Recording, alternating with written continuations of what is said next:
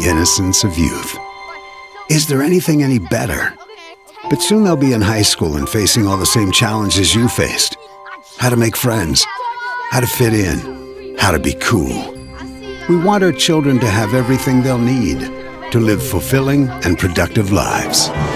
Make sure the kids in your family are among the more than 57,000 participants here in South Dakota who take part in high school sports or activities.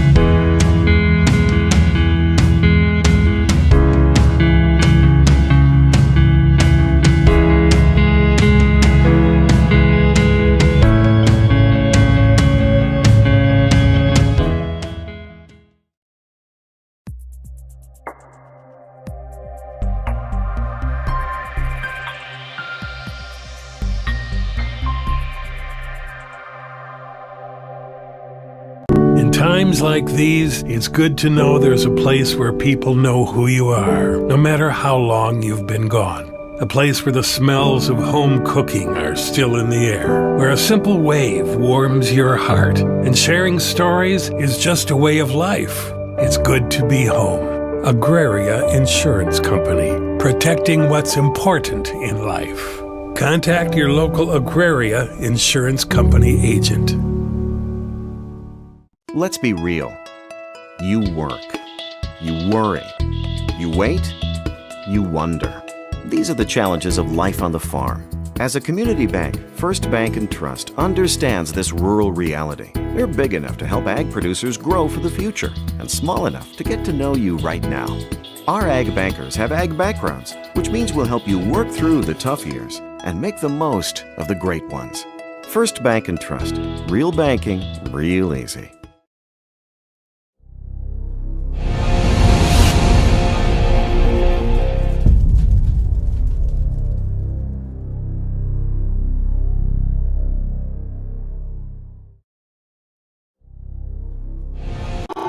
Limestone canyons, flowing waterfalls, and pristine beauty make Spearfish a sanctuary for those seeking the ultimate escape. Outdoor enthusiasts will find top-notch sport climbing, mountain biking, and UTV OHV trails. Guests are steps away from peaceful hiking trails and tranquil streams. Relax and rehash your day's adventure at one of our award-winning local breweries. Finding rest is an important part of any adventure. Lodging in Spearfish comes with a variety of choices, from cabins, B&Bs, and campgrounds to the comfort.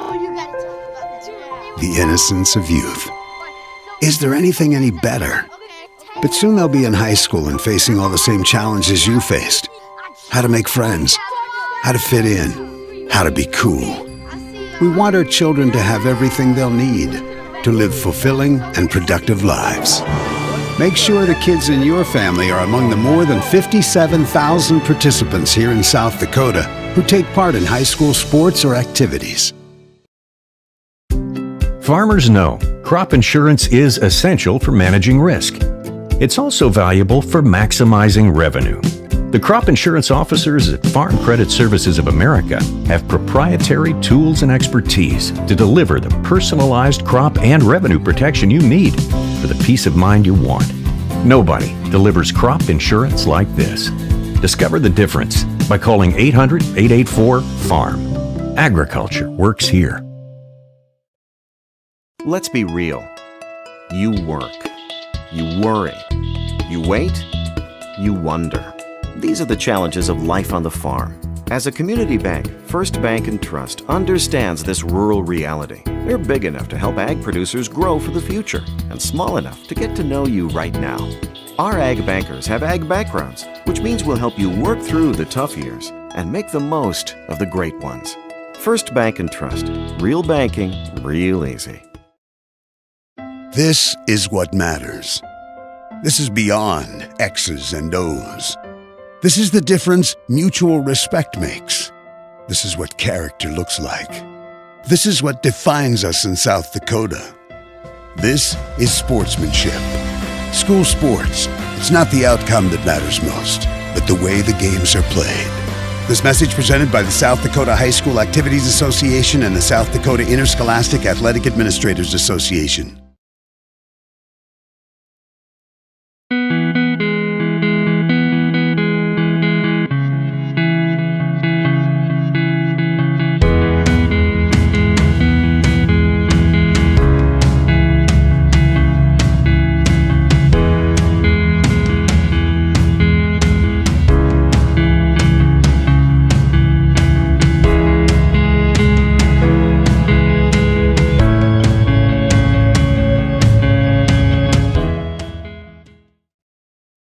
In times like these, it's good to know there's a place where people know who you are, no matter how long you've been gone.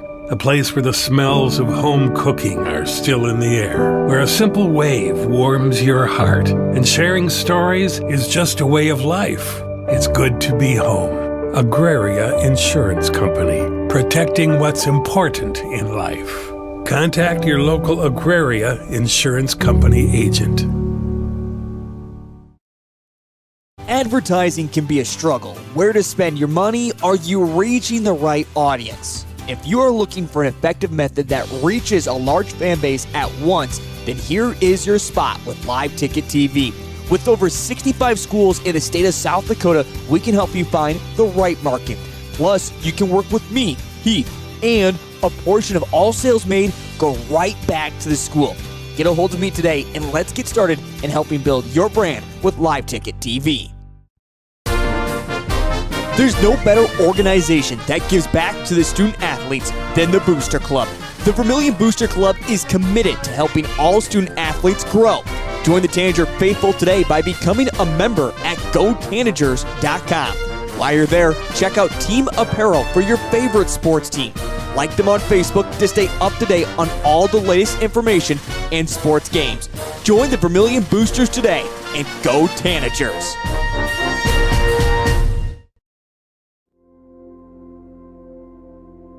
Agriculture is like no other business, which makes Farm Credit Services of America like no other lender. Owned by the farmers and ranchers we serve, our customers have a voice in how we work, a stake in what we do, and share in our success. Discover a lender that works for you at Farm Credit Services of America. Hi, this is Kristen Cunningham with Chic Boutique by Kristen & Company in Centerville, South Dakota. We are an all-size inclusive boutique offering sizes small through 3X on many items, including denim jeans and jackets, shackets, pants, skirts, graphic tees and sweatshirts, joggers, school swag, hats and caps, many fashion accessories including purses and lots of jewelry. And we also offer gift items for birthdays and weddings. Get your shopping fix at 636 Broadway Street, Centerville, South Dakota. Open Tuesday through Friday, 10 to 7 and Saturday, 10 to 4. Let's be real. You work, you worry, you wait, you wonder. These are the challenges of life on the farm. As a community bank, First Bank & Trust understands this rural reality. We're big enough to help ag producers grow for the future and small enough to get to know you right now. Our ag bankers have ag backgrounds, which means we'll help you work through the tough years and make the most of the great ones. First Bank & Trust. Real banking, real easy. Member FDIC, Equal Opportunity Lender. In times like these, it's good to know there's a place where people know who you are, no matter how long you've been gone. A place where the smells of home cooking are still in the air, where a simple wave warms your heart, and sharing stories is just a way of life. It's good to be home. Agraria Insurance Company, protecting what's important in life. Contact your local Agraria Insurance Company agent.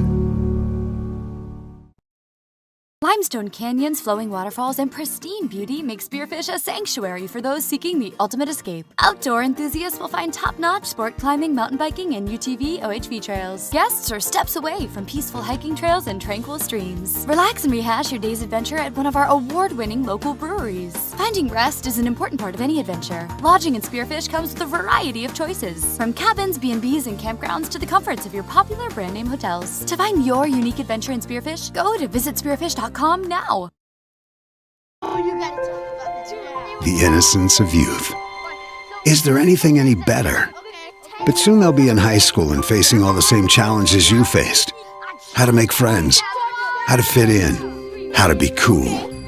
We want our children to have everything they'll need to live fulfilling and productive lives. Make sure the kids in your family are among the more than 57,000 participants here in South Dakota who take part in high school sports or activities.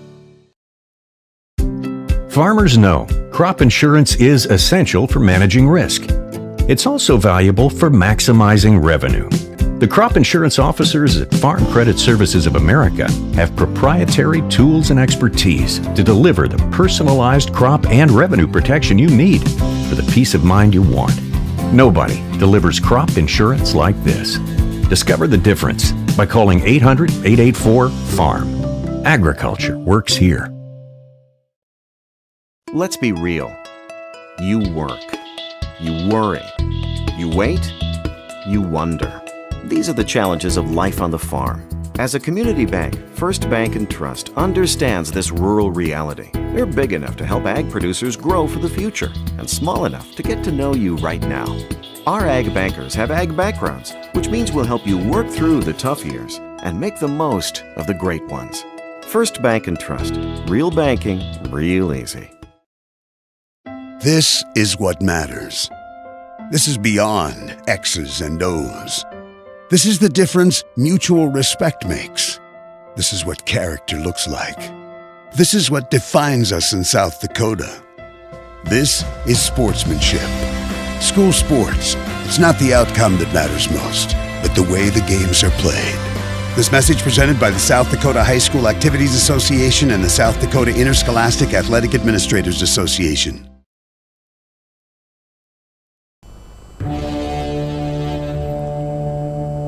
Once again, it comes down to the last game of the season. For the second time in 3 years, Vermillion finds their playoff hopes alive, but in the hands of others.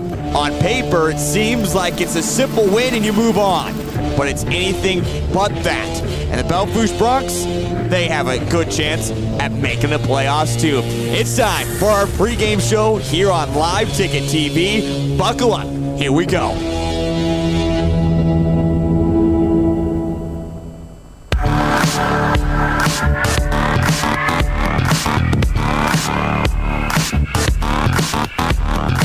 Well, after talking to a few different people around the state of South Dakota and some Vermillion fans as well, it seems like, well, what the rumor kind of was spread about was on paper, just win tonight and you move on into the playoffs. Well, that's anything but that type of deal tonight for the Vermillion Tanagers.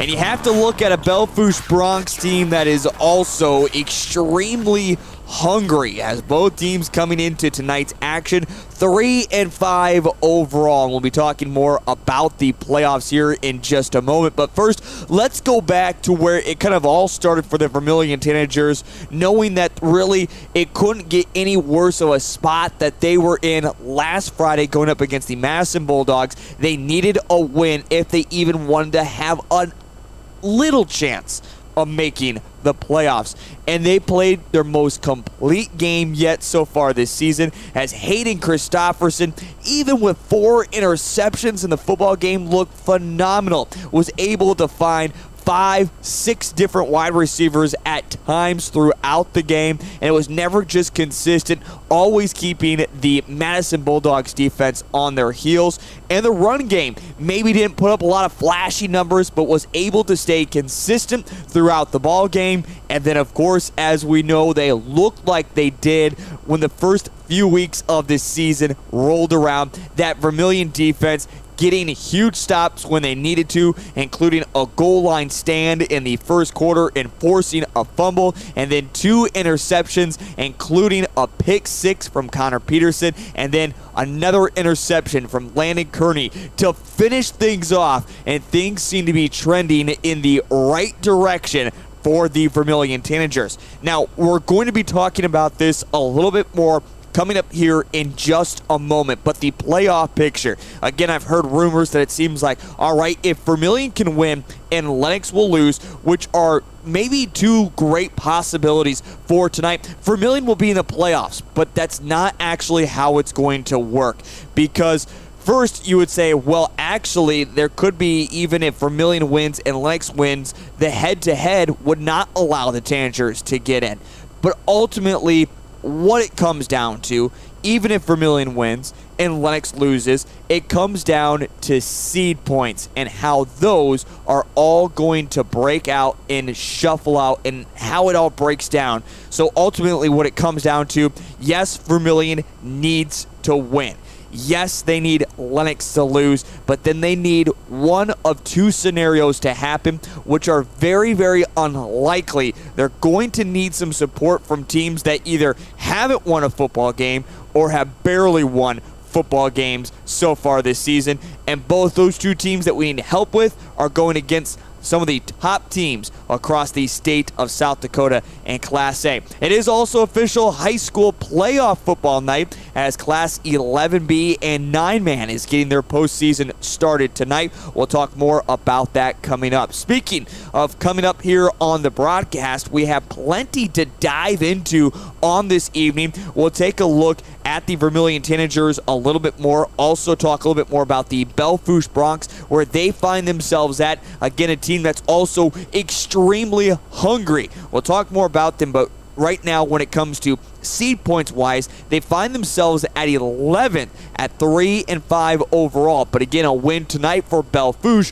could also mean they make the postseason, but they're going to need a little bit of help as well if they want to make that happen. So we'll talk more about that. Plus, of course, Tom O'Boyle can't make the trip with his leg injury out here to Belle Fourche, South Dakota. He is back home once again, which means the interim head coach, Gary Culver, is stepping up once again with his crew. We'll catch up with him here on our pregame show, talk a little bit more about the success they had against Madison and how they get ready for the postseason tonight and their chances of making it in, and what we're going to see for the Belle Fourche Broncs. It's time for our first time out. When we come back, we dive more into Class 11A, where we find ourselves, the full scenarios that break out if Vermillion wants to make it to the postseason, what it takes for Belle Fourche to make the postseason, and what is the most likely thing to happen when it comes to Class 11A.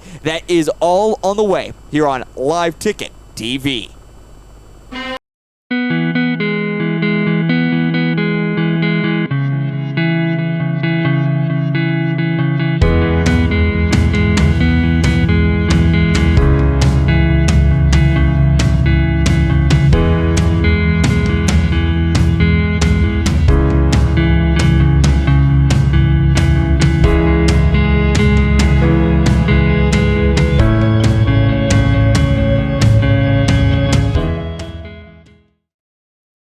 Times like these, it's good to know there's a place where people know who you are, no matter how long you've been gone. A place where the smells of home cooking are still in the air, where a simple wave warms your heart, and sharing stories is just a way of life. It's good to be home.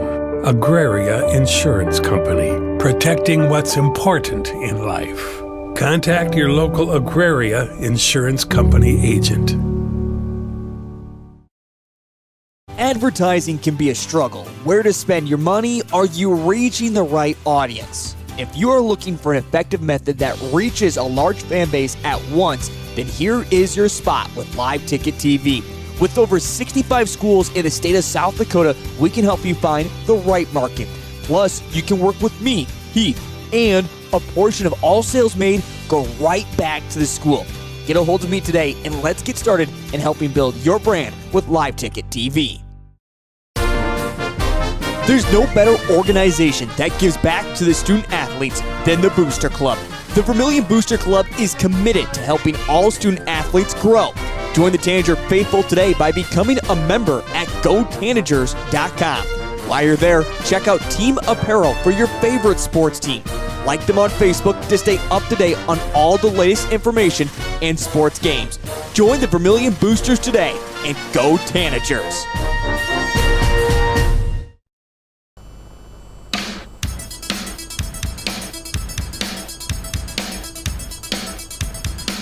Back in Belle Fourche, South Dakota, here on the Live Ticket TV pregame show as we're getting you set for kickoff on what is a sunny night here in Belle Fourche, South Dakota, with temperatures just under 80 degrees. Yes, it has been an extremely warm one here on the west side of the state for today. Got my chance to join with my broadcast partner a little bit earlier. There's going to be, I believe, a Facebook or a YouTube post later put together by Cole Larsch. Cole and I have gotten to see the scenes around the state of South Dakota. Again, we talked about this a few weeks ago. Cole has lived in the state of South Dakota for over 18 years of his life now, has never seen Mount Rushmore, so that was on the bucket list. Had to go out and see Mount Rushmore and just got to enjoy kind of the sights and had a little bit of a fun road trip before we made our way to Belle Fourche. Tonight's broadcast is brought to you by our live ticket TV sponsors, including First Bank and Trust. Enjoy the convenience of digital banking from anywhere, including fast and secure mobile and online options. Customized features let you streamline banking tasks across all platforms, even other financial institutions. Banking has never been easier with First Bank and Trust. Also, Live Ticket TV is your new home for Vermillion sports and coverage of area teams, now in over 70 schools across the state of South Dakota.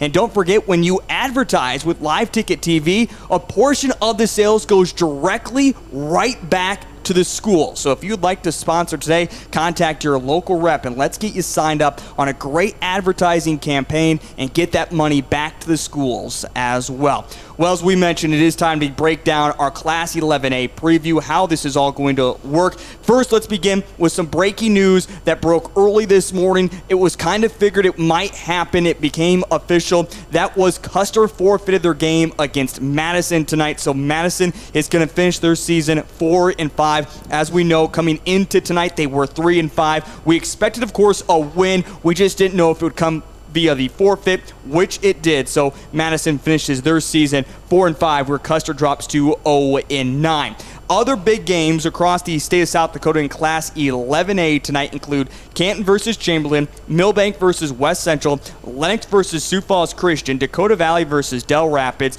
Lakota Tech versus Beersford, and of course this game coming up. Now all games are set to kick off either at 6 or 7 o'clock this evening, so all should end around the same time or a little bit beforehand, so that should work out nicely. By the time we wrap up our broadcast tonight, we will know what the playoffs are going to look like. And I know what you're asking yourself. Heath, give it to us. What are the playoff scenarios? How does Vermillion make it in? Well, before we get to that, it kind of comes down to a lot of different scenarios. And first, we talk about the seed points, is ultimately what it comes down to. Right now, sitting in first is Del Rapids. They're undefeated 8-0. And second is Beersford at 6-2 and less than 0.125 behind Beersford. And third is West Central.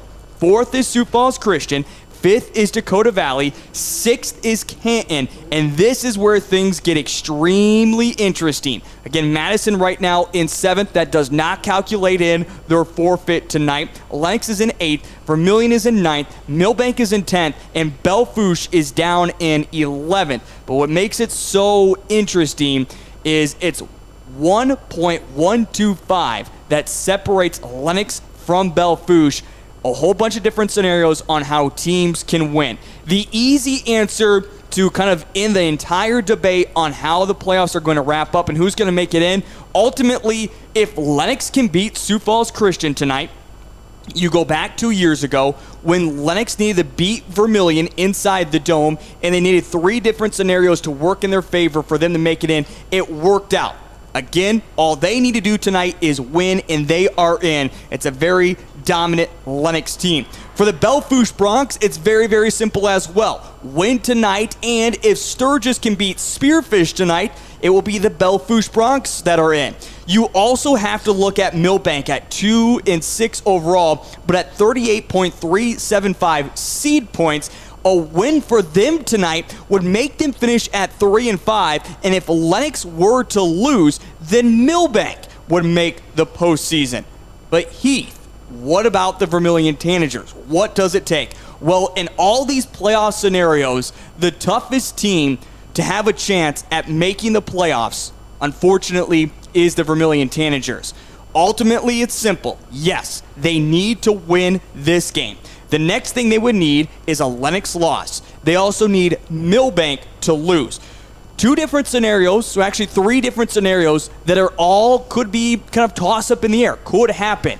But then there's one more scenario that is less than a 1% chance of happening, and that is, unfortunately, Lakota Tech needs to beat Beersford tonight for Vermillion to have a chance. Now again, Lakota Tech has not won a game yet this season. In fact, the game has not been close yet this season. So it's going to be extremely difficult for the Vermillion Tanagers to even have a chance if they would like to make the postseason. Again, Vermillion needs to win, Lennox needs to lose, Millbank needs to lose, and you need Lakota Tech to beat Beersford to have that chance at making the postseason. So going to be very, very interesting as we break it down throughout the night. We'll bring that up throughout the evening as well. We'll keep you up to date to scores, but certainly going to be a tough path on the way for Vermillion if they would like to make the playoffs. We're going to take a quick timeout. When we come back, I bring in Cole Larsch. We're also going to revisit Class 11A, take a look at all the other classes as playoffs also start tonight as well. Kind of give you a quick preview on that before we take a look more at Belle Fourche and catch up with interim head coach Gary Culver. That's all on the way here on Live Ticket TV. Agriculture is like no other business, which makes Farm Credit Services of America like no other lender. Owned by the farmers and ranchers we serve, our customers have a voice in how we work, a stake in what we do, and share in our success. Discover a lender that works for you at Farm Credit Services of America. Hi, this is Kristen Cunningham with Chic Boutique by Kristen & Company in Centerville, South Dakota. We are an all-size inclusive boutique offering sizes small through 3X on many items, including denim jeans and jackets, shackets, pants, skirts, graphic tees and sweatshirts, joggers, school swag, hats and caps, many fashion accessories including purses and lots of jewelry. And we also offer gift items for birthdays and weddings. Get your shopping fix at 636 Broadway Street, Centerville, South Dakota, open Tuesday through Friday 10 to 7 and Saturday 10 to 4. Let's be real. You work, you worry, you wait, you wonder. These are the challenges of life on the farm. As a community bank, First Bank & Trust understands this rural reality. We're big enough to help ag producers grow for the future and small enough to get to know you right now. Our ag bankers have ag backgrounds, which means we'll help you work through the tough years and make the most of the great ones. First Bank & Trust. Real banking, real easy. Member FDIC. Equal Opportunity Lender.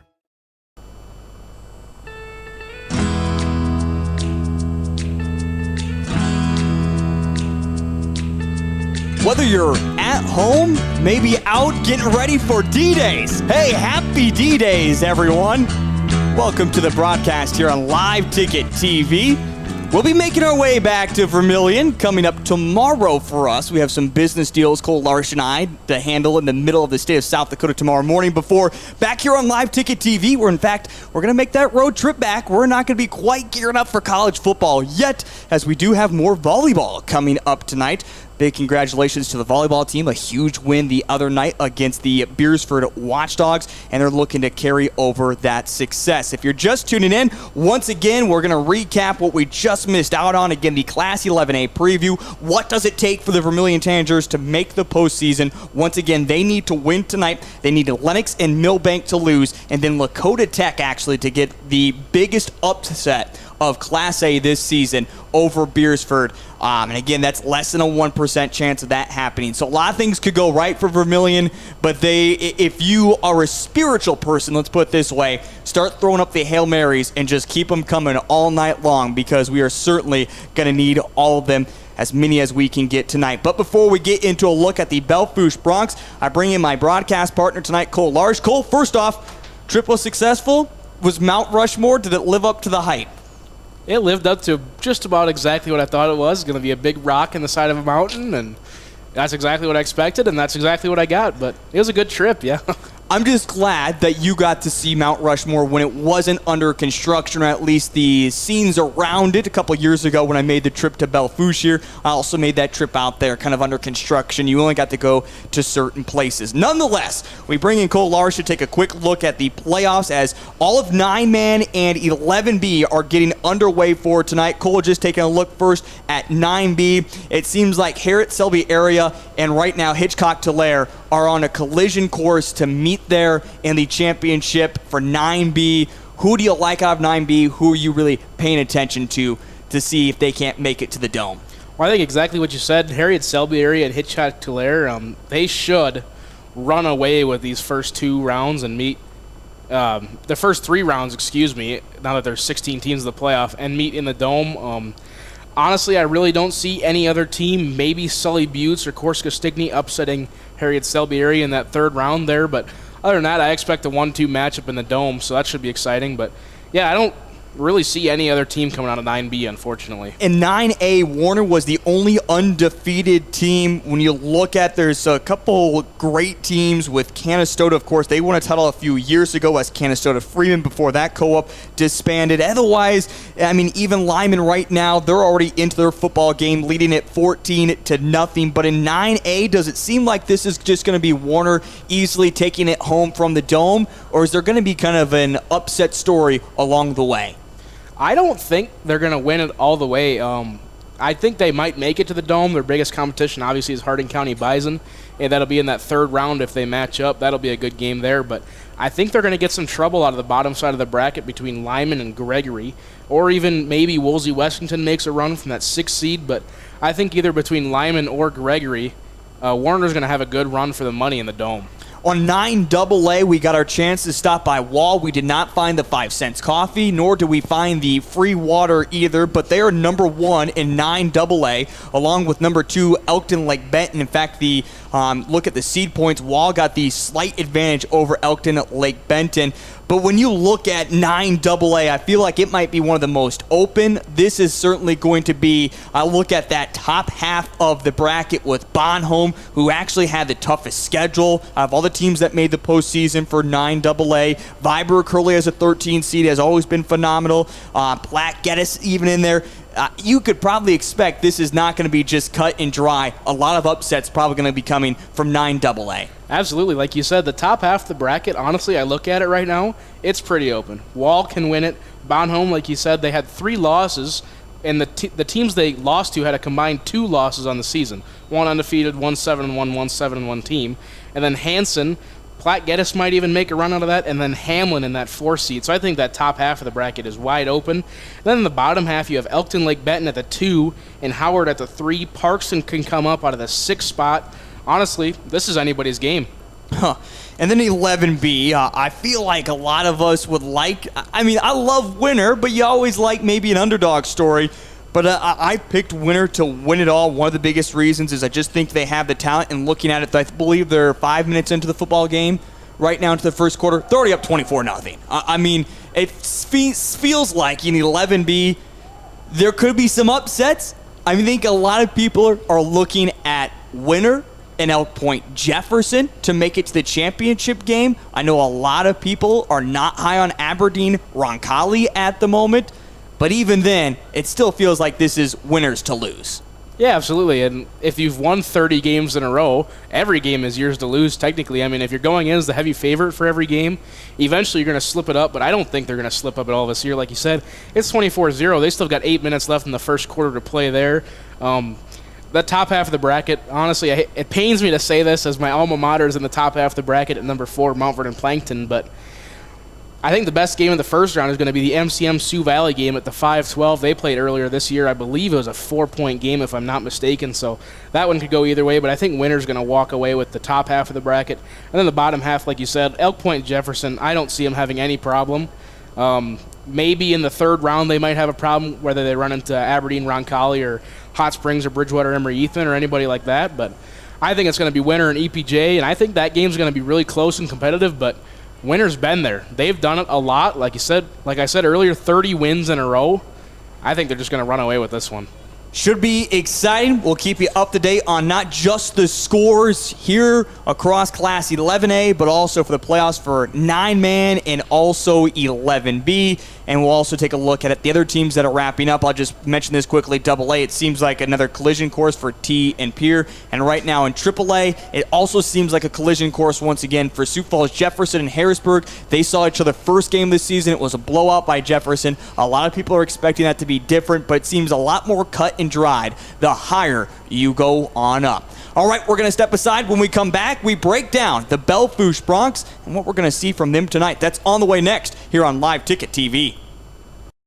In times like these, it's good to know there's a place where people know who you are, no matter how long you've been gone. A place where the smells of home cooking are still in the air, where a simple wave warms your heart, and sharing stories is just a way of life. It's good to be home. Agraria Insurance Company, protecting what's important in life. Contact your local Agraria Insurance Company agent. Limestone canyons, flowing waterfalls, and pristine beauty make Spearfish a sanctuary for those seeking the ultimate escape. Outdoor enthusiasts will find top-notch sport climbing, mountain biking, and UTV OHV trails. Guests are steps away from peaceful hiking trails and tranquil streams. Relax and rehash your day's adventure at one of our award-winning local breweries. Finding rest is an important part of any adventure. Lodging in Spearfish comes with a variety of choices, from cabins, B&Bs, and campgrounds to the comforts of your popular brand-name hotels. To find your unique adventure in Spearfish, go to visitspearfish.com now. The innocence of youth. Is there anything any better? But soon they'll be in high school and facing all the same challenges you faced. How to make friends, how to fit in, how to be cool. We want our children to have everything they'll need to live fulfilling and productive lives. Make sure the kids in your family are among the more than 57,000 participants here in South Dakota who take part in high school sports or activities. Farmers know crop insurance is essential for managing risk. It's also valuable for maximizing revenue. The crop insurance officers at Farm Credit Services of America have proprietary tools and expertise to deliver the personalized crop and revenue protection you need for the peace of mind you want. Nobody delivers crop insurance like this. Discover the difference by calling 800-884-FARM. Agriculture works here. Let's be real. You work. You worry. You wait. You wonder. These are the challenges of life on the farm. As a community bank, First Bank & Trust understands this rural reality. They're big enough to help ag producers grow for the future and small enough to get to know you right now. Our ag bankers have ag backgrounds, which means we'll help you work through the tough years and make the most of the great ones. First Bank & Trust. Real banking, real easy.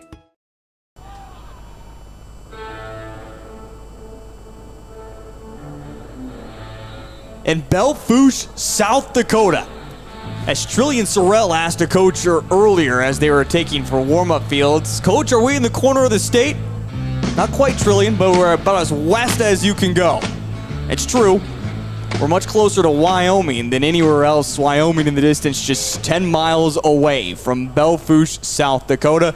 Now, again, you go back to this. I'll mention it with head coach Gary Culver coming up in our pregame interview.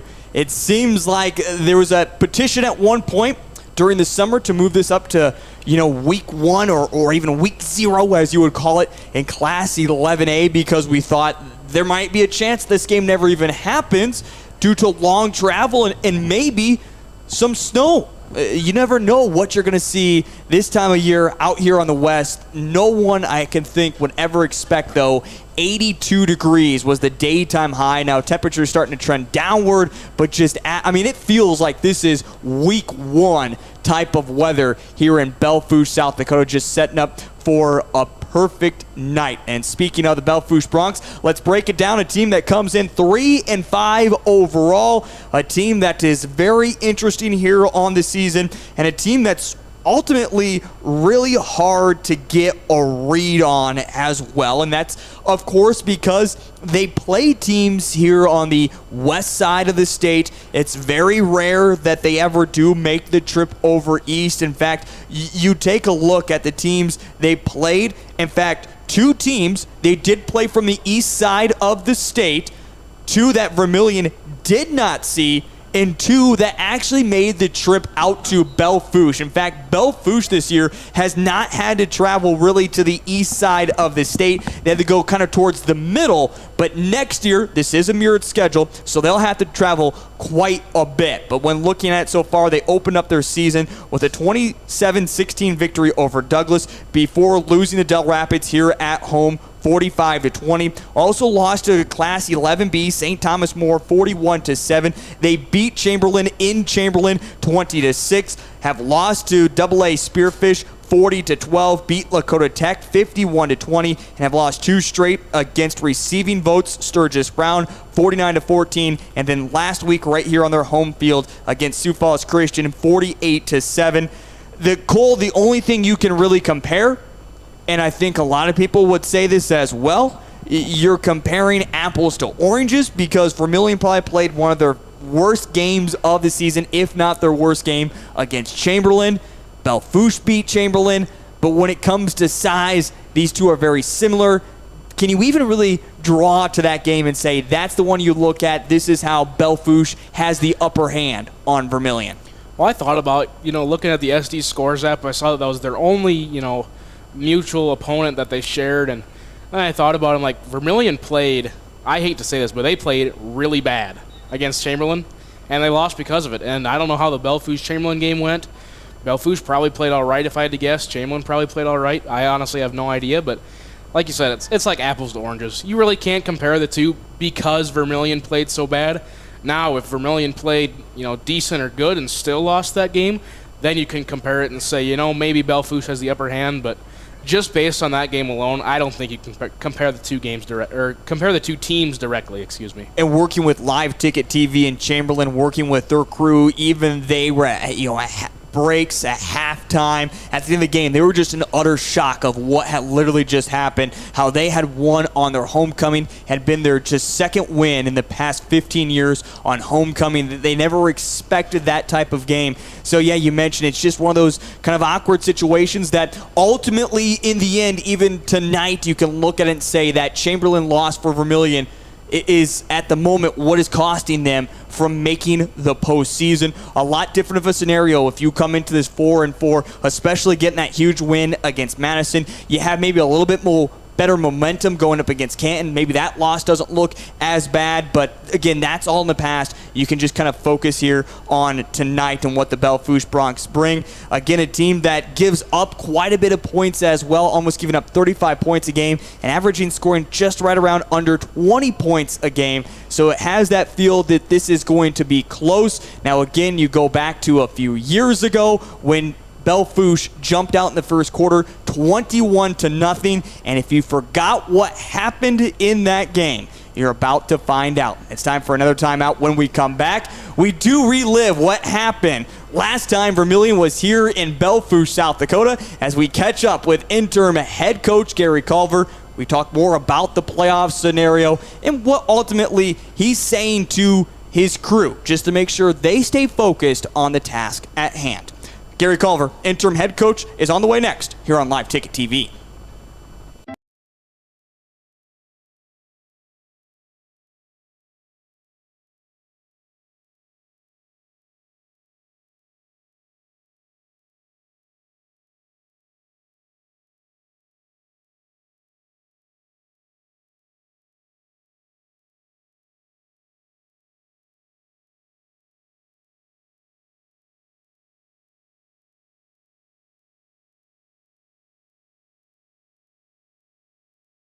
This is what matters.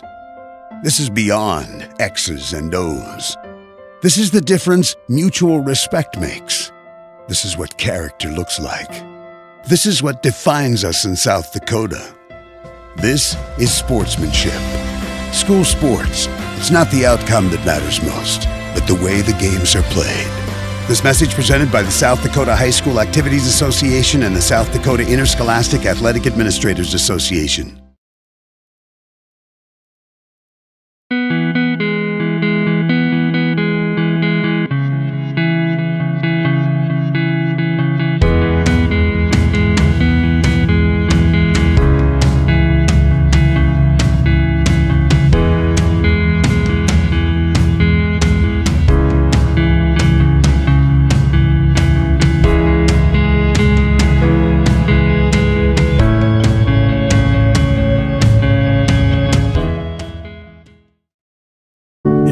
Like these, it's good to know there's a place where people know who you are, no matter how long you've been gone. A place where the smells of home cooking are still in the air, where a simple wave warms your heart, and sharing stories is just a way of life. It's good to be home. Agraria Insurance Company, protecting what's important in life. Contact your local Agraria Insurance Company agent.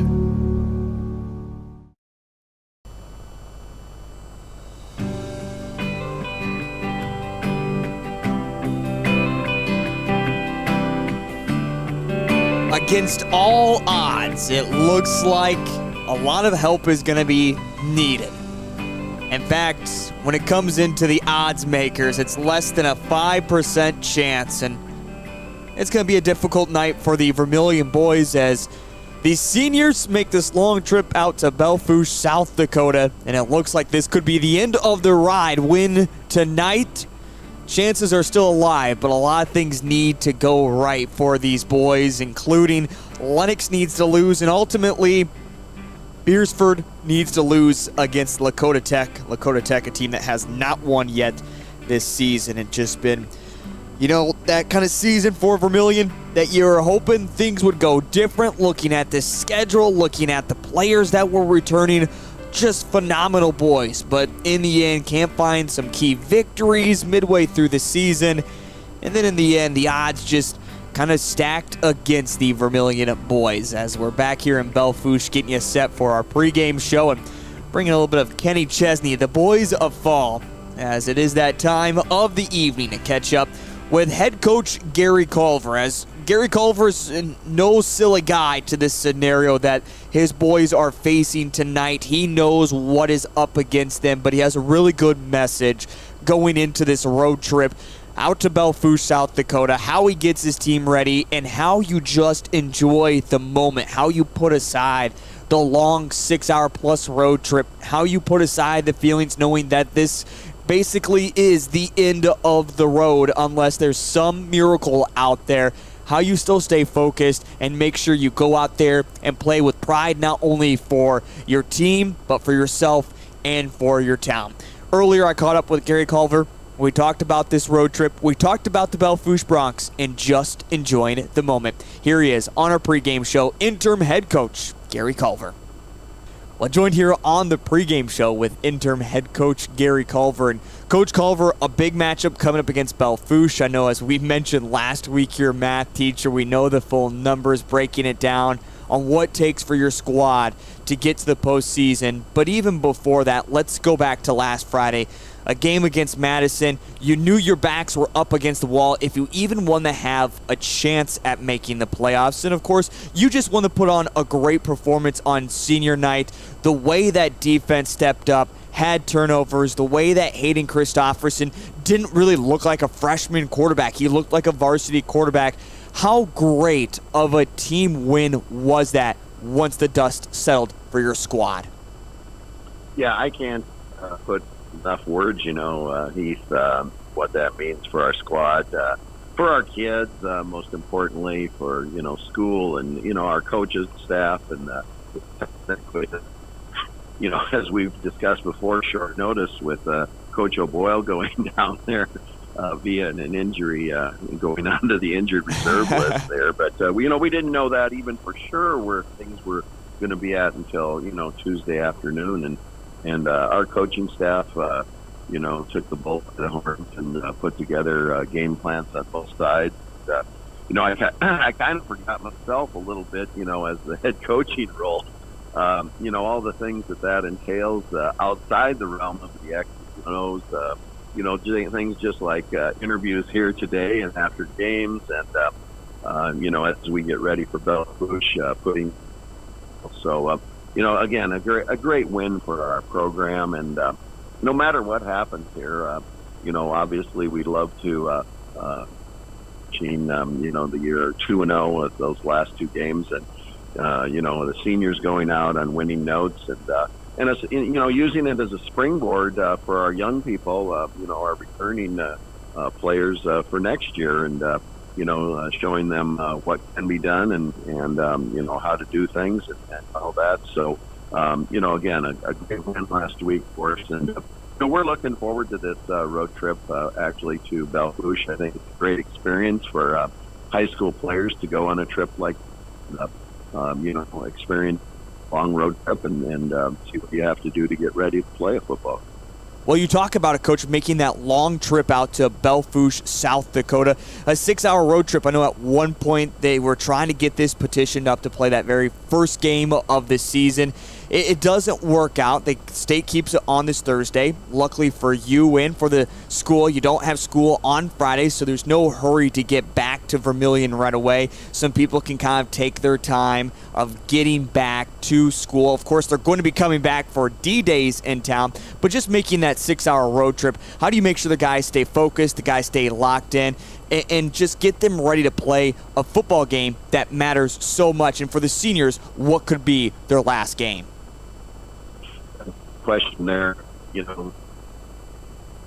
we do take it to pleasant in terms of a ride across the state. Kids can relax. Of course, those charter buses have DVDs, we have movies. I know years ago, movies we went to.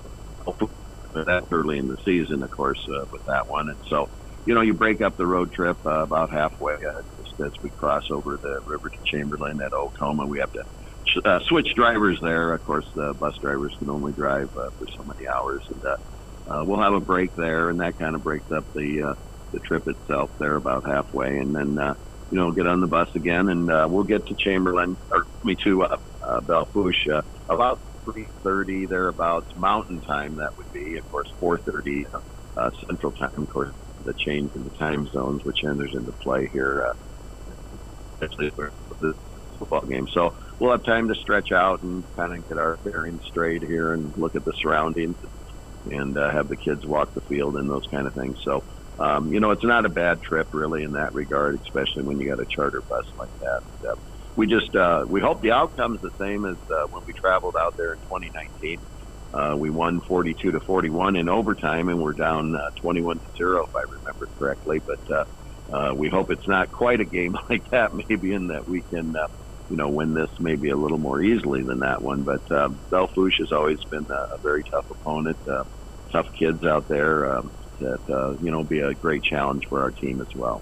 Now, don't bring up anything to Belle Fourche Bronx about that overtime loss, because they will still tell you the extra point was no good. They would tell you the extra point didn't count. And what was crazy about it all is eventually that cost them, granted, there was other things that happened during the season, but you look back to that one moment, and that's how they didn't make the playoffs 3 years ago. Speaking of the Belle Fourche Bronx, a team that is fighting for their playoff hopes, we'll talk about that here with you in just a moment, but what can you tell us about the Belle Fourche Bronx? What should we be expecting coming up on Thursday?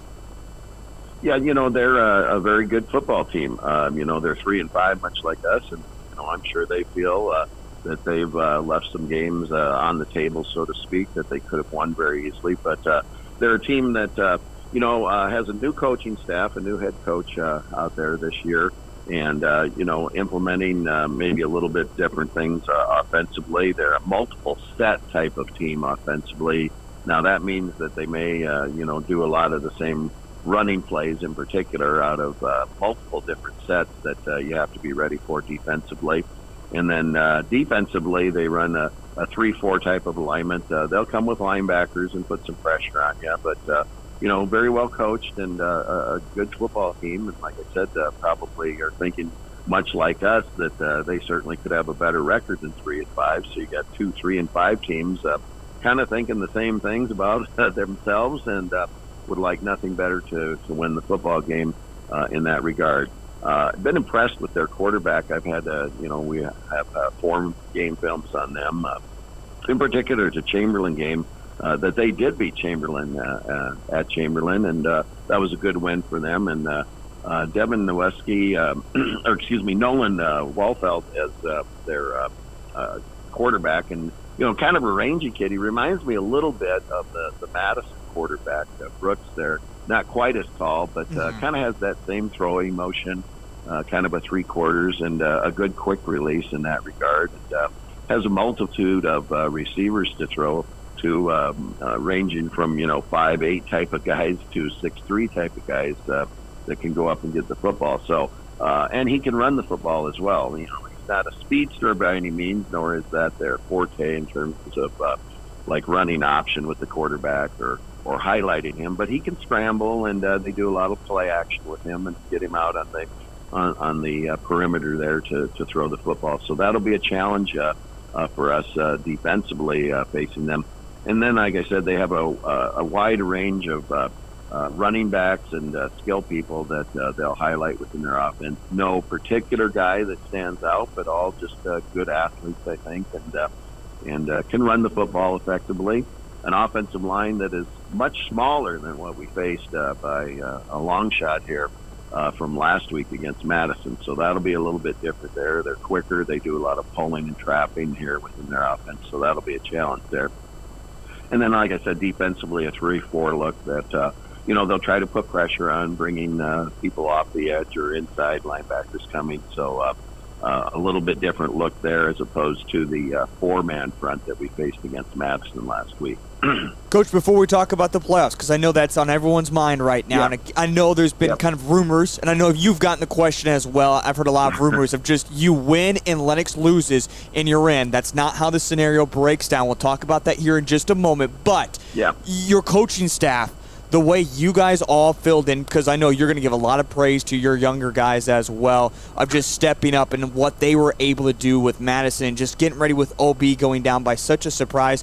What's the game plan? Is it a lot of the same, what we saw with Madison, all hands on deck, quick passes from Hayden Christopherson?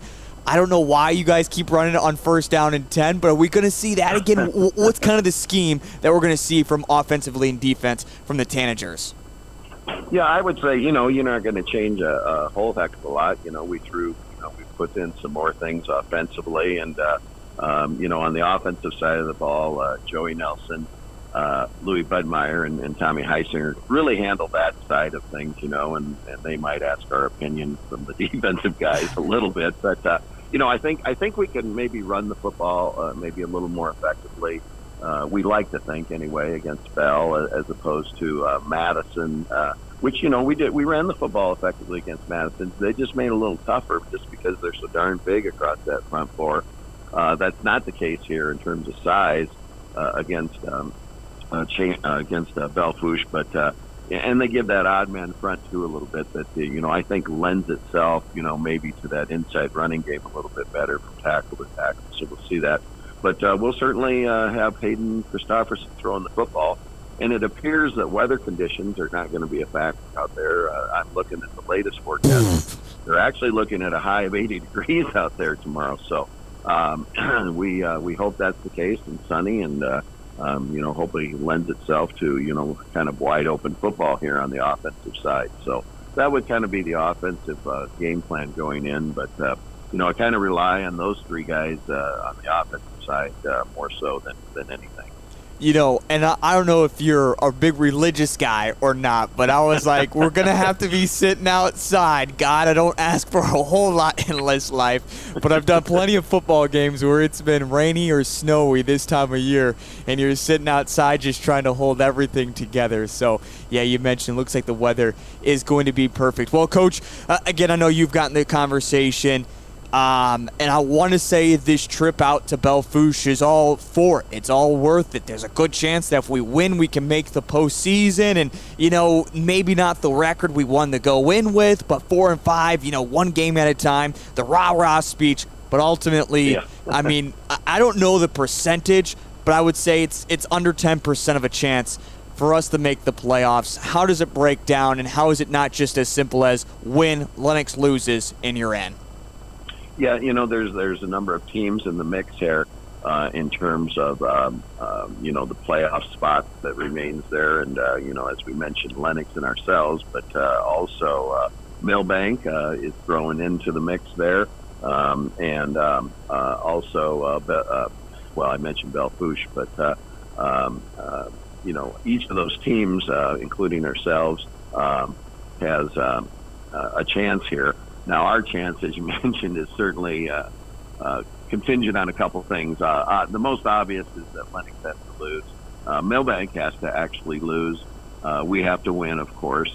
And then the catch on the whole thing is that Beersford has to lose to Lakota Tech, and that's going to probably be a struggle there for that to happen. And the main thing here is that we're going out to win a football game and end this season on a note that is very, very high for us as a team. And as I've kind of looked at playoffs a little bit too, if you're in the playoffs, there's only one team that ends their season on a win. That's the state champion. So if we don't make the playoffs, we still have a great opportunity to end our season on a winning note, which is really what we like to see here. But there's a number of teams in the mix here, like I said, for this final playoff spot. But it'll all play itself out here Thursday evening, 10 p.m. or thereabouts.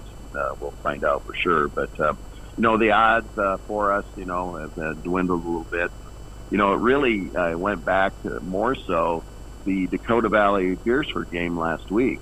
We were certainly rooting for Dakota Valley to win that thing, and it was a close, hard battle. And I listened to Coach Vandenhall on the radio. They ended up, on a 2-point conversion that failed, a couple of yards short that would have tied the game and sent it to overtime. But Beersford having a great year and moving up to Class 11A. And, as you and I have talked, Coach Lickness, of course, former Hamlin and Yankton high school football coach, a longtime coach, and, is assisting them once again. So he must be turning some magic or helping them turn some magic up there at Beersford here this year as well. Yeah, I've heard some rah-rah speeches from Beersford fans of what Arlen has been saying to his crew, and I can tell you this much. They are certainly going to be walking out of Lakota Tech expecting a win, and when you have Arlen Lickness on your staff, I would highly expect that as well. So, Coach, in the end, what's the speech then to the guys? Is it just take care of business, enjoy the moment, knowing this is the end? Yeah, I think that's really the summary, and probably not much different than what I said last week. Just stay calm out there. You're going to have to weather some storms during the course of any football game. And most of all, gosh darn it, just have fun. Our coaching staff has had fun in their roles, so to speak, with the absence of Coach O'Boyle and, kind of stepping up to the plate more so than ever before. And I think we just all had a lot of fun last week, and we want to pick up where we left off and have some more fun. And to really cap that off, you need a victory here at Belle Fourche come Thursday evening. So that's kind of the plan and probably the speech, not a rah-rah type of thing or, fire up or get screaming and yelling. But, I think that's, how we approached it last week, and it was a great approach, and our kids bought into that, and we hope that will be the case here against a very good Belle Fourche football team. They truly are, and like I said, much thinking like us that should have a better record, but that's not the case. You got 2, 3, and 5 football teams battling here to win a football game here come Thursday evening. Well, when the season started, one thing was certainly for sure. You never knew when it was going to be the end. And for the Vermillion Tanagers, some great players saw their season come to an end a little bit sooner than expected with injuries. But tonight, it seems like this is the end of the road. Again, if Vermillion even wants to have a chance at playing another game, they need to win. They need Lennox to lose. They need Millbank to lose. And ultimately, they need Lakota Tech to upset Beersford. It's less than a 5% chance of all those odds happening for Vermillion tonight. And you heard it best from Coach Culver, just going out and enjoying the moment and being out there with the guys and playing one last time if you're a senior. And if you're not a senior, just continuing to build, trying to finish off the season 2-0 and go into next year with a lot of momentum. Well, there's still a football game to be played. We're going to take a break, and when we come back, we'll have our starting lineups, and we get you closer to kickoff here on Live Ticket TV. Advertising can be a struggle. Where to spend your money? Are you reaching the right audience? If you are looking for an effective method that reaches a large fan base at once, then here is your spot with Live Ticket TV. With over 65 schools in the state of South Dakota, we can help you find the right market. Plus, you can work with me, Heath, and a portion of all sales made go right back to the school. Get a hold of me today and let's get started in helping build your brand with Live Ticket TV. There's no better organization that gives back to the student athletes than the Booster Club. The Vermillion Booster Club is committed to helping all student athletes grow. Join the Tanager faithful today by becoming a member at GoTanagers.com. While you're there, check out team apparel for your favorite sports team. Like them on Facebook to stay up to date on all the latest information and sports games. Join the Vermillion Boosters today and go Tanagers!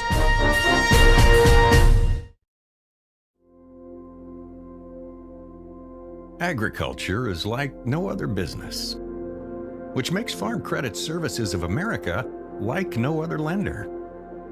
Owned by the farmers and ranchers we serve, our customers have a voice in how we work, a stake in what we do, and share in our success. Discover a lender that works for you at Farm Credit Services of America.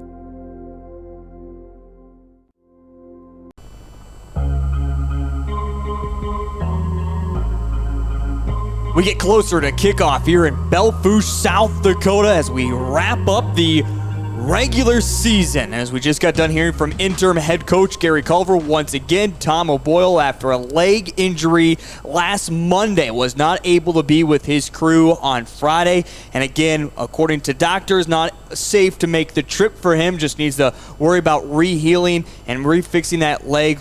We send all of our prayers and best wishes to Coach OB. We also send all of our prayers and wishes to Ty Hertz, who just went under the knife this past Tuesday. I heard his surgery for his ACL went great as well. He's currently back at home and getting healed up. So, again, a couple of injuries that have certainly plagued the Vermillion Tanagers, but they are focused and dialed in for tonight. Once again, for Vermillion to make the postseason, they need a lot of different things to fall together. So far, if you're tuning into the game right now, one thing is for certain: one game has already wrapped up in Class 11A. In fact, it never even kicked off. Custer did forfeit to Madison. Madison finishes their season 4-5. Otherwise, all the games getting set for kickoff here in just a moment. It is also playoff time in 11B and throughout 9-man. A lot of us have expected in 11B for winner to head on to the Dome.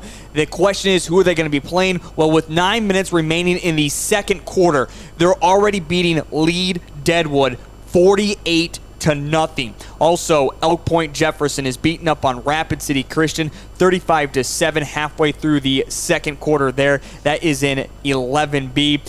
9AA, one game underway at the moment. Howard leads it over Brent Heckla 14-0. Down in 9A, it's all Lyman as they lead it 42-0 over Oldham. Ramona Rutland.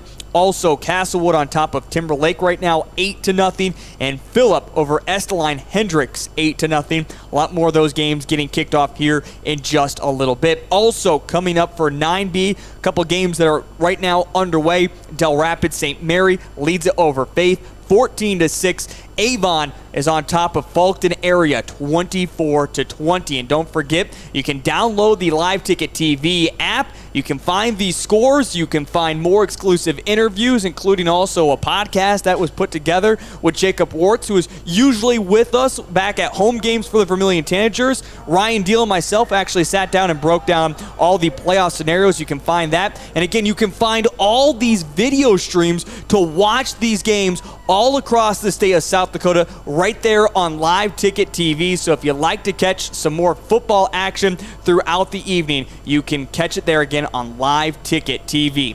As a train passes by, it is closer to kickoff between the Vermillion Tanagers and the Belle Fourche Broncs, as it is senior night here for Belle Fourche. They had, I don't know how many seniors, it seemed like 20 plus seniors get introduced. They now run out onto the field. Vermillion Tanagers have been waiting in the wings for quite some time. Kickoff is coming up here in just a moment. Plus, we'll take a look at your offensive starters for the Vermillion Tanagers and the Belle Fourche Broncs. That's on the way next here on Live Ticket TV.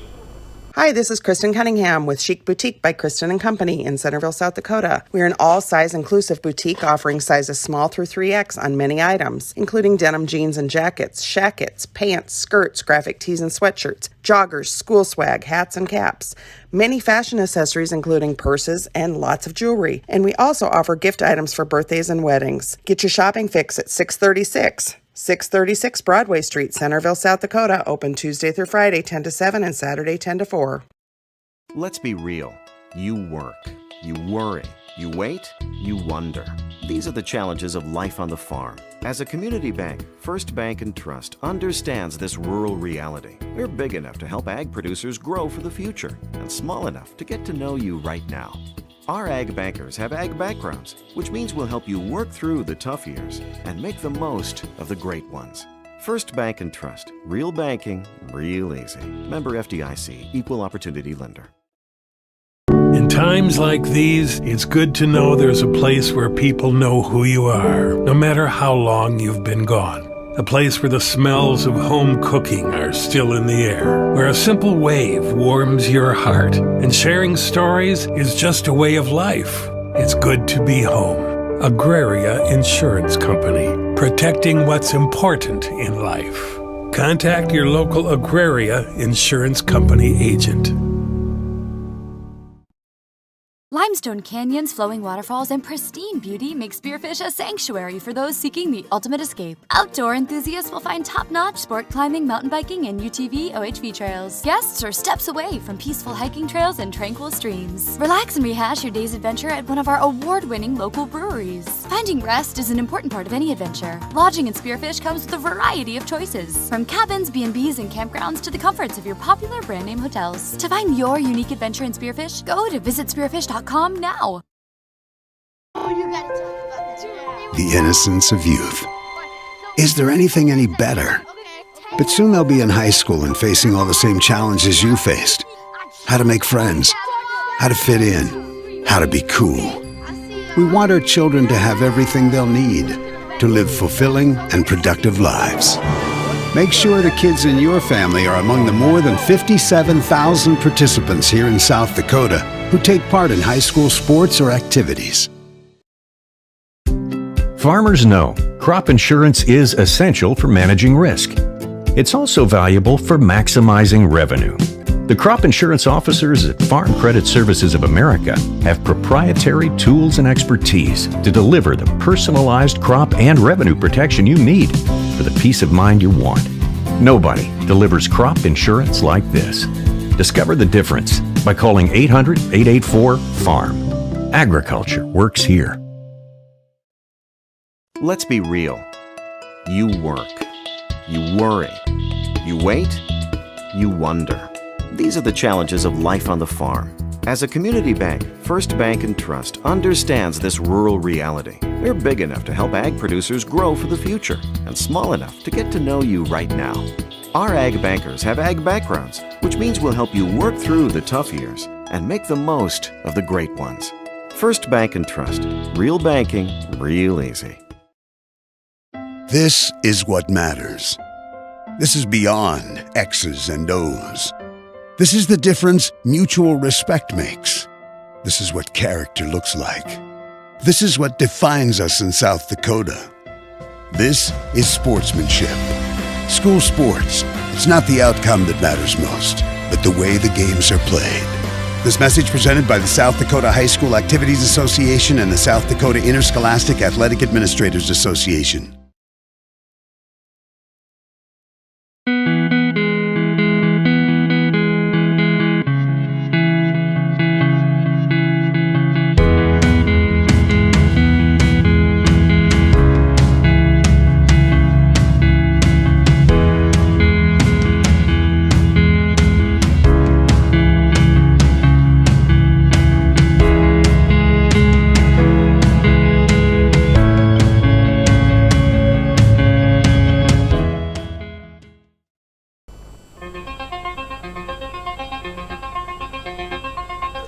In the season finale in Belle Fourche, South Dakota, a battle of two teams coming into tonight at 3-5 overall. Both have a long-distance chance at making the postseason.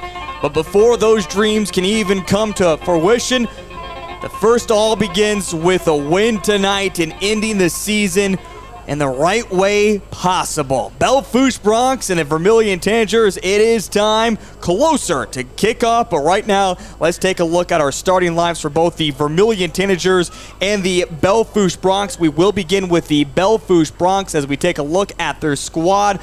Tonight, starting quarterback will be Noah Weltfelt. He's been great so far this season. He is a quarterback that reminds you a lot of Ben Brooks and what he was capable last week. Really likes to throw the football. He can run it at times, but running it is not his specialty. Watch Noah really fling the football around tonight. Two different running backs that will be featured for the Belle Fourche Bronx include number 22, Thomas McCoy, and Devin Nojalowski. Devin has been a 3-year starter, been impressive over his years. Of course, his dad is also the athletic director, but Thomas McCoy, a great wrestler, has been to state the past few years. He's really been a workhorse for the Belle Fourche Bronx so far this season. The wide receivers include Lane Longbreak, Carter McKenna, and Joshua Hanana. And for your offensive line tonight for the Belle Fourche Bronx includes number 50, Earl Johnson, number 54, Lucas Green, number 55, Gunnar Gieb, along with number 64, Jamin Scheischer, and number 66,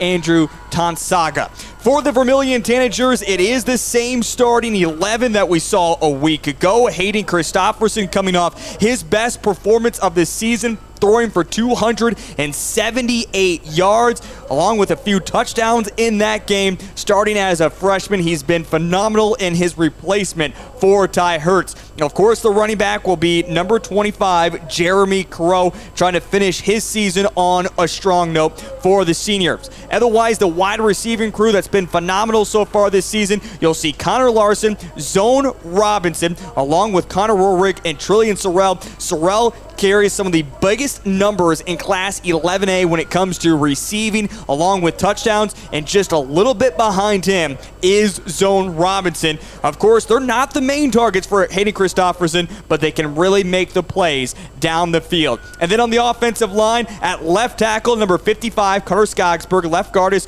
number 59, Raleigh French. The center is Colton Chapman. Right guard is Eric Solzy. And the right tackle is Michael Neighbor. We are getting closer to kickoff as, again, it was senior night here in Belle Fourche, South Dakota. Cole, as we've talked about so far here on the broadcast, as we are getting closer to kickoff, both teams come in with a chance at making the playoffs, but when it all breaks down, it seems like there are a lot of unlikely scenarios. They're going to need a lot of help from a lot of different teams if anything would ever want to make that happen. So the message, what is that tonight from both head coaches of just focusing on this game and not worrying about what's happening in the rest of the state? Well, I think the biggest message is ultimately if you don't win this game, you're not in the playoffs. Like, either way, you look at every scenario you can.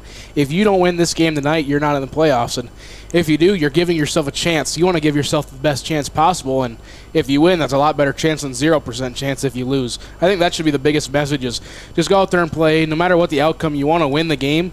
Whether you make the playoffs or not, that's up to everybody else in the state and in your class. So I think you just got to go out and focus solely on this game for the rest of your season. I think Gary Culver also said it really well in our pregame interview. He talked about the teams that make it to postseason. Only one of those 8 teams will actually finish their season with a win. So even with tonight maybe not working out completely in the Vermillion's favor, if they can finish out on a win, they finish their regular season and their season with 2 big wins to wrap everything up. It's been a great task for what they've had to battle through, but certainly would end on a high note. That would be great for the Vermillion Tanagers to do so. The coin toss was won by the Belle Fourche Bronx. They deferred. Vermillion will open up with the football as we are set and ready to go here in Belle Fourche, South Dakota. Great to have you along here on Live Ticket TV across back home. Vermillion out there having fun as well. Maybe a few house parties that are currently going on, enjoying tonight's action it's certainly going to be a doozy of a game, and looking forward to it. Again, not last year, but the year before, these two teams met up. Eventually, Vermillion winning in overtime to open up the season. Ultimately, it cost Belle Fourche their chance at making the postseason. Of course, the Bronx would tell you that extra point was never good, and they should have continued to battle in more overtime. But Vermillion now looking to continue their success here in Belle Fourche. We have it teed up, and we are set and ready to go. The Vermillion Tanagers in their traditional away uniforms, which are in all white, numbers and letters that are in red, with the white helmet Tanager logo on either side. The Belle Fourche Bronx in their purple Vikings jerseys, again, all purple with the black pants, numbers and letters that are in white, with solid black purple helmets with a Bronc on one side, purple on the other. Anthony Staley, the senior kicker, has it teed up at the 40, and we are set and ready to go on this Thursday night for high school football to wrap up the regular season, as Zone Robinson will bring it out, and that's not supposed to happen, actually, as Zone Robinson is still on his feet. Again, in high school football, when you run it through the back of the end zone, it should be automatically over with, even with a running catch like that. It should have been called a dead ball. It wasn't. Zone Robinson tries to return it, really finds no space whatsoever, so Vermillion will start first down and 10 at the 7-yard line, already backed up in the shadow of their own end zone. Now, of course, back in Vermillion right now, just past 7 o'clock here in Belle Fourche, South Dakota, just past 6 o'clock, but the sun still kind of really sets at the same time as well, casting a little bit behind us, but not much more. Now it's going to be this time a handoff to Trillian Sorrell on the motion play. Sorrell carries the football for just his third time of the season, able to pick up a modest 3 yards and bring up second down and 7.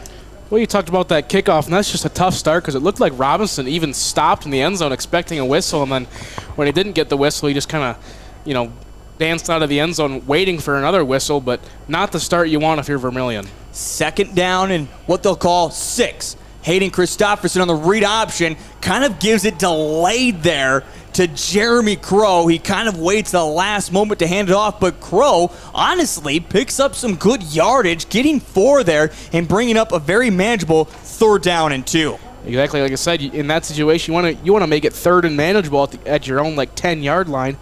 So it's a good job there to get to about the 16 for third and 2. Kickoff was 70 degrees here in Belle Fourche, South Dakota on October 20th, 2022. Put that one down in the books. It's the simple curl route that goes to about the 20-yard line. As again, Zone Robinson all season long, he finds it so hard just to turn up field and make some positive yards. It seems like he always dances backwards and ends up losing a few yards, but still gets the first down. And it's hard with those curl routes. Your momentum's coming backwards, so it's hard to get you turned around, especially if there's a defender right behind you. You don't want to get leveled. So ultimately, he got the first down, which was good. Right now, Del Rapids has no down linemen as everyone just standing up, coming on the hard bull rush, picked up nicely. Hayden Christopherson, though, just kind of threw over the middle. A wrong route ran there by Connor Rurick. In the end, falls incomplete, second down and 10. Yeah, it looked like a little miscommunication there between quarterback and wide receiver, and he's really lucky that wasn't picked, but good for him, though. It was just incomplete. 10-19 first quarter, again scoreless between the Belle Fourche Bronx and the Vermillion Tanagers. Vermillion able to pick up a first down already here on this opening possession. Now Crow in motion. They fake it to him, and they're going to find Connor Larson, who's able to get up past the 30 and muscle down at about the 32. A nice pickup of 12 yards and a first down. Good scheming here right away for Vermillion to start the game.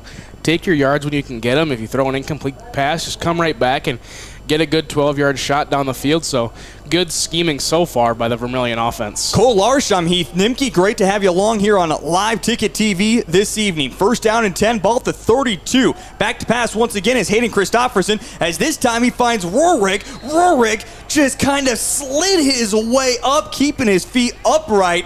Looks like he's going to be right down at the first down marker. They haven't indicated it yet, whether it's going to be first down, and it looks like they're going to say second and inches, but great right away for Hayden Christopherson to find 3 different wide receivers. Yeah, it's good to spread the ball out, and it's good, like you kind of saw in the pregame show, you talked to Coach Culver about, mixing up, maybe not running it every 1st and 10, and it seems like that's what they're doing, and it's working so far. Yeah, I made sure I laid into that question on him, and again, Coach Culver is always going to give me the honest answer. Back to pass once again. This time, Christopherson's going deep. Trillian Sorrell climbs the ladder, pulls it down, and is spun down at about the 40. Trillian gets up a little slow, but he will rise to his feet. It's a pitch and catch of 18 yards, and it's past the 50. First down for Vermillion.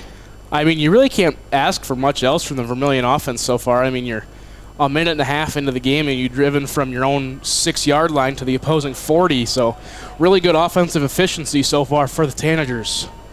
9:30 remaining here in this first quarter. Back to pass once again is Hayden Christopherson. Tried to force it, and that time Hayden's got to know that he's got to go all the way across. Can't let that pass linger. That was almost picked off, and the playing defense there was Jordan Sandoval, who was able to knock it away, bring up 2nd down and 10. Well, that's just another instance of maybe a freshman quarterback maybe showing its true skin a little bit, but he just tried forcing that pass like you said, but I think that Vermillion's going to get lucked out here, and Custer's going to call a timeout.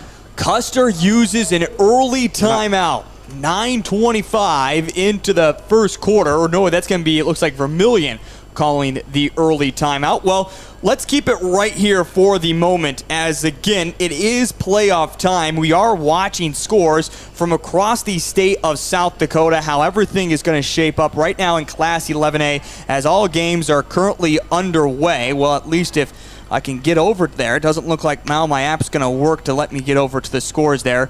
I know you have it pulled up, Cole, a little bit. What are we seeing in Class 11A? Millbank is leading West Central 6-2, 2 minutes into that game. Sioux Falls Christian's beating Lennox 7-0. They got 6 minutes left in the first there. And that is the only two 11A scores, so far. Well, as of right now, everything that needs to work out for Vermillion is working out. But again, Lakota Tech needs to upset Beersford. But again, extremely early here on this Thursday evening for high school football. We'll take a look at the rest of Class 11B and 9-man as they are into their postseason here a little bit later on. Back to pass on 2nd down and 10. Christopherson, nice job to get the deflection at the offensive line. Getting the hand up there was Lucas Green. Again, if you can't get to the quarterback, make sure you put your hand up. Great deflection, 3rd down and 10. And that's just Green there using his 6'2" height and probably about a 6'6" wingspan, if I had to guess. Just getting his hand up there and batting that ball at the line of scrimmage.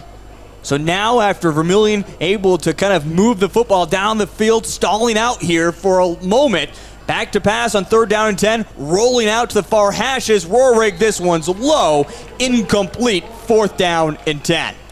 Like you said there, the offense just seemed to sputter a little bit.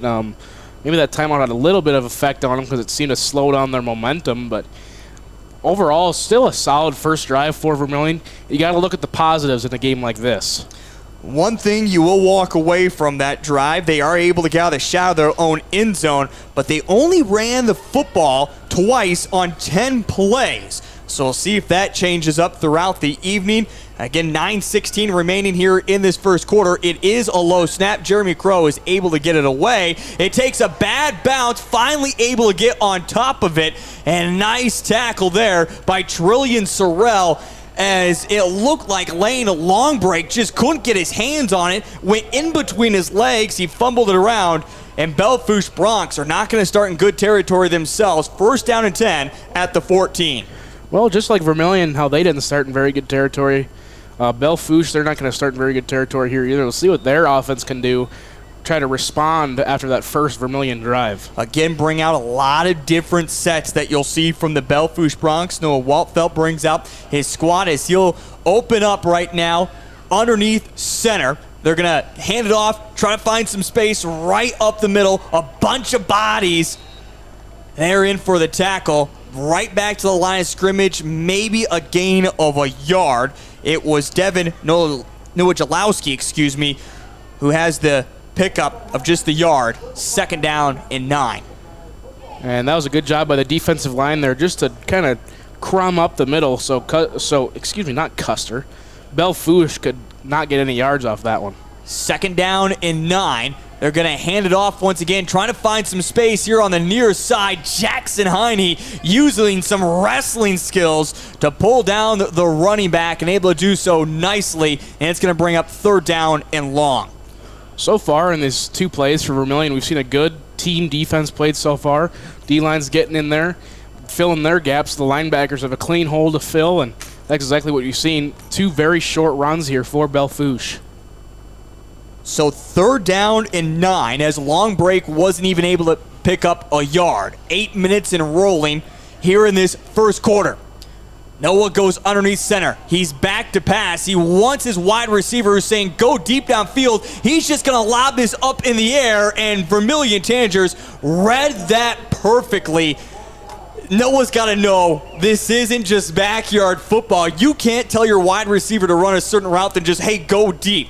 D-backs, safeties are going to see that as well, just like they did so. Vermillion probably unfortunate they don't come up with an interception. Absolutely, and again, another good play by the D-line to get pressure in there so the quarterback had to throw it so far in the air to give their D-backs and their safeties some time to catch up to that ball. Nothing working for the Belle Fourche Broncs. In fact, they're going to go 3 and out, have to punt it away as Vermillion and Carter Skogsberg almost get to it. Jeremy Crow is back to return it tonight. He falls down at the 45, so ultimately, it's just kind of trading field position, but Vermillion punted it away at the 40.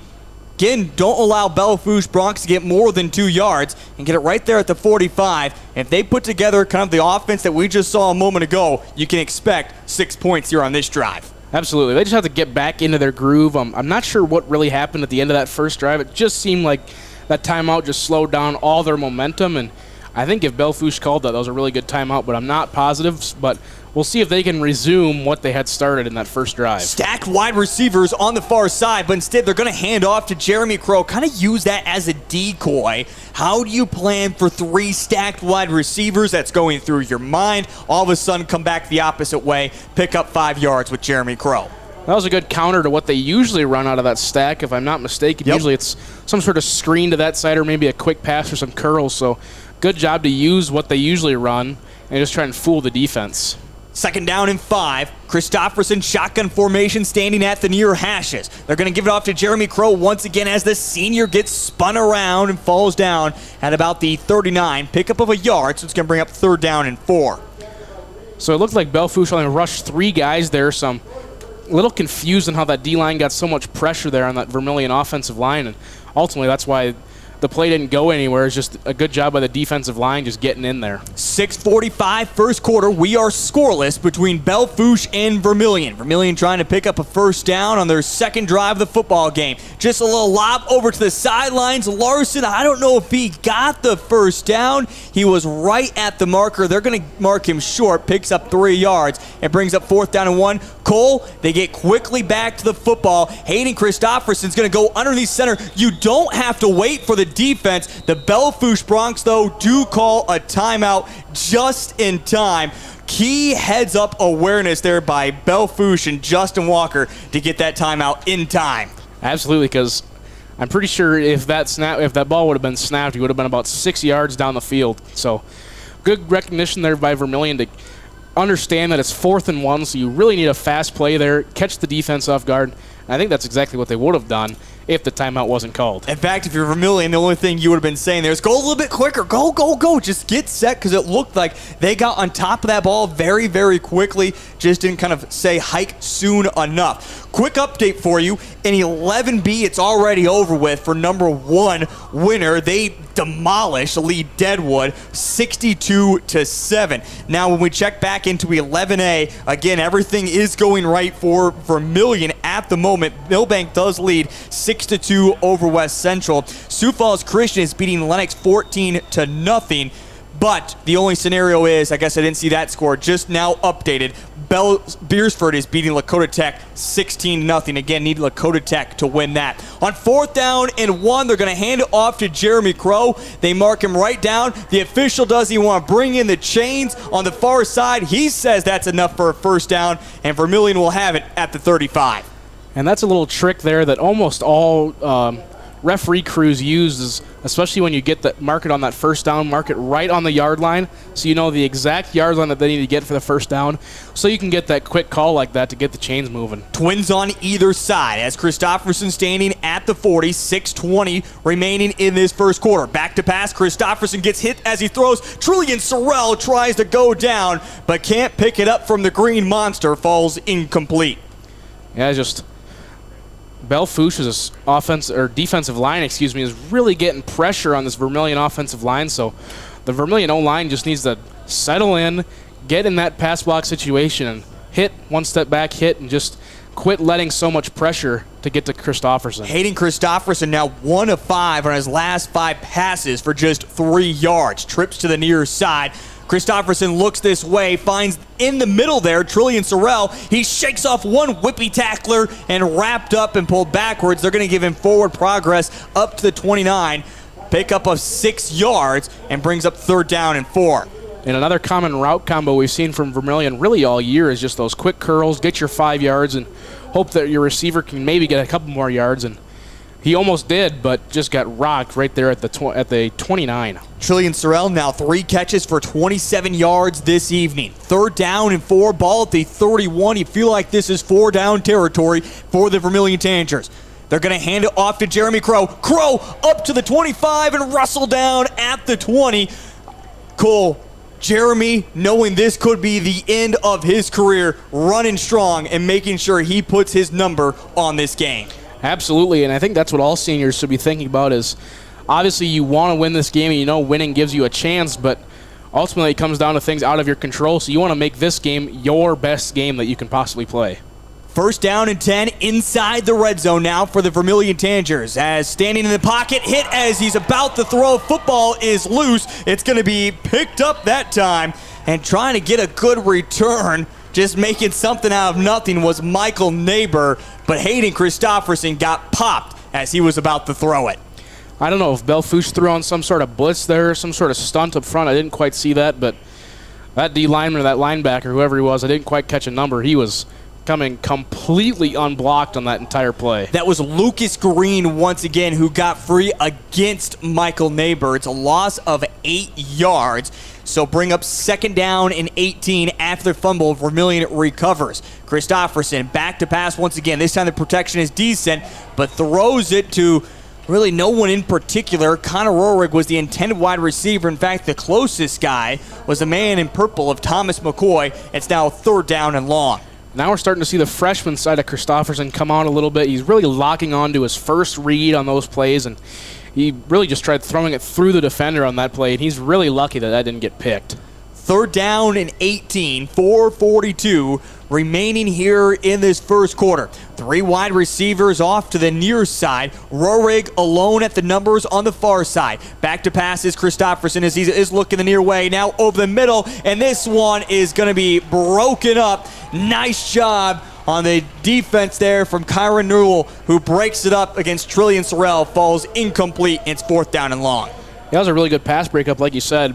If he doesn't break up that pass, they got 1st and goal at the 5-yard line, and kind of the way Vermillion's offense is going, that's almost an insured touchdown the way they've been working the ball. So good job defensively there by Belle Fourche. Cole Larsch, our color man, producer for this evening. I'm Heath Nimke with your stats as well. Great to have you along here on Live Ticket TV on 4th down and 18. Vermillion in no man's land is going to go for it. They're going to do a reverse. They hand it back over to zone Robinson. Robinson is trying to get upfield. A good idea, but nowhere near enough as Robinson picks up 7. It's going to be a turnover on downs. Really 2 good defensive plays there by Nully, the D-back for Belle Fourche, and broke up that pass and sniffed out that reverse from that safety spot or the cornerback spot, I believe, whichever one he was. So good defensive series for him there. So in the end, on the second possession, it results in a turnover on downs, and Belle Fourche will now set up 1st down and 10. Ball at the 22-yard line, 4:29 remaining in this first quarter. As back out there, the Belle Fourche Broncs, as again, they went 3 and out on their first drive. Fake the handoff. Noah Weltfelt is back to pass. No, now he's going to take off upfield. He's got the speed. Gets by 2 defenders up to the 40, down to the 30, to the 20, inside the 10, and wrestled down by Trillian Sorrell. A huge pickup on first down. And that was just a design quarterback run the entire way. Maybe he had a pass read going down the field, but it just looked like he wanted to run the entire way, and that is an insane pickup. What, 65, 75 yards, something like that? And they want to go fast. 67 yards on the carry there. It's first down and goal, ball at the 5-yard line. As Noah will now go underneath center. And it's going to be right up the middle as they try to push the pile forward. It looks like he's going to be just short. Second down and goal, ball at the 1-yard line. There's good recognition there by Belle Fourche, noticing that Vermillion had a big gap in the middle of their defense there. I don't know if they were just not quite ready for it or what, but they just snuck it right up the middle and almost got there. They're going to spot it instead at the 2. So second down and goal from the 2. 3:34 remaining in this first quarter. As Noah will go back underneath center once again. He is going to hand it off to his fullback this time, trying to churn his legs forward is Thomas McCoy. He gets stacked up, in fact, loses a yard. It's going to bring up third down and goal. Now we're starting to see, again, the Vermillion run defense like we kind of did in that first drive, not really letting up any rushing yards here towards the goal line. So that's really good by Vermillion after letting up that 70-yard run to kind of buckle down here and stop them from scoring so far. Third down and goal for the Belle Fourche Broncs as Noah goes back underneath center. In fact, Belle Fourche brings in the tight formation. They're going to hand it off to McCoy once again, and his legs get chopped from underneath of him. Noah is frustrated, and another loss of a yard, so it's going to bring up about fourth down and goal from about the 3.5-yard line, and it looks like Belle Fourche is going to go for it. Cole, they need this. Yeah, it just seems like they really have no motivation running the ball right now except for the quarterback. Running back's just getting up to the line, kind of stopping his feet and just getting taken down right away, and that's exactly what's going to happen if you're going to stop your feet right at the goal line. This time, Noah is going to be in pistol formation. High snap, pulls it down. He's looking around, pressure from his backside. He's going to get taken down. Vermillion's defense stands up strong as the tackle from the backside is made. Vermillion comes up big and shuts down Belle Fourche from first down and goal at the 5. Belle Fourche walks away with nothing. And that's exactly the opposite of what you want to see if you're the Broncs right now. You get all the way down to the 2-yard line on about a 70-yard run, and you end up losing 3 yards on your next 4 plays. Not what you want to see. So first down and 10. Now ball at the 5-yard line. After the turnover on downs, they're going to hand it off to Jeremy Crow as he just falls forward for a couple yards, brings up second down and 8. Cole, we knew this was going to be a back-and-forth affair, but I think at this point we probably expected some points. Yeah, that's what I thought. I thought the way Vermillion's offense was starting, they were going to get some points, and then that big run there by Belle Fourche, they were going to get some points, but this might be a really low-scoring affair. Handoff once again to Jeremy Crow as he just puts his head down, bullies his way up to about the 14-yard line or so. It's going to be about 1.5 yards short, third down and 2. And if you can get Crow there just to put his head down and get 5 yards every play, towards the end of the game, you're going to end up with a lot of big runs.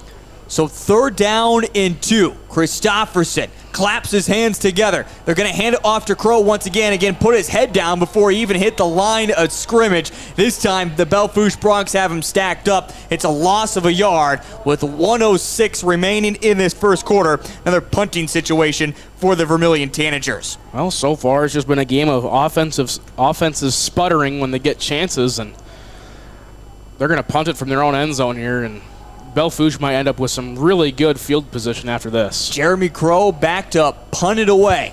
Standing right at the goal line.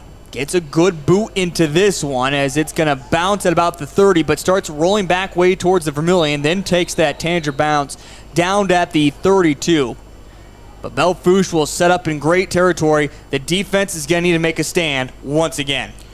And so far, what we've seen from Vermillion defense, besides one play, is they've been really solid. So if they keep that up, they're going to keep giving themselves chances, and it just seems like this is the old Vermillion team that we saw earlier in the year. Your defense gets you a bunch of stops. Your offense can't get you going, so it just seems like your defense is always out there on the field. Yeah, you talk about Noah's big pickup of 67 yards. In fact, his 71 yards are the only positive yards so far that Belle Fourche has been able to pick up. Now it's a pitch to the outside, up to the 30, but quickly tracked down there, and a late penalty flag comes in. This is in the backfield of the Belle Fourche Broncs. You have to guess a holding penalty upcoming.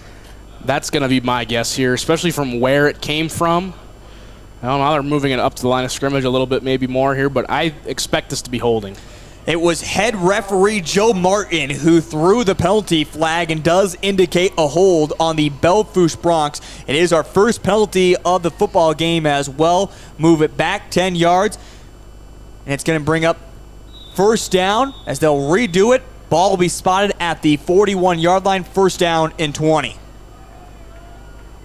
Belle Fourche gets up to the line of scrimmage with under 19 seconds. If this is a run play, it will be the last, but instead it's a pass play. Noah trying to find some space downfield, intercepted by Trillian Sorrell. Sorrell comes up with his 5th interception of the season and runs it down the far sidelines, and this Vermillion defense continues to be huge on the evening.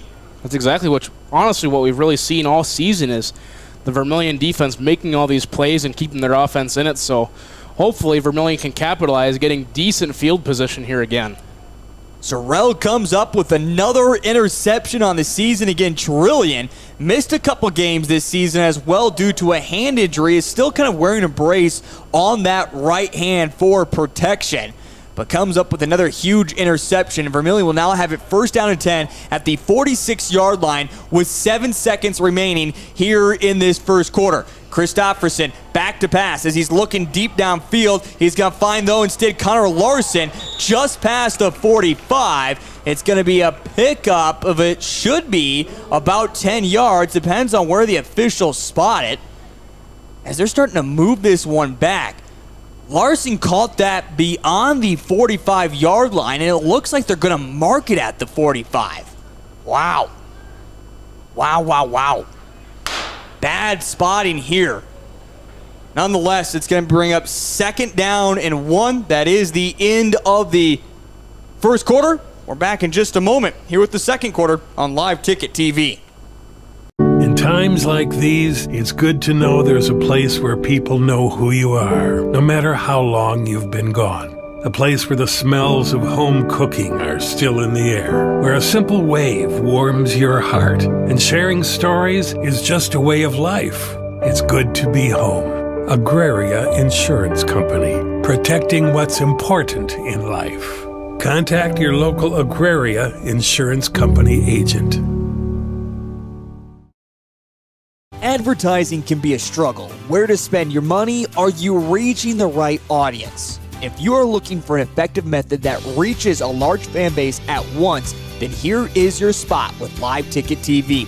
With over 65 schools in the state of South Dakota, we can help you find the right market. Plus, you can work with me, Heath, and a portion of all sales made go right back to the school. Get a hold of me today, and let's get started in helping build your brand with Live Ticket TV.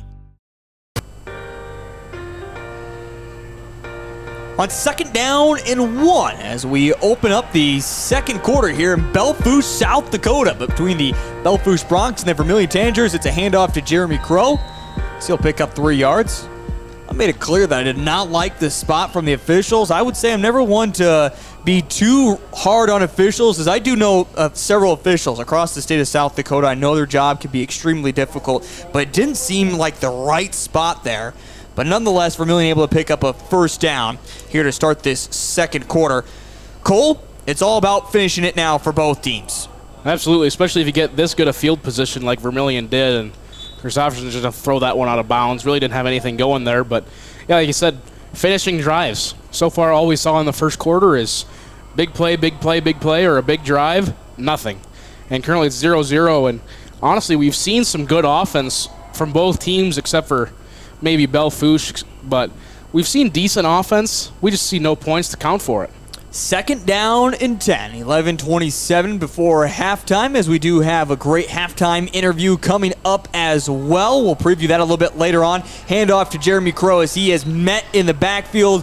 A loss of about a yard, maybe two, third down and 12. Yeah, Lucas Green just got through there completely untouched, and kind of an issue we've seen all game from the Vermillion offensive line is just letting those D linemen and linebackers straight through, whether it's a run play or a pass play. Third down and 12 upcoming.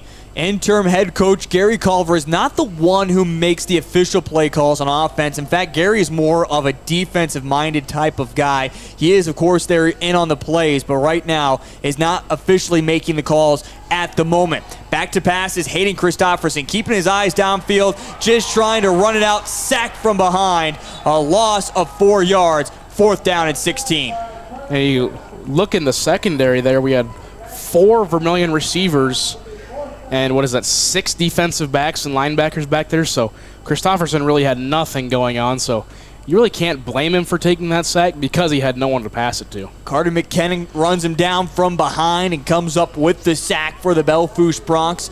Again, fourth down and long, and Jeremy Crow will have to punt it away once again after Vermillion set up in great starting territory. In fact, on this drive, all they did was move backwards. Crow is able to get it away just in time. This one is a high one, and trying to run up on top of it. A bad play for the second time. Lane Longbreak tries to make a play on the football, never caught it, muffs the kick. Vermillion catches a break. I really don't know what he was thinking there. I mean, that punt was short. He had to run like 15 yards just to get there, and then he just completely muffs it. It goes right through his hands. So, not sure what the thought process was there, but Vermillion gets a huge break. They have to capitalize on it here. Again, the second muff punt now by Longbreak. The other one, the first time, he was able to recover. This time, gives it back to the Vermillion Tanagers, who start first down and 10 at the 28. As it's a quick pass over to Trillian Sorrell, gets up to the 25, pickup of 3 yards, second down and 7. Another little design curl route that we've seen Vermillion run quite a bit so far this season. And I mean, if it's giving you 3 yards a pop, keep running it. But eventually you just want to keep that consistency. Maybe try some other routes or some other receivers here. Well, I have bad news for you, Cole. I think I saw it. We need Lakota Tech to beat Beersford. With 3 minutes left in the first quarter, it's 38-0. I don't need to tell you who is winning that one. Vermillion back to pass. They're looking over the middle. This time they're going to find it at the far hashes. Coming up with the catch is Trillian Sorrell, but a very late penalty comes in, and you have to feel like this is going to be a personal foul against Carter Skogsberg, extracurricular activity as he threw down his defensive lineman. Yeah, I didn't see that, so we're just going to get a holding call. Okay. So honestly, a little better than what it would have been. However, you still don't want this in this situation because now you're looking at second down and 17? First penalty flag against the Vermillion Tanagers. As you mentioned, it will bring up second down and 17 for the Vermillion Tanagers, now spotted at the 35. So great drives in the first quarter. Here in the second, they just continue to shoot themselves in the foot and are going backwards at the moment. Another quick little pass over to Zone Robinson, and says he's able to break one tackle. Tries to dance his way past the 30. Again, not a good spot. Zone caught that at the 30, and they're going to still mark him behind it. Wow, they mark him all the way back to the 31? Wow, holy Toledo. Pickup of 4 yards. Brings up third down and 14. Again, not one to rag on the refs, but this spotting tonight has not been anywhere close to accurate. Shotgun formation once again for Hayden Christopherson with trips to the far side. Christopherson is looking for the home run ball over the middle. Catching it is Zone Robinson, wrestled down at the 12-yard line. A big pickup of 19 yards, first down and 10. I think that's a miracle that pass even got completed. It was through the hands of one defender. Another defender just about tipped it and got it. So, I mean, you'll take anything you can get at this point if you're Vermillion, but that was extremely lucky. First down and 10, now at the 11-yard line. Twins to either side. Hayden Christopherson in shotgun formation. claps his hands together. Quick little screen over to Trillian Sorrell, trying to get a block in front of him, zone Robinson. Robinson didn't maintain it for long enough, but Sorrell is able to pick up 3 yards and bring up 2nd down and 7. Vermillion just need to keep getting little chunks, but like I kind of said before, you must capitalize on this drive if you're Vermillion. So now it's going to bring up 2nd down. I'm going to give him 5 yards instead. So 2nd down and 5 is what it makes it. Trips to the near side. Christofferson standing at the hashes at the 13. Scrambles though to the far side. Wants to go to the corner of the end zone. Just going to keep it himself as he tries to avoid a tackle. Not able to do so. Give him a couple more years. He's going to take that himself and in for a touchdown. Yeah, he looked like he was a little indecisive. I don't know if he just didn't see anybody downfield or maybe saw somebody for just a split second, but those are just the plays where you need to make a decision fast and just commit to it. So now 3rd down and 5. Ball at the 8-yard line. 7-12 remaining in this first half as Larson, Sorrell, and Robinson, the wide receivers, to this near side. Crow and Rohrig to the far side. Christofferson all by himself and shotgun formation on 3rd down and 5. Back to pass. It's going to quickly go over to Sorrell, who catches it at the 5, is pushed backwards. It's certainly not going to be enough. And again, with Luke Knutson not here tonight, Vermillion really doesn't have an answer with their kicker. So what is the option they decide to go with? And it does look like they're going to bring out Jeremy Crow to try to kick a field goal and take a lead. No, I'm sorry, it's going to be Raleigh French who's going to come out and do the kicking duties on field goal. Interesting decision here, but points are points. Well, Raleigh French, again, not the traditional kicker, and now a timeout from head coach Gary Culver. Again, tonight, Tanager fans, 3 different scenarios need to happen besides Vermillion winning this football game. They need Lennox to lose, which is currently happening. Sioux Falls Christian leads it 27-0. They need Millbank to lose, which is also happening. West Central leads it 9-6. Of course, Vermillion needs to win, but they need Lakota Tech to get the biggest upset of the season in Class 11A. Not going to happen. 38-0 with 3 minutes left in the first quarter, last time checked. Well, shoot. Well, as far as I know, the players don't know that at the moment, so they're still playing like they have a chance, so that's exactly what you want. If you're any of the coaches, I do not bring it up at all at halftime. Nope, absolutely. You're not even checking the scores if you're the coaches. And Class 11B, again, number 1 winner in postseason action, beat Lee to Deadwood 62-7. Oak Point Jefferson all over Rapid City Christian 49-7. Dual leads over St. Thomas More 13-10. Aberdeen Roncalli right now over Mobridge Pollock 23-0. Also Mount Vernon Plankinton on top of Tri-Valley 14-10. And that is a quick look at the scores. On 4th down and 3, Vermillion is now going to go for it instead of kick the field goal. 3 wide receivers off the far side. 4th down and 3. Back to pass. Hayden Christofferson tipped in the air. Zone Robinson can't turn around soon enough. Falls incomplete. Turnover on downs.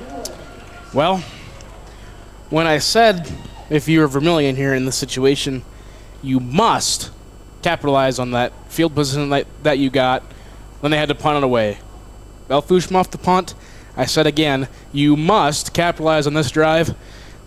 Just another scoreless drive, and this might be a 0-0 tie the way we're going at. Yeah, might have to head to overtime. Again, Vermillion last time here in Belle Fourche a couple of years ago went to overtime. That score was a whole lot different, though. It's 35-35 when we went to overtime.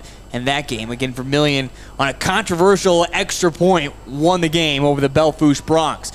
This time they're going to a little bit of a pitch toss, and it looks like it might have been fumbled, actually. It was, and Vermillion comes up with the turnover inside the 5-yard line. It was a pitch drop that time by who again? Lane Longbreak fumbles. Vermillion takes over, 1st down and goal. It's just, Vermillion is getting so many breaks so far this game that it's not even funny. They have to put points up on the board eventually. And now a timeout called by Coach Walker and the Belle Fourche Bronx. We're going to step aside. We're back in just a moment. It's first down and goal at the 3-yard line with 6:07 remaining in this first half. We're back in just a moment. There's no better organization that gives back to the student athletes than the Booster Club. The Vermillion Booster Club is committed to helping all student athletes grow. Join the Tanager faithful today by becoming a member at GoTanagers.com. While you're there, check out team apparel for your favorite sports team. Like them on Facebook to stay up to date on all the latest information and sports games. Join the Vermillion Boosters today and go Tanagers. Well, fumble by the Belle Fourche Bronx. On first down and 10, Vermillion able to get back on top of, in fact, back-to-back turnovers. Now for the Belle Fourche Bronx, Vermillion has yet to capitalize on it. Has 6:07 remaining in this first half. Vermillion first down and goal at the 3. Christopherson with Jeremy Crow behind him. Shotgun formation. Claps his hands together. Fake the handoff. Christopherson's just going to run around. Jumps over one. Leaps again. Touchdown, Vermillion. Hayden Christopherson with his legs. Vermillion takes the lead here in the second quarter. Yeah, that was almost a busted play because it looked like Christopherson didn't quite know what to do. It looked like his first option was there. He just didn't quite throw it in time, but ended up working out because he got the touchdown running it in himself. Hayden Christopherson comes up with a big touchdown for the Vermillion Tanagers.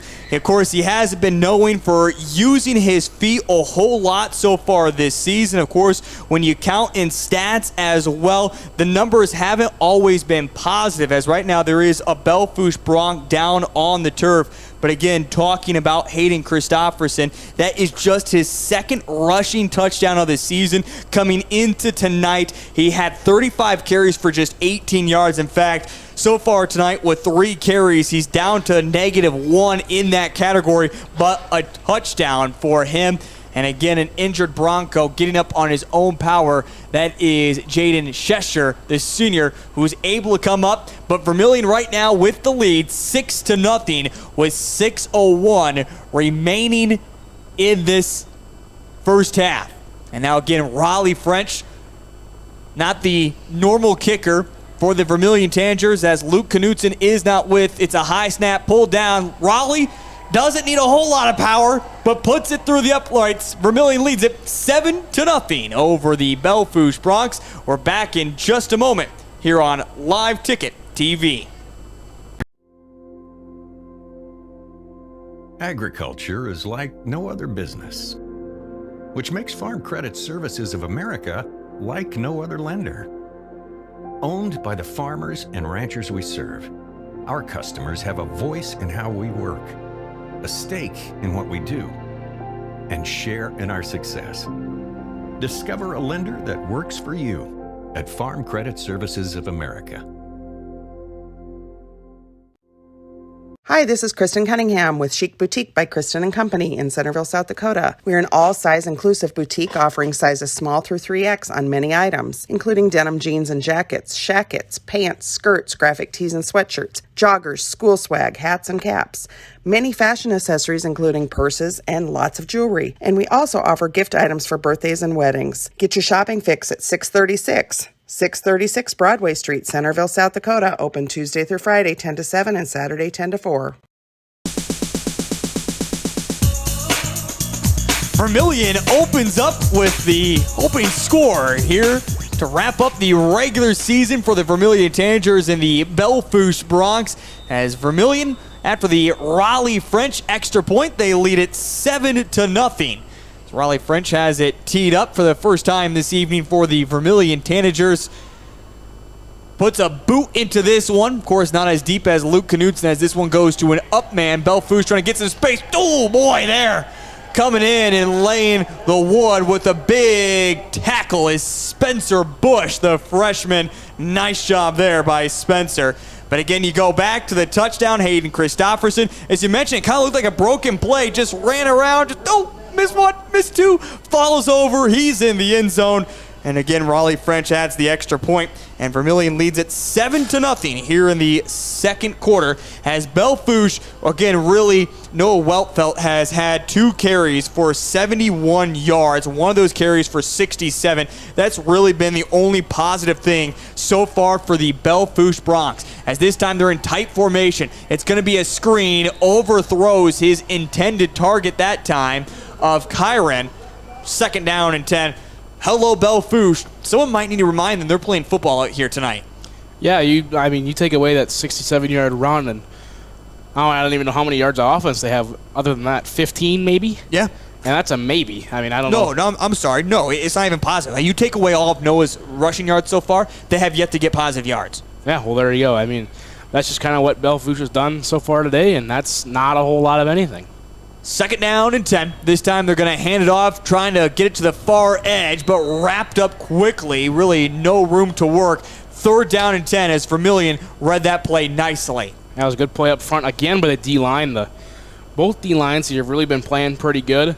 Vermillion's especially, so it's good for them to get some pressure to try and make the linebackers' job easier filling those gaps for the run. And if I'm correct, I believe Kyron is starting to carry the football now. As I'm scanning the sideline, I believe Long Break might be out as of right now. Again, he has fumbled the football twice already for the Belle Fourche Broncs in this first half. And now on 3rd down and 10 with 5:10 remaining, Noah's going to fake the handoff, has an open target right out of the backfield, finally finds that intended man, slips 1 tackle, and they're going to mark him out at the 40. He's going to be a yard short, bring up 4th down and 1. First completion of the night goes to Thomas McCoy. And Vermillion they got lucky there. They missed a couple tackles, and they're lucky they threw him out of bounds at the 40, or else they'd be sitting 1st and 10 right now. And Belle Fourche, the way this has gone, their defense has been great. I'm kind of surprised they're going for this. They need a big play here. Vermillion just has to bring the house, try to shut down the run as Noah will go underneath center. Looks like he's going on too a little bit. Vermillion doesn't jump off sides. This one is going to be a delay of game. 5 yards against the Belle Fourche Broncs. They tried to get Vermillion to jump off sides. Doesn't work out, and Belle Fourche is going to have to punt it away. Yeah, it was just kind of poor execution there. They got up the line really fast, and then quarterback just kind of, meandered his way and then maybe did his hard count there, but they really just did not get Vermillion to jump at all. Didn't fool him one bit. And Vermillion has been susceptible in the past to giving up those kind of plays of going to offsides. We saw it Sunday Night Football. The Philadelphia Eagles were able to do against the Dallas Cowboys on 4th down and 4 as well. And now we see another penalty marker come in, as this one is going to go against the Belle Fourche Broncs. Mark it back another 5 yards for the delay of game.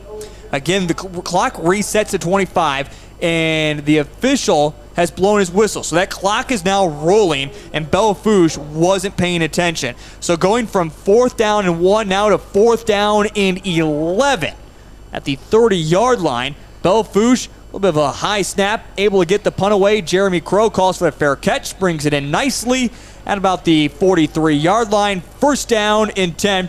4:54 remaining in this first half. Cole, score and try to bleed out as much of this clock as you possibly can. Absolutely, and like you said, 4:54 left to go. Even if they don't bleed out any clock, you need points. Like, your biggest struggle right now if you're Vermillion in this game, has been putting points on the board. So I don't care if it's one play, you got to get points on the board because your defense has proven that they can stop Belle Fourche so far this game. 1st down and 10, ball at the 43-yard line. After it was 1st down and goal at the 3, it took just one play on the last drive for Vermillion to punch it in with a Hayden Christopherson 3-yard run. It's a quick little screen out of the backfield to Jeremy Crow. Breaks 2 initial tackles, still on his feet as he's past the 40 and up to the 35-yard line. The pile is starting to be pushed backwards. Huge play for the Vermillion Tanagers on 1st down. And we saw those bunch receivers out to the right, just a little screen, and Crow was able to make do with what he had. Shakes one tackle and gets about, 15, 20 yards or so. 21. There you go. 21. That's what you bring me with. Exactly. That's why you do the stats, and I just kind of guess. 21 yards on the pickup from Jeremy Crow down to the 36-yard line, 4:25 here in this first half. Ball is batted up in the air. Christofferson, what a heads-up play there. That got batted up in the air. He could have easily caught that. He knew if he did, nothing was going to happen for it, so he made sure that he was the closest one to it and make sure it fell to the ground. Yeah, if he catches that ball there, they end up with about 2nd and 20 because he's going to get absolutely lit up 10 yards behind the line. So good awareness there just to drop it and just alleviate any problems that might arise. 3 wide receivers now to the near side on 2nd down and 10. They're going to hand it off to Jeremy Crow as he follows some blocks forward. Crow really digs Vermillion out of the hole on 2nd down and now brings up a manageable 3rd down and 2. Exactly like you said, you want 3rd and manageable in this spot. You don't have to make the tough decision about, obviously you can't kick a field goal in this position. Maybe you can punt because you don't have Knutson, but you just don't want to have to make that decision. 3:55, shotgun formation once again for Hayden Christofferson as he claps his hands together. It's going to be a late delayed handoff to Jeremy Crow, but Crow was patient, continues to keep his feet moving to the 15. Crow continues to go and finally wrestle down at the 12-yard line. It's a pickup of 16 yards, but there is a penalty flag that came in back at the 20-yard line. I think this is either going to be a hold or a face mask, I believe. I think that's the 2 options they're discussing, just based on where it was thrown and what official it was thrown from. They are together still discussing at the 15-yard line, and you're right, it is going to be a face mask. And Vermillion just continued to keep their feet moving with Jeremy Crow as he picks up a big 16 yards on 3rd down and 2, and then a penalty flag is going to march it with inside the 10 and bring up 1st down and goal. Exactly what you want. Good job by Crow there. Really moving his feet. Belle Fourche didn't want to bring him down, so he didn't want to go down either. Just kept the feet moving and got a bunch of extra yards. 1st down and goal, ball at the 6-yard line. 3:32. Vermillion at this point can't worry about the clock anymore. Just need to score now. They're going to hand it back off this time to Jackson Heine, and Jackson, the usual the linebacker, is able to pick up about 3 yards, 2nd down and goal. I'm guessing they brought Heine in there because Crow was gassed after that last run. Yeah, he might be just a little bit. Of course, Jackson hasn't put up flashy numbers this season, but has carried the football several times this year. In fact, we started a couple different games, and he has been a workload for the Vermillion Tanagers when he does get the football in his hands. 2nd down and goal, ball at the 3-yard line, 2:50 and rolling. Jeremy Crow, shotgun formation once again with now a man in motion. This is Sorrell. They're going to hand it off, though, to Crow. Crow started this drive. Why not finish it? Touchdown, Vermillion. And they extend their lead 13-0 over the Belle Fourche Broncs. Exactly what you said going into this drive is you need points. And you were kind of worried about milking out the clock, and I was just sitting over here thinking, you got to get points on the board because your defense has shown that they've stopped them enough times, and that's exactly what happens. And ultimately, the player of the drive there was Jeremy Crow. Yeah, Jeremy Crow comes up huge on that drive. And again, we've already talked about it. It's going to be the end of the season no matter what for the Vermillion Tanagers. But extra point at the moment continues to give cause to rejoice and celebrate. Vermillion leads at 14-0 with 2:42 remaining in this first half. We're back in just a moment here on Live Ticket TV. Let's be real. You work, you worry, you wait, you wonder. These are the challenges of life on the farm. As a community bank, First Bank & Trust understands this rural reality. We're big enough to help ag producers grow for the future and small enough to get to know you right now. Our ag bankers have ag backgrounds, which means we'll help you work through the tough years and make the most of the great ones. First Bank & Trust. Real banking, real easy. Member FDIC, Equal Opportunity Lender.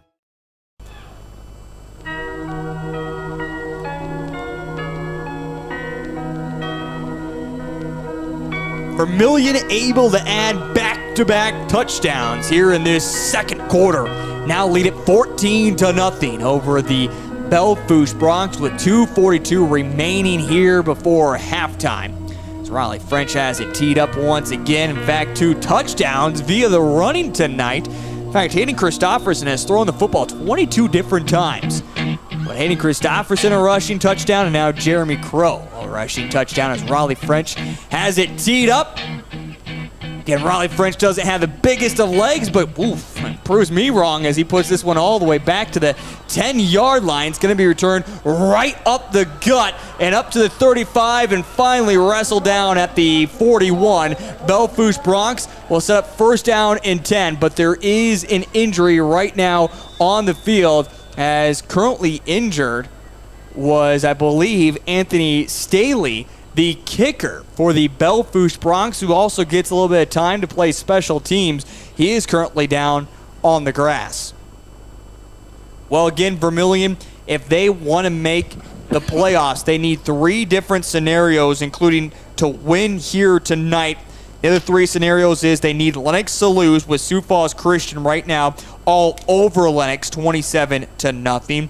They also needed Millbank to lose. West Central is winning that one 22-6 at halftime.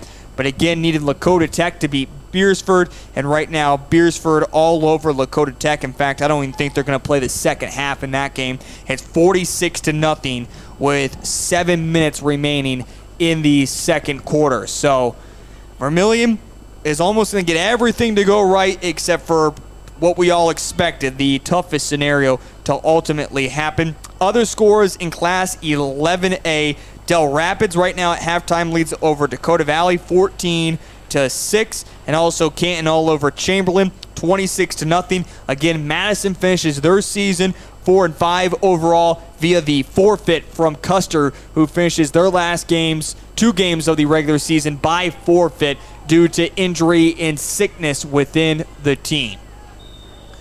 And again, it was injured was Trig Olsen for the Belle Fourche Bronx. As it'll be first down and 10. Noah on the design keeper. He's going to get by 1 defender, and a big missed tackle that time from the trusty Landon Kearney, who got that big interception to finish off the game last week against Madison. Skipped by 3 different blockers, had Noah dead to rights, but just missed the tackle. Yeah, but it was ultimately a really good run and a good juke move there. He had 4 lead blockers in front of him, so it was a good job of Belle Fourche to get that 8 yards. Yeah, again, Noah has had 3 carries for 79 yards. That's really been all Belle Fourche has been able to get offensively, and now a pitch as they're just trying to spread it out. He's going to bounce it back upfield, going to be hit tough there. And finally, it's going to be a first down and 10. Extracurricular activity as Belle Fourche right now wants a penalty flag against Carter Skogsburg. They're not going to get it. 100 seconds remaining for Belle Fourche with this clock rolling ball at the 44-yard line. Yeah, I've noticed a couple little extracurricular activities going around after the play. Usually it's on the edge of the play, so it's hard for a referee to call that when they're so intertwined with what's going on right now, but ultimately it wasn't called, so it didn't happen. First down and 10.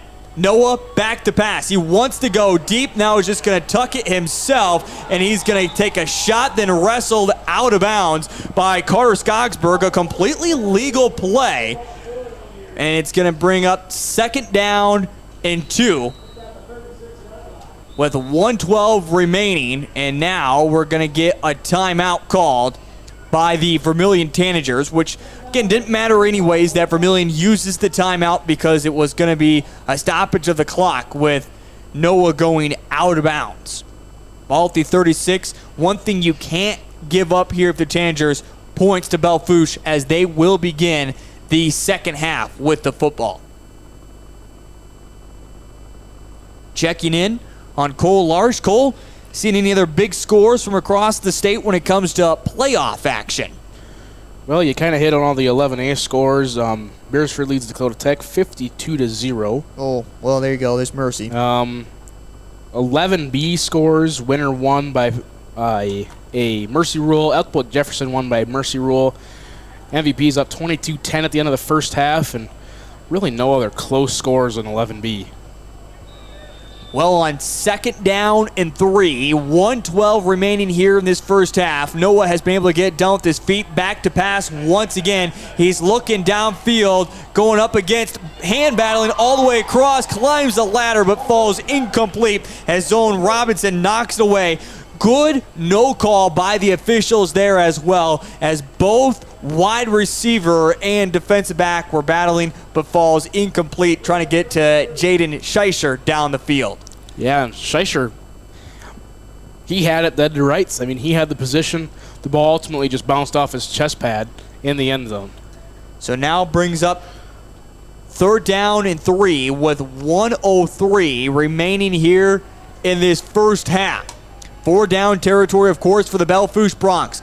As Noah's back to pass once again, and Zone Robinson comes up huge again, knocks it away, 4th down. Yeah, 2 huge plays there. He kind of got bailed out on the one in the end zone because that pass should have been caught, in my opinion. But and then that was just a really good defensive play to disrupt that pass. So now on 4th down and short for the Belle Fourche Broncs. 57 seconds remaining here in this first half. They can certainly run the football if they want to try to pick up the first down. They don't need the home run ball at the moment. Noah goes underneath center. They're going to hand it off on the reverse around and tackled in the backfield. Landon Kearney redeems himself. It's a loss of 2 yards, but more specifically, turnover on downs.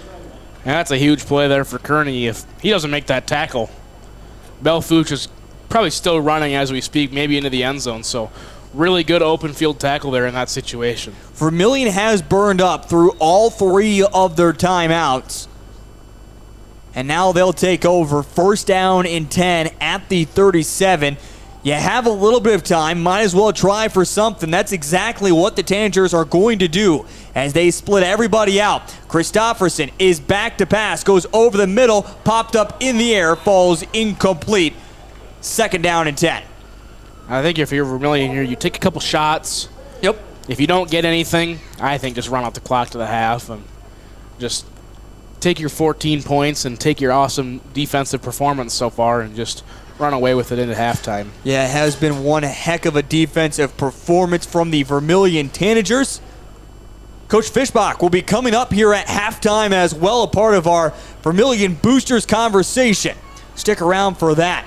Back to pass once again is Christofferson, as this time he's going to find Sorrell. Sorrell is going to come up grabbing his hands to his head. It is completed for one official's looked like it gave him 11 yards. Another one saying 9 yards. Amy Richardson is running on right now. Sorrell is still down. This is going to be an official's timeout. Nonetheless, it is a pickup of 9 yards to Trillian Sorrell. So it's going to bring up 3rd down and 1 as Trillian Sorrell remains down. Other scores from across the state of South Dakota as we jump down to 9-man quickly and playoff action. Howard beats Britton Hecla 48-8. Elkton Lake Benton leading Kimball White Lake right now 14-12. Parkston all over the Olaf Frederick area 46-0. Also Bonhomme on top of Ipswich 28-6. Freeman Marion Freeman Academy on top of Florence Henry 30-14 with a minute remaining there in the second quarter as Trillian Sorrell is able to get up underneath his own power. Also in 9AA, Hamlin beating Viber Curley at the moment 27-8, and Hanson on top of Platte Geddes 28-6. Wallace beating Stanley County 15-8. Sorrell does now have his helmet off as he continues to walk over to the far sideline. 35 seconds remain here in this first half as Hayden Christofferson standing at the 40. The ball marked at the 45-yard line. It is 3rd down and 1. And now Sorrell is off the field. They need to start the clock. The clock is not going. Wow, the clock did not tick whatsoever. They're going to hand off to Jeremy Crow. Crow looks like he gets the first down. Vermillion catches a very big lucky break, and now the officials are asking to stop the clock again. They want to set the football down and see if he actually got the first down. No indication yet they're going to bring on the chains. Yeah, it's going to be close. I think he's got it. The way the chains look from here is it's set right on the yard line like they have it marked here, but we'll see what the chains say. Yeah, ball right now at the 47-yard line. That is where Vermillion needed to get to. Believe Belle Fourche still has a timeout remaining. If they would like to use it, they can to stop the clock and maybe come up with something of their own. The chains do come out. Otherwise, if it is a first down, it will be clock goes on the mark of the official, or it's supposed to. But right now, a little home cooking not working for Belle Fourche, and this one is going to be less than a half-inch short. Again, even in looking at my angle, it still looks like it's close, but as you can see, Cole Larsh zooming in there, it's going to be just short. So 4th down in inches. Vermillion, again, can run out the clock if they want to. Again, that was a running play, was an official's timeout. Once the officials are ready to go once again, they will blow the whistle, and the clock will start at that point. At that moment, here we go. Clock rolls. Belle Fourche isn't going to do anything about it. Neither is Vermillion, and we'll go to half. So we bring out the chains to say, well, we're going to continue this or not. We're not going to. A Vermillion right now at halftime leads it 14-0 over the Belle Fourche Broncs. Well, or I guess it's going to be, I jumped the bullet there. 0.7 separated. It should be a delay of game. They make the right call. Just let it go. Yep. Yeah, absolutely. Just let it go. Just let it go. There you go. 14-0 as we head to halftime.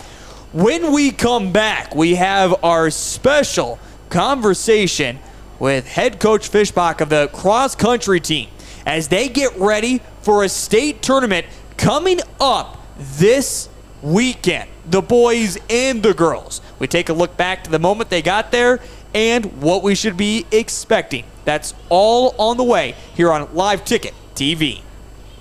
In times like these, it's good to know there's a place where people know who you are, no matter how long you've been gone. A place where the smells of home cooking are still in the air, where a simple wave warms your heart, and sharing stories is just a way of life. It's good to be home.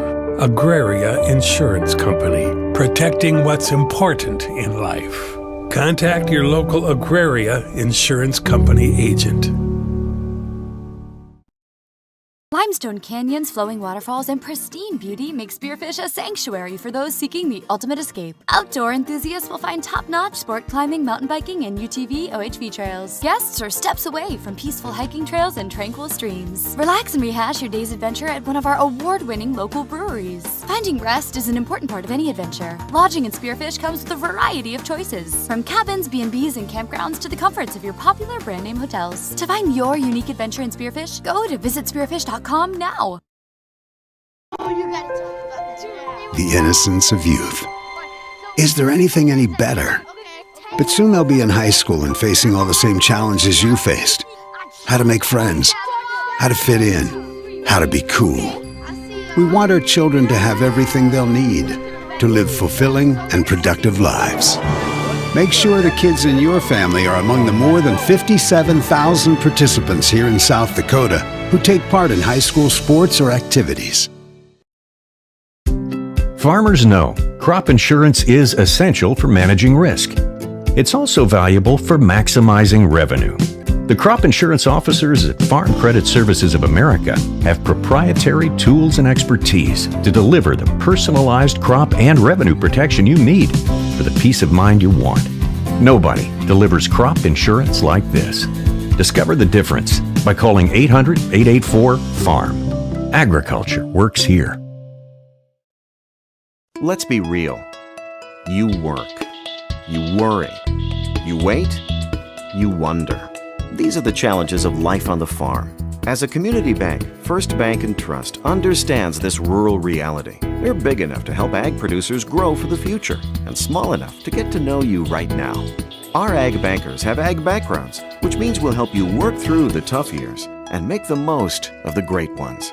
First Bank and Trust. Real banking, real easy.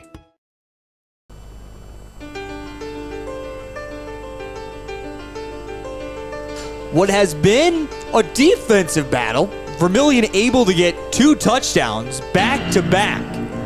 In that second quarter, they lead it over the Belle Fourche Broncs right now, 14-0. Great to have you back here on Live Ticket TV. As our first half statistics are coming up here in just a little bit. As Vermillion has been extremely balanced on the opposite side, the Belle Fourche Broncs are still trying to find a little bit of their mojo. Also coming up here at halftime, we'll take a look back at scores for playoffs, Class 11 AA. In fact, scores from across all the state of South Dakota. As again, first round playoffs are beginning for 11B and 9-man. Otherwise, A, AA, and AAA all wrapping up their season. But the postseason also is wrapping up for another squad, as coming up this weekend in Huron, it is the state cross-country meet, as AA, A, and B will all be up in Huron. And Vermillion, after an outstanding performance in Region 3, both the boys and the girls finished in first. And 2 young teams, what were the expectations going into this after a DAC 12? And what are the expectations coming up on Saturday? Well, earlier today, I was able to catch up with head coach Fishbach and talk about the outstanding performance of the regions and what we should see from the state tournament. Here she is on our halftime, as this conversation is brought to you by the Vermillion Boosters. Well, Coach, as you get ready for a big state tournament coming up for both the boys and the girls, so exciting to have this kind of opportunity for both teams. But I want to go back all the way to the DAC 12 conference. This is that real big opportunity that you really got that benchmark, that measuring mark of to see where your teams were going to be walking away after a windy day from the DAC 12 conference. How confident did you feel with your squad heading into regions? After conference with the boys' side, I felt very confident. Our boys competed extremely well at the DAC 12. Just 1 point away from Sioux Falls Christian, the Goliath in the group. And our kids, they think now maybe they have, they're starting to believe that, yeah, maybe we can do good things. And then we back that up with another solid performance, at home, on our home course for the region meet on the boys' side. On the girls heading into conference, I thought, okay, we should get second. Our region should be no problem. And then we came out and we didn't do so well at conference, so I was a little nervous on that front. But we regrouped and got ourselves back together, and the girls ran a great race last Thursday for regions as well. And in a super close race, we had edged Lennox out by 1 point. So super proud of how the girls ran last week, too. Yeah, you talk about the regions and how well these 2 teams did. I knew going into this season, we talked about it as well towards the beginning of the season, very, very young. Did you have this kind of expectations, though? Did you think that you would walk away with the region titles that you did?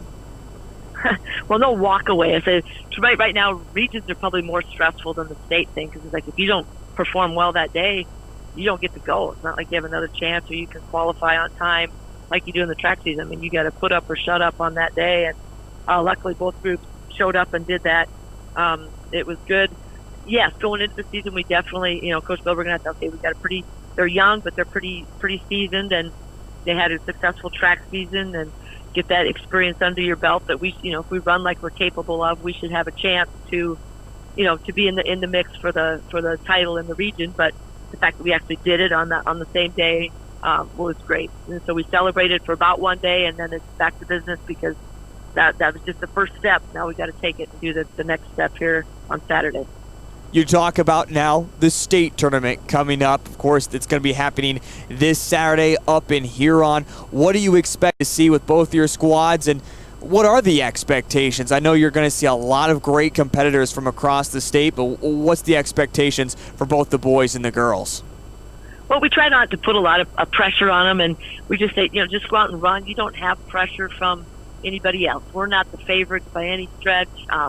Nobody's saying, Vermillion, you should go out and win it. So we're just trying to get our kids to go out and run hard, do what we're capable of, perform well, and then we've got a shot of doing something really good. But we really don't try to say, you should finish second or you should finish third. We just want them to go out and do well and run like they're capable of. Hopefully, we have a chance. I think if we perform well, both groups should, have the potential to be in the top 6 on the podium like we did a year ago with both of those groups. And I think both groups would like to move up in the standings a little bit, but I think they would be happy to be in the top 6. But I think they'll also be disappointed in themselves if they're not.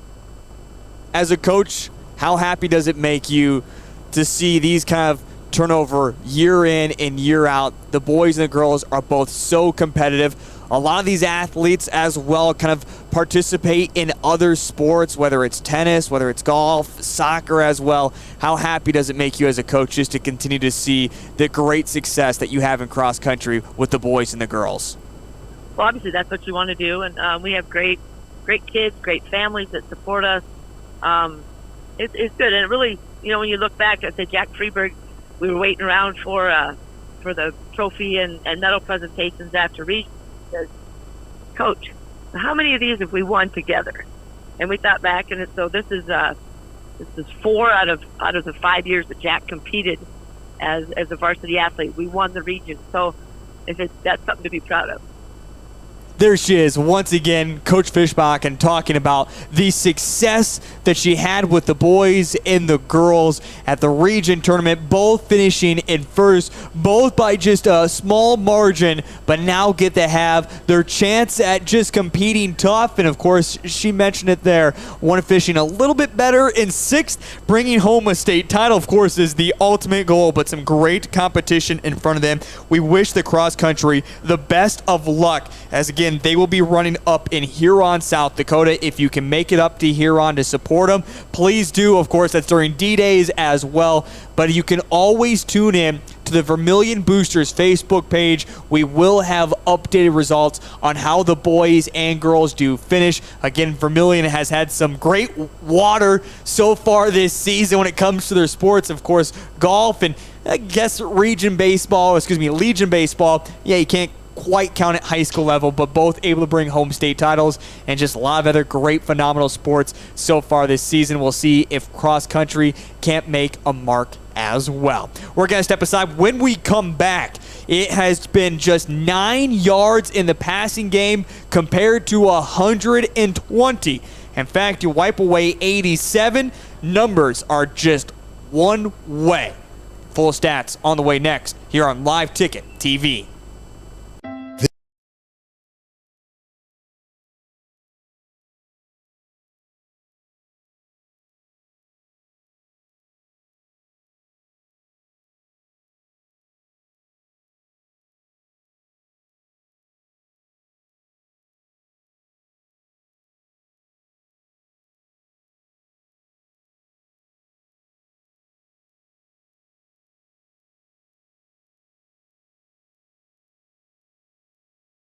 This is what matters. This is beyond X's and O's. This is the difference mutual respect makes. This is what character looks like. This is what defines us in South Dakota. This is sportsmanship. School sports, it's not the outcome that matters most, but the way the games are played. This message presented by the South Dakota High School Activities Association and the South Dakota Interscholastic Athletic Administrators Association.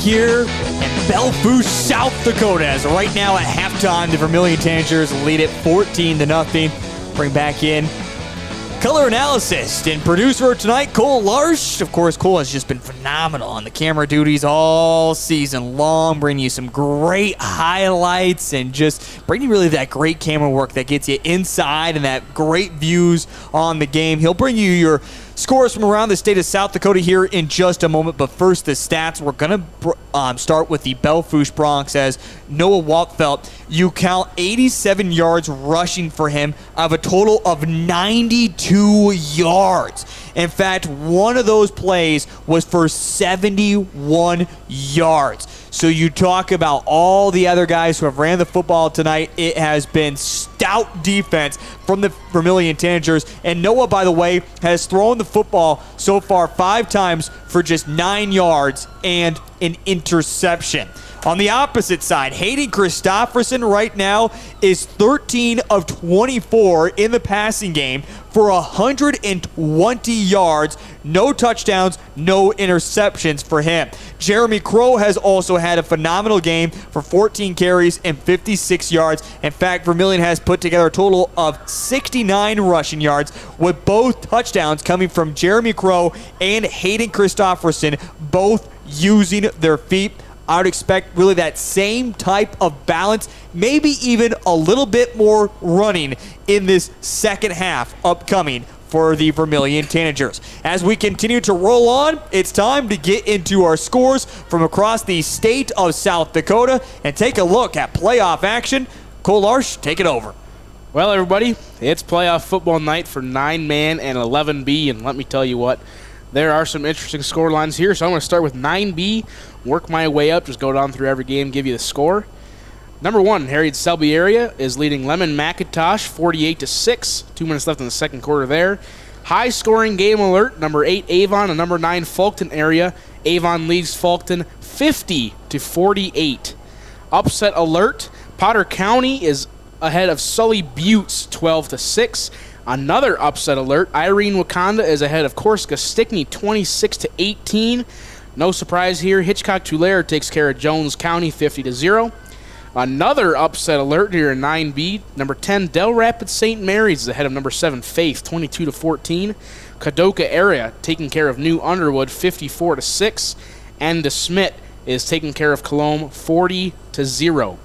Now we move on to 9A. No surprise here. Number 1, Warner takes care of Burke 53-0. Halftime between Alcester Hudson and Canastota. Canastota leads 20-16. Harding County Bison 38, Chester area 10. 7 minutes left in the fourth quarter there. Phillip ahead of Esteline Hendricks 36-0. They're getting close to final there in that game. No surprise again here. Number 2, Lyman taking care of Oldham Ramona Rutland 50-0. Number 7, Castlewood defeats number 10, Timber Lake 26-0. Again, no surprise here. Number 3, Gregory ahead of Iroquois Lake Preston 42-0. And halftime, Woolsey Westington is ahead of Dubrook area 35-0. And now we head into 9AA, the class that is almost wide open if you look at it. Number 1, Wall taking care of Stanley County 38-8. Bonholm is ahead of Ipswich. This game was expected to be close, but Bonholm is ahead 34-6. Number 4, Hamlin taking care of Viborg Hurley 27-8. Number 5, Hanson laying the wood to Platte Guess 36-6. They're halfway through the third quarter in that one. Elkton Lake Benton and number 15, Kimball White Lake in a really close battle here in 9AA. It's 20-12 in favor of Elkton Lake Benton. 2 minutes left in the third quarter. That'll be an interesting score to watch. Halftime, Marion Freeman Academy is ahead of Florence Henry 30-14. Howard takes care of Britton Heckler 48-8. And Parkson is leading Leola Frederick area 46-0. Now we move on to 11B. 2 scores that we really expected here in this one. Number 1 Winner defeats Lead Deadwood 62-7. And number 3 Elk Point Jefferson defeats Rapid City Christian 58-7. Another final, number 8 Dual defeats number 9 St. Thomas More 27-10. Number 4 Mount Vernon Plankton leads number 13 Tri-Valley 30-10. Number 5 MCM leads number 12 Sioux Valley 34-13. Number 2 Aberdeen Roncalli is laying the wood to Mobridge Pollock 39-0 at halftime. Little bit of an upset here, maybe not seed-wise if you look at it, but the way everybody was expecting. Hot Springs is leading Bridgewater Emory Ethan 21-6. And in a defensive battle, number 6, Woonsocket Weston Springs Sanborn Central is tied with Redfield. 7 minutes left to go in the third quarter, 0-0. Now we move on to 11A. Canton is ahead of Chamberlain 32-0 end of the first half. West Central is beating Millbank 28-6. Sioux Falls Christian 27, Lennox 0. That one's just about at halftime. Del Rapids is ahead of Dakota Valley 14-6. 9 minutes left in the third quarter. And the score that no Vermillion fan wants to hear. Number 3 Beersford defeats Lakota Tech in one half, 52-0. And that's the score of every game. Again, a lot of different scenarios needed to happen, including Lakota Tech needed to upset Beersford for Vermillion to have a chance at making the postseason. Of course, that game is final. Vermillion's season is over with after tonight.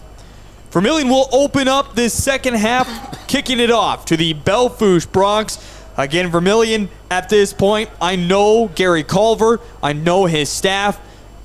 The boys do not know what they are playing for right now. They do not know this is the end. All they're worried about is just beating the Belle Fourche Broncs. And right now, in front by 14, the defense has looked phenomenal. Big thank you to Cole Larsch, again, our producer and color analysis, for bringing our score updates and road trip buddy.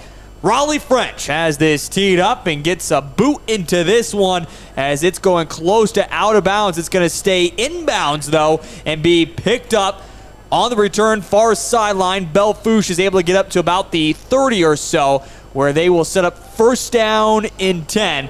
For Belle Fourche, of course, it's very simple. You're not going to get all 14 at once, but they need to get some offense going. Yeah, I think this main drive is just they need yards. I mean, outside of one play, they're not looking too hot in the yards category, and they just need a decent offensive drive. They had a big run down to the 5-yard line. They end up with -4 yards on the rest of the drive, so they just need something going.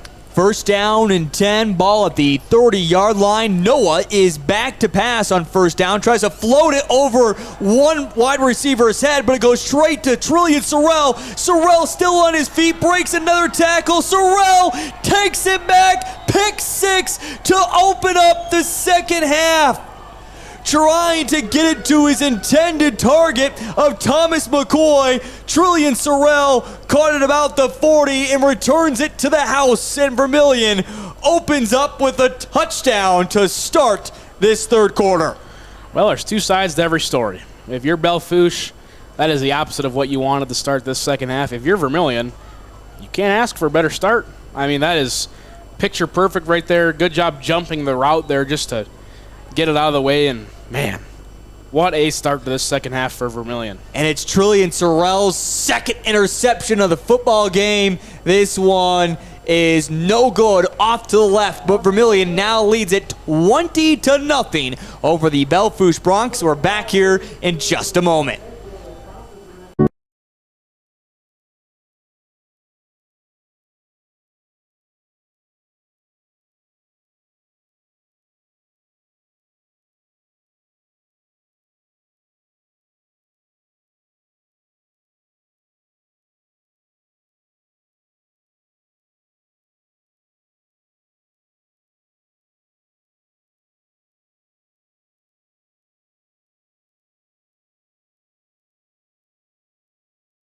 And back here in Belle Fourche, South Dakota, as Trillian Sorrell gets his second pick of the football game. This one was intended for Thomas McCoy here at the near side, went right to Sorrell as he gathered it in at the 45, breaks 2 tackles, gets by a third, gets by a fourth, and Trillian Sorrell returns it back to the house. Vermillion opens up just 20 seconds into this third quarter with another touchdown. They now lead it 20-0 over the Belle Fourche Broncs. What a great way to get this one started to open up the third quarter for the Vermillion Tanagers as Riley French has it teed up once again. It's returned by the up man as he is going to be ushered out of bounds just beyond the 30 as Jackson Heine laid a big hit. Penalty flag coming in, and I feel like at this point the officials just feel bad for Belle Fourche. Yeah, and this also might be a sideline warning too. I'm not sure. Now, come on. They're right there. Oh, There's going to be a blindside block, is that call, against Belle Fourche. Well, I take back my comment. I did not see any blindside block on the Belle Fourche Bronx. That just ultimately looked like great football by both teams and a great hit by Jackson Heine.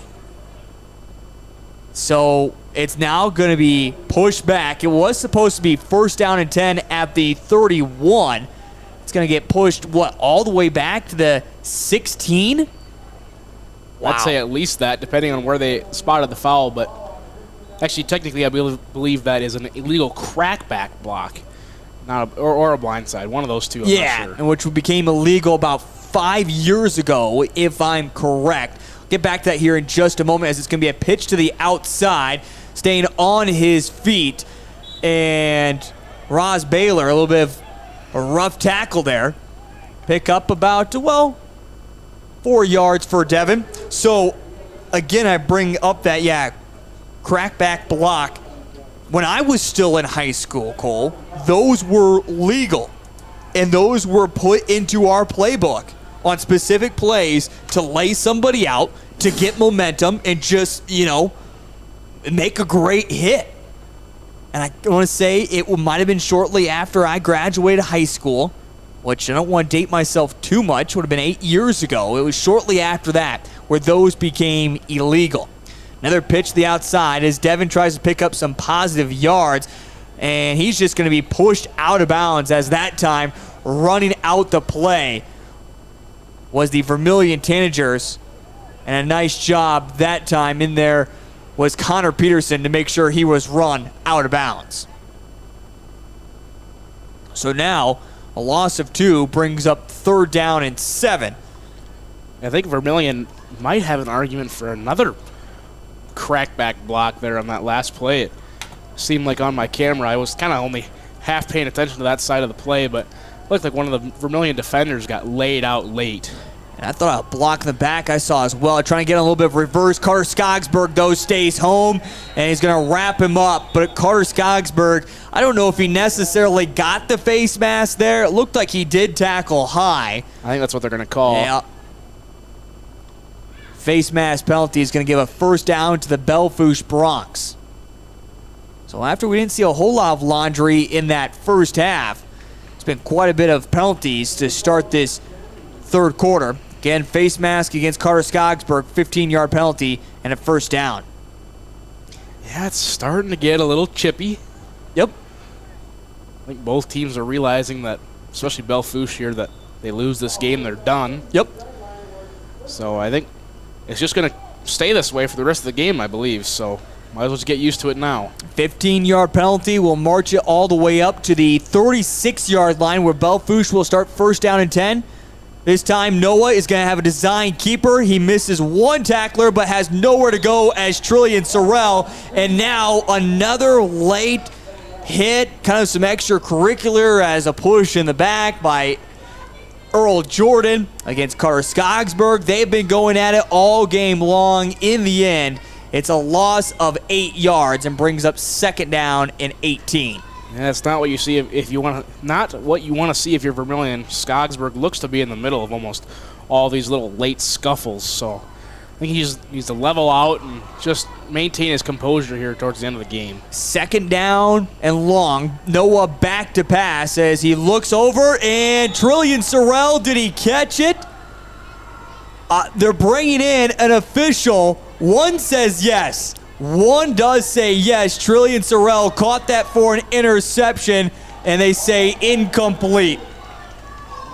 Trillian Sorrell with almost the hat trick. The officials got together. Man, oh man. But the official who looked like who called it an interception, the near linesman here, brought in the back judge said, hey, honestly, I didn't get a good look. It's your call. And he changed his mind, says it's incomplete, 3rd down and 17. Well, unfortunately, I thought it was an incomplete pass, so I didn't quite have my camera that far down, so I missed it, so I can't tell you. 3rd down and long, back to pass is Noah. He wants the home run ball, goes deep as the intended wide receiver is out throwing. Connor Peterson went to the ground, and it looks like it's going to be a pass interference. Both teams are saying it's on the opposite. Connor Peterson is saying he got pushed down. I think the way it looked like Peterson got pushed down, so I believe this is going to go against Belle Fourche, and that's the early indication. The intended target there was Lane Longbreak for the Belle Fourche Broncs. Pass interference, yes, on the offense.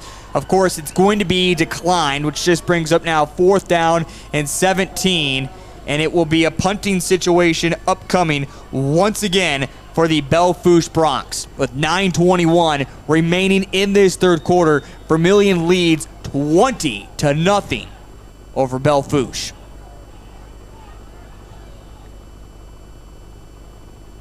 Back to punt it away will be Joshua Hanna for the Belle Fourche Broncs, as Broncs are taking their time. This is going to be a delay of game.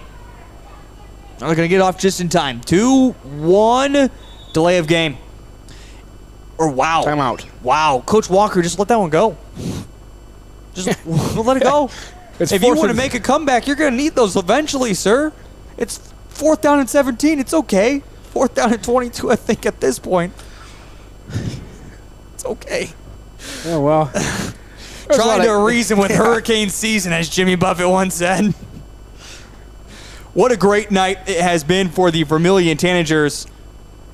You know, Cole, when you look back against that Madison game, the way they just stood tall against Madison. Madison had a few big plays as well, but in the end, Vermillion defense was able to stand tall late in that game.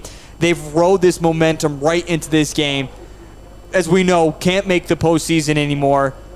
You walk away, especially if they finish this one off, you walk away with heads held extremely high. You lose some great seniors, but a lot of great talent is coming back for next year. Absolutely, and these last 2 games have almost been exactly what you wanted for Vermillion. Obviously, you want to make it in the postseason, you want to make a run, but it's a much better feeling ending the season 4-5 with 2 awesome wins to end the season than walking away from this game 2-7. That's just a completely different feeling. Trillian Sorrell, Zone Robinson, Hayden Christofferson, just a few key pieces back offensively. And you feel like Jeremy Crow, it's going to be hard to replace him. I don't think you can point at one good running back and say that's the next key piece. I mean, Jackson Heine might be that guy, but he's been so great defensively. The punt was down, by the way, at about the 33-yard line.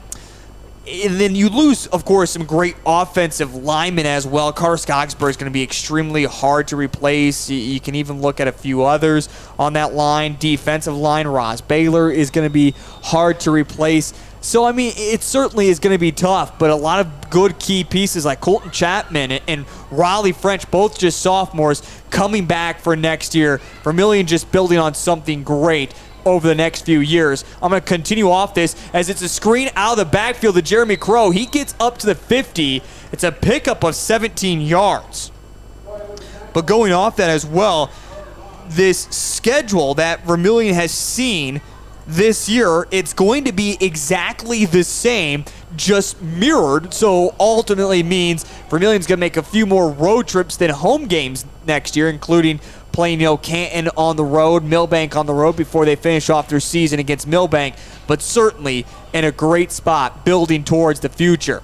Hand off to Jeremy Crow as Crow just continues to have himself a dominant game, picks up about 8 yards and brings up now 2nd and 2. More extracurricular activity, late blocking going on, no penalty flag throwing, 2nd down and 2 upcoming. Yes, kind of like I said before, we're seeing a lot of extra stuff at the end of plays. Well, was there a penalty flag? Well, there might be a penalty here. It's going to be a holding call. There was at the 45. I missed it. a holding against Vermillion Tanagers, and at this moment, you just need to call a timeout and get your head back in the football game. Don't let this extracurricular activity continue on. Don't shoot yourselves in the foot. Exactly, and that's not how you want to end the season. Bunch of penalties, to end the game, and that just puts a dark light on what's been a really good game so far for Vermillion. First down and 15, 8:27, third quarter. We haven't seen much of this clock dissipate. Pass of Trillian Sorrell as he lets it go through his hands. Luckily falls incomplete. Second down and long upcoming. Love to work more of the clock if you're the Vermillion Tanagers as well. A little over 20 minutes remaining in the football game that separates Vermillion from the victory.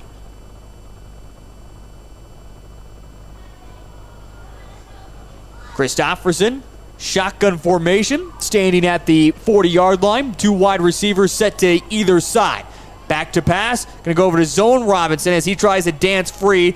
Got close to the original line of scrimmage. He's going to pick up about 3 yards, and he'll bring up third down and 12. Yeah, kind of like what you mentioned before. At this point, you just want to start milking the clock. Obviously, points would be nice, but you don't exactly need them because you know that your defense has stopped Belle Fourche all game. Yeah, the defense has just been playing outstanding so far. By the way, coming into this, not only did Belle Fourche need a win, but they needed some help from Sturgis. They needed to get the win over Spearfish. Last time checked, Spearfish was leading at 21-6. I mean, Belle Fourche just has so many obstacles themselves right now in the way. On third down and 12, going for the home run ball, overshoots his intended target, Hayden Christofferson trying to get to Trillian Sorrell, incomplete. Fourth down, punt situation upcoming. Might as well go for it, but, I mean, you're just giving the ball back to an offense that has done, not really a whole lot this game, so. Cole Larsh is feeling confident tonight. Go for it. Go for it. Fourth down and 12, son? Remember, they're not crossed the 50 anymore here. Oh, I meant might as well go for that long pass. Oh, I thought you meant go for it. No, not the fourth down. I meant to pass. And this one is going to go out of bounds. Where do they officially mark it as the official continues to work his way up the sideline, and they're going to say out about the 32. So Belle Fourche will set up first down and 10. Penalty flag. More, I don't know if this was after the play or during the play, but got a lot of clapping and everything going on. I think everybody just needs to chill out a little bit. Penalty will be against Belle Fourche. And Belle Fourche, it seems like every time, this is good starting field position. They say, thank you for spotting us somewhere in the 30. We're going to move ourselves back 10 yards, 15 yards, and we'll take it from there. Yeah, it's been a combination of the Vermillion defense and the Belle Fourche offense stopping the Belle Fourche offense today. Yeah, right. Belle Fourche has said, hand us the gun. We'll shoot ourselves in the foot. Good Lord. First down and 10. Again, should have been at the 32. 15-yard penalty. Moves it all the way back to the 17. First down and 10. That's what Belle Fourche will set up at. Noah back to pass. He wants the home run ball, and it's Peterson back there. Falls incomplete. Dangerous territory. Peterson, 7 interceptions, including a pick 6 last week against Madison. He has been locked down all year long. And that pass just looked like it went through the hands of the... Oh, my. And you guys didn't see that on the video, but that back judge just unleashed the cannon. Oh, I think he just threw that 45 yards. I mean, put that down in the stat book. Holy cow. Can we get that on instant replay? Like you said, he didn't have it on there, but that back judge just launched the ball. Belle Fourche might be looking for someone to throw downfield for him. We found your answer.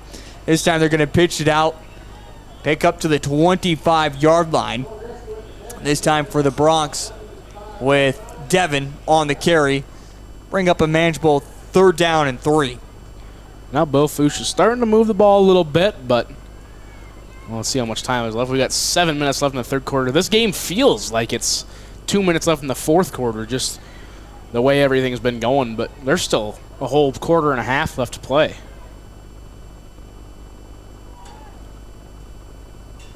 3rd down and 2. They're going to hand it off right up the middle. Belle Fourche will pick up the 1st down as they're able to get 5 yards. So 1st down and 10.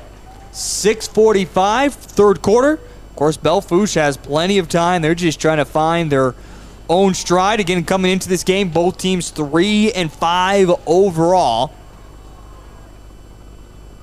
A lot of people didn't know what to expect. Of course, it's always hard to get a read on Belle Fourche with the schedule that they play.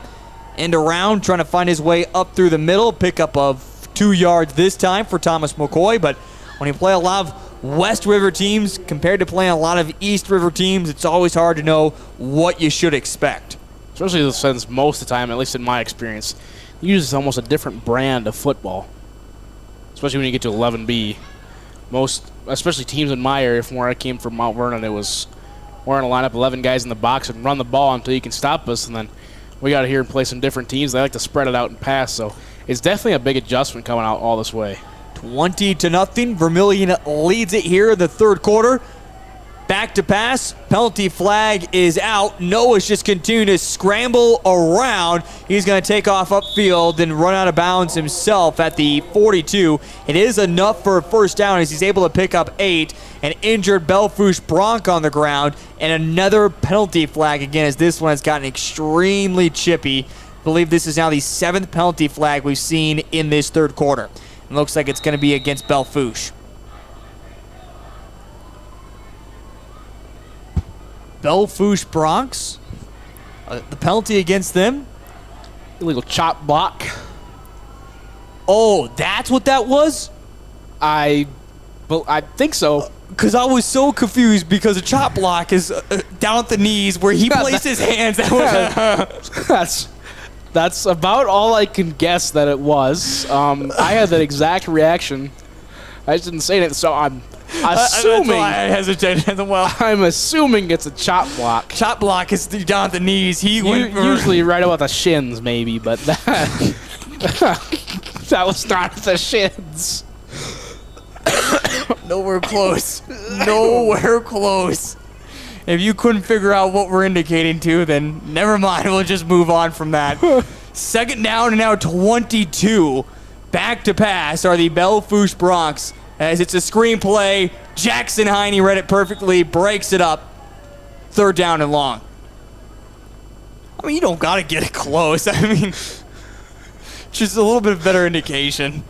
Make it a little bit more clear so I know what the penalty is. I'm like, I don't think there's an illegal... Didn't know there's a penalty flag for hitting in that spot, but I guess there is.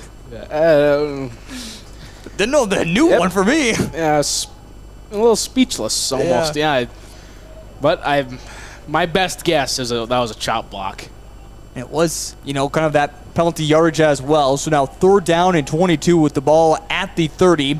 Noah back to pass. Once again, he wants the home run ball going deep. This one is going to be picked off by Peterson as wide receivers and quarterbacks were fighting down the field. Both were going back and forth. Wow. I think we're going to get a holding on the offense, I believe. I don't think it's going to be pass interference, but I think we're going to get a holding. Oh, we're going to get a pass interference. Never mind. I'm surprised we didn't see another penalty flag. I mean, granted, it was his own mouthpiece, but Jaden Scheischer just ripped out his mouthpiece and chucked it to the ground as hard as he possibly could. Yeah, everybody's just kind of losing their cool here right now. We had, 3 penalties in the first half, and yeah, now we're up to 8 here in this 3rd quarter alone. It is a 15-yard penalty, so it is going to bring up redo 3rd down. And it's going to bring up now 3rd down and 7, much more manageable for the Belle Fourche Broncs. This game really isn't moving along either. 5-12 here in the 3rd quarter. Noah back to pass once again. This one, he's got to find McCoy, but McCoy is going to get run down quickly by Jeremy Crow. It's a pickup of 4 yards, and it's going to be 4th down and 3. Second time he's found McCoy on the evening. Now, Noah, by the way, with all the penalty flags coming in, can't always count incompletions. He is just 2 of 11 for 11 yards on the night. 4th down and 4. 4:35 here in the third quarter. We have a timeout, a late penalty flag. Let's diagnose this all. We're going to get a...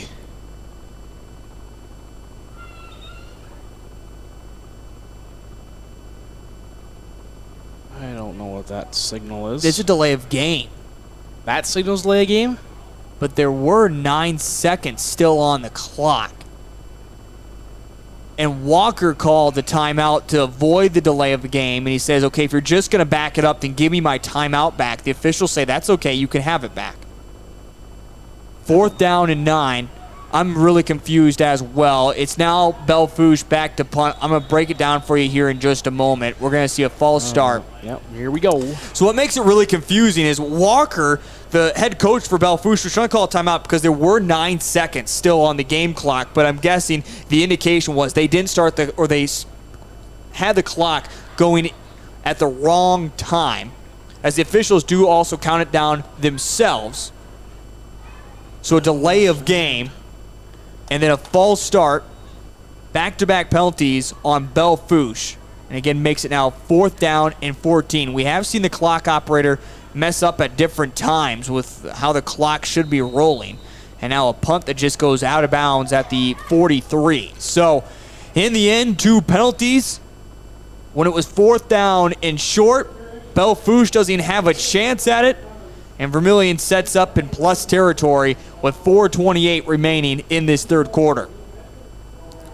Interesting question. People always ask me, what makes a broadcast hard? What makes it difficult to put together? It's this type of stuff. When just choppiness, a lot of confusion on what's constantly going on. I mean, holy Toledo. I don't even know what this referee signal is. I didn't think it was out of bounds, but... Yeah, Keith Gestry and I am getting all these penalties. We've had now 10 called in this quarter. Now, if you're having some beverages back at home and playing a little bit of game with this, I don't know if anyone... you might need to take a drink of some water here for a while. Holy Toledo. Pickup of 6 yards on Jeremy Crow brings up 2nd down and 4. And I'd say take an extra one for that chop block call. Oh, that official, didn't even get close to the knees. 2nd down and 4, 3:52. Handoff to Jeremy Crow, spins off of one tackler. He's going to get up to about the 30-yard line. It's a pickup of 4 yards, enough for a first down. Crow now 16 carries for 66 yards tonight. There we go. And Vermillion, again, with their playoff hopes already done with, they needed scenarios to go right, which I believe on the opposite side, every scenario has gone right for them, except for Lakota Tech not getting the win over Beersford. Hayden Christofferson, shotgun formation with 2 wide receivers set to either side. It's going to be a handoff to Jeremy Crow. Crow right up the middle again, just continues to find space, picks up 9 yards. By the way, Cole. Yes. We've seen some good football for Thursday Night Football. No way. Al Michaels and Kirk Herbstreit have finally found themselves some touchdowns. 6 different touchdowns in that football game. Arizona leads it 28-14 as they start the second half. So those guys got to be happy tonight. About time. There's been some bad NFL football this year, I tell you what. Tell you what, this time change is also messing with me as well. 2nd down and 1, ball at the 21-yard line. Handoff once again to Jeremy Crow. Now, for all of those out there, we'll put together, I know Cole Larsh is going to put together a video of our adventures today, and you're going to see on the adventures, it was, 4-5 hours later after we crossed over the time zone that my Fitbit and phone finally decided to change over to the time. I mean, I was an hour off basically this entire trip. Yeah, because my phone turned over about 10 a.m., and your phone switched over about 2 p.m. Yeah, it was... So about 4 or 5 hours, yeah. First down and 10 for the Vermillion Tanagers inside the red zone at the 18-yard line. This time a quick little wide receiver screen to Trillian Sorrell up to the 10 and pushed out of bounds. 2 different penalty flags come in as Zone Robinson looked like he was tackled. Of course, it doesn't matter. Defense can make tackles. It's kind of pointless, though, to tackle a guy who's nowhere near the football. But those 2 penalty flags went right into that area. Again, a completion to Sorrell. We'll see at the penalty flag. They're going to say no against the Tanagers, so it's going to move Vermillion back on first down. Just a reminder here, fans, we have another quarter left after this. I hate to be the bearer of news. 11 penalties now we have seen in this third quarter. You barely see 11 penalty flags in a football game. I mean, it's that. Unless you're Alabama and Tennessee, and then you get 16 in the game and start blaming the refs for the reason why you lost 52-49 or whatever it was. First down and 17. 2 wide receivers set to either side. Fake the handoff. Christopherson going to the end zone. Trillian Sorrell climbs the ladder from 24 yards out. Touchdown, Vermillion. And they extend their lead 26-0 over the Belle Fourche Broncos.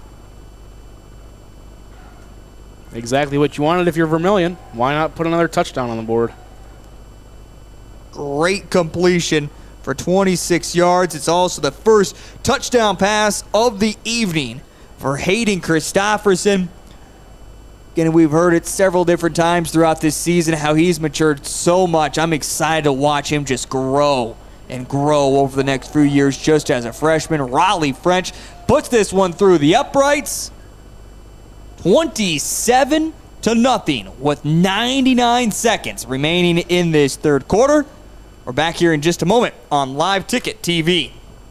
In times like these, it's good to know there's a place where people know who you are, no matter how long you've been gone. A place where the smells of home cooking are still in the air, where a simple wave warms your heart, and sharing stories is just a way of life. It's good to be home. Agraria Insurance Company, protecting what's important in life. Contact your local Agraria Insurance Company agent. Trillian Sorrell comes up with his second touchdown of this third quarter, courtesy of a pick six, and also now climbing the ladder, Hayden Christopherson able to find Trillian Sorrell from 26 yards out, and Vermillion has opened this one up 27-0 with 1:39 remaining in this third quarter. Well, I thought we might have a chance at finding out the playoff scenarios, how the playoffs are going to break down, and the way we're chugging along, we got ourselves another 45-minute game before we're going to see the conclusion of this one. We might be the final game to go final in South Dakota. I feel like it. I feel like it might, and I think there's a late game at Howard Wood that kicked off at 8 o'clock, if I'm correct. So, yeah, I think we might be the latest one. Now, of course, that was an hour ago, Heath. It didn't just kick off because I said, oh, it's only 8:03. No, it kicked off 2 hours ago. Let's see. Nope. They all stayed on correct time. Yeah, no, looking around. Oh. Yeah. Sioux Falls Jefferson, Sioux Falls Roosevelt need to hurry it up. Well, again, the way this one's going, it's going to be a dog race to finish that one out. All right, first down and 10, back in the game action here. Ball at the 33-yard line as for once Belle Fourche doesn't start with a penalty after the kickoff return. An inside handoff and a big run up past the 50. Still on his feet, run down from behind. A huge carry for Thomas McCoy as McCoy is able to get it all the way up to the 15-yard line. A big, big first down. Yeah, and all of a sudden, Belle Fourche has a little life in him left here with 1:20 left to go in this third quarter. Get a big offensive run, and hopefully they can make more of it than when they got down to the 2-yard line. 42-yard carry by Thomas McCoy sets up first down and 10 inside the red zone. I mean, yeah, and that's all it has been. A big run of 71 yards. Now that big run of 42 yards, that's really the only positive that Belle Fourche has been able to walk away with. Noah over the middle, and this one is caught inside the 10. This time, coming up with the catch is Jaden Shesher. He's going to be about 3 yards short of the first down marker. No, give him 2. Second down and 8. Second down and 2. Oh, I'm sorry. Thank you, Cole. Second down and 2. Ball at the 7-yard line. It's a pickup of 8. Come on, Heath, get it right. 23 seconds remaining in this third quarter. Noah back to pass. This one's deflected. Falls incomplete. Third down and 2. Ball at the 7-yard line. Noah again has just thrown for 19 yards here in the football game. Wow. He comes into the football game averaging over 120 a football game. Again, just 19 yards passing for him this evening. Third down and 2. Ball at the 7-yard line. Scrambles out to the far side of the field. Keeps his eyes downfield. Is going to find his target, but falls incomplete as not able to hold on to it at the 2-yard line. So now it's going to bring up 4th down and 2 with 7 seconds. It was Tyson Cratch who dropped the football there for the Belle Fourche Broncs. And Belle Fourche is, of course, going to go for it. Nothing to lose at this point. 4th down and 2. Noah will go underneath center with 2 wide receivers split to the near side. They're going to fake the handoff. It's a designed quarterback keeper. Noah is going to fall forward. It's going to be extremely close. This will be the end of the third quarter. The question is, though, did he get the first down? An indication says it's going to be a turnover on downs. It is. Turnover on downs as Vermillion is going to get the stand against the Belle Fourche Broncs, and Vermillion will take over. First down and 10, ball at the 5-yard line. As we are set to go for the fourth quarter, we're back in just a moment here on Live Ticket TV. Advertising can be a struggle. Where to spend your money? Are you reaching the right audience? If you are looking for an effective method that reaches a large fan base at once, then here is your spot with Live Ticket TV. With over 65 schools in the state of South Dakota, we can help you find the right market. Plus, you can work with me, Heath, and a portion of all sales made go right back to the school. Get a hold of me today and let's get started in helping build your brand with Live Ticket TV.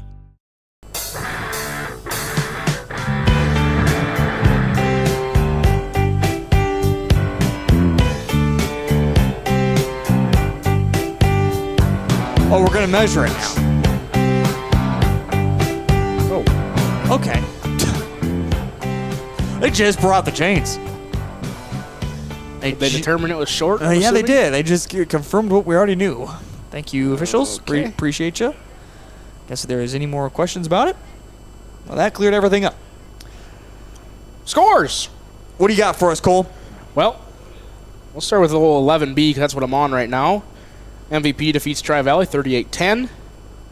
Aberdeen Roncalli defeats Mobridge Pollock 46-0. McCook Central Montrose defeats Sioux Valley 34-19. Hot Springs is ahead of Bridgewater Emerson 45-6. That one will be final soon. Redfield's ahead of Woonsocket Winston Springs Sandwich Central 7-0. Less than a minute to go in the fourth quarter. I'll get a live update. They've got 4th and goal. They're going to take a timeout with 12 seconds left. 4th and goal. Weston Springs has the ball. Good game there. A game that did not feature a score for 22 minutes. Wow. The offenses have turned it on in this fourth quarter. 27-0 as we are set and ready to go for the fourth quarter. Vermillion is going to fake the handoff and a completion there, as that was Connor Larson who was able to bring it in for about 2 yards or so. Second down and 8. Clock rolling, of course, for Vermillion. That's just their main task, is just get this clock rolling, get out of Belle Fourche, or as they say, get out of Dodge with a victory. Now here's your trivia question of the night. Answer is 7. Are you ready, Cole? I am ready. Okay. Give you the trivia question here in just a moment. Second down and 8, ball at the 8. They're going to hand it off this time to Jeremy Crow as he turns his feet up forward and gets popped there about the 13-yard line, falls forward to the 14, so it's going to bring up a manageable 3rd down and 3. When the term says get out of Dodge, what town are they referring to? Dodge City. Is it Dodge City? I don't know. Aren't you supposed to know the answer? I've always known it as Kansas City, is what they refer to it. Update in 11B. Woonsocket Western Springs Sanborn Central scores with 8 seconds left. It's currently 7-6. 2-point conversion on the way. Give us the live update here in just a moment. I'm going to go piggyback off that as well, as it's going to be an end-around handoff to Trillian Sorrell. As Sorrell is ripped out of bounds, he picks up 6 yards and is able to get the first down. And this is all possible right now. Cole Larsh is watching this game courtesy of Live Ticket TV. That is what Live Ticket TV has brought to the viewer, an opportunity to watch all these games free across many, many different platforms with advertising dollars going right back to the community. Cole, they didn't get it. They threw a pass, and it was, just barely incomplete. Just barely incomplete. They're going to lose 7-6. Hand off to Jeremy Crow as he's able to pick up 9 yards, so that's an upset in 11B then. Yes, correct. The 11 seed, Redfield, defeats the number 6 seed, Woonsocket Western Springs Sanborn Central 7-6. All unofficial as of now. The referees are still conferring about it. I don't know if they're going to reverse this decision here. I believe they're going to stick with it. 10 minutes remaining here in this football game, as right now Vermillion is just running the football, trying to run out the clock, as even a Belle Fourche crowd that wasn't extremely large. In fact, you look to the left side of us up here in the broadcast booth, that entire side of the bleachers was completely empty. Wow, Jeremy Crow dead to rights, and somehow is able to break a tackle in the backfield, pick up 7 yards. Jeremy Crow, this guy, he's going to go out, ending his senior season, just the perfect way. Absolutely. Let's get him to the century mark. He's 9 yards off. He's coming out slow. Looks like he is okay. Just got to be a little gassed. As Jackson Heine's going to come in. Let's get Crow back out there. Let's get him to the century mark. He's already got a touchdown tonight. Just phenomenal to see him end the season, to end his senior career with what he's been able to do tonight. Now Jackson Heine takes the handoff on what they call a read option. Not a whole lot of reading, just going to be a handoff every single time. More the draw play, let's call it. Yeah, I call that an inside run there, Heath. Picks up 4 yards, 2nd down and 6 for Jackson Heine. Just his 2nd carry of the football game. Well, game's not over yet. 8 seconds left. They can still onside kick. There was a long discussion with the referees together and the Woonsocket Western Springs Sanborn Central coach. Hand off to Heine. He's going to lose 2 yards. Brings up 3rd down and 8 for the Vermillion Tanagers with 8:30 remaining here in the football game. But once again, Vermillion, all they're worried about at this moment is just working the clock and getting out of Belle Fourche again. Vermillion is going to make the trip back home.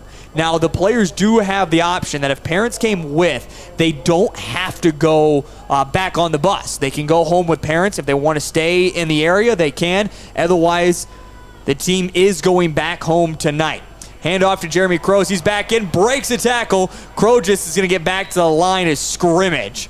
And it brings up 4th down and 8. But Vermillion does a nice job here on this drive of not getting a whole lot of yards, but more specifically working plenty of time off the clock. That's exactly what you want in this situation. Just run time off the clock and get back on defense. Oh my goodness gracious, there's a chair back there. I think I'm losing it. 4th down and 8. Jeremy Crow stands at the 26-yard line. He's back to punt. Doesn't get the best leg in this one. Certainly got it high in the air. And this one's going to take a friendly Tanager roll down inside at the 30 31-yard line. With 7:15 for Belle Fourche. Just come on out. Oh my God. And try to... Sorry about that. I'm speaking out loud. Get something positive going.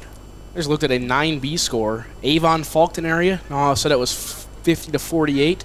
Final score, 74-48. Oh my goodness. That's not a typo, is it? That is not a typo. Wow. I know Coach Cutler and that crew, or excuse me, Coach Culver and that crew is good over in Avon, but wow. First down and 10, ball at the 32-yard line. It's going to be the fullback handoff. Raleigh French reads it beautifully. A couple other Tanagers in there on the tackle as well, including Connor Matson, the junior. Back to the line of scrimmage is all. Bring up second down and 10. Also in 9B, number 4, Sully Butte's kind of on the ropes here. They lead 14-12 with 2 minutes left in the fourth. Other than that, we have almost all final scores here in high school football. Yeah, and there wasn't, really no upsets in 11B besides the one you just mentioned. Back to pass. Oh! Lays the wood. They say it's incomplete. As a great wrap-up form tackle that time by the Vermillion Tanagers, and Braden Bickett laid the wood to Devin. Falls incomplete. Third down and 10. Yeah, like you said, 11B is all final. 9AA is almost all final, except for Freeman Marion Academy and Florence Henry are tied at 30 with 5 minutes left to go. Check that 9B game. Irene Wakanda. Wow. This one's going to be a handoff. Breaking free after it looked like he was bottled up. And some late words exchanged. Carrying the football at time was Andrew Newlander. He got lit up by Curry as he put his shoulder down to light up Landon. And Landon, or excuse me, that was Connor Peterson who laid the wood there. And there's a penalty flag in the end. It doesn't even matter. It's going to be against Belle Fourche. You know, something I usually wouldn't brag about if I was Andrew, if I tried to lay the wood against somebody and I ends up happening to me and get up clapping my hands. Hey, he picked up the first down, but just got planted. Yeah. And by the way, it was a penalty against the Belle Fourche Bronx. Moves them back 15 yards. Third and long. How about that? Third and 27, if you want to be correct. Oh, I'll put that. There's no way I was going to be able to do that math. 6:10 remaining here in the football game. Noah just back to pass. He's going deep, and this one is through the hands of Zone Robinson, intercepted by Connor Peterson. Connor Peterson comes up with his... Oh, wow. Let's go to replay here, folks. Sorry if the camera doesn't move for a while. I'm working on this replay. First, we're going to start about there. End it about there. 0.25 speed. Here we go. Instant replay. Instant replay starting now. Bang. Tip, tip. Catch. Foot in.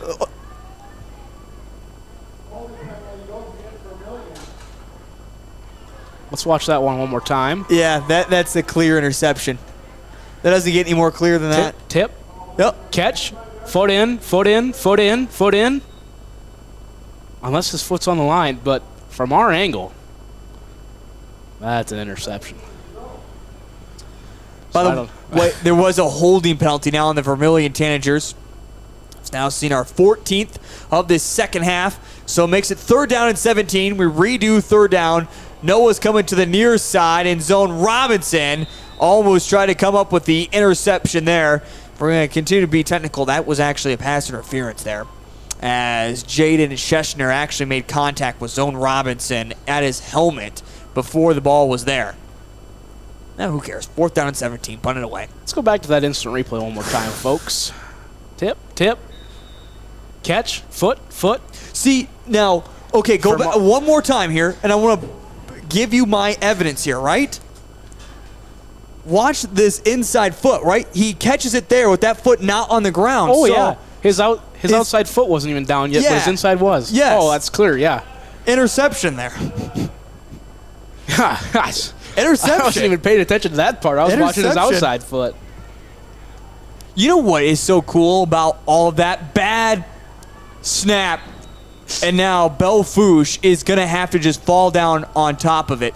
But what I was going to say, what is so cool about this all is just what Cole Larsh is able to do with the camera. I remember work with, just what we've had in the past, and, coming over to Live Ticket TV, I made this move, and it's just been great to work with the camera angles that we've had, and Cole, just what you've been able to do, bring that instant replay in and say, hey, here's the evidence. You want it one more time? Yeah, one more time. Right there. Yeah. I wonder if there's a way I could pause it. I'm not that technical with this stuff, guys, folks. I'm sorry, but if there was a way where I could pause it, I would. By the way, it's going to be first down and 10, ball at the 14-yard line. So Vermillion's going to set up inside the red zone. And now this doesn't get any better than this moment right here, I believe. I see kind of guys running around right now. Send them in there. Yep. Vermillion called the timeout here. And Sean Doan right now is quarterback. He's going to come out here. And it looks like Vermillion's going to start to run the second team. Something we really have not seen yet this season is this second team. Vermillion has just been that really kind of close of games. Even West Central kind of got away from them late. And Vermillion, of course, down in that game, kept out their starters out there. And again, haven't seen the second team. And what a great way to wrap up the season with this kind of second team trying to punch it in from 14 yards out, as Sean Doan was the starting quarterback to open up the year. Mishandles the first snap, fumble, and will go right back to the Belle Fourche Bronx. Well, we'll get it back. Absolutely. Get it back and try again. Other scores? Cool? Well, here's the deal here, Heath. I can count on a single hand how many games are going right now. The Corsica-Stickney-Irene-Wakanda game in 9B is about to go final. It's 55-38. That's the only one left of 9B. 9A, that one's about to go final. Canastota over Elsizor-Hudson, 42-24. 9AA, Bonholm was ahead of Ipswich by 22 points. That's got 7 minutes left. Last score checked.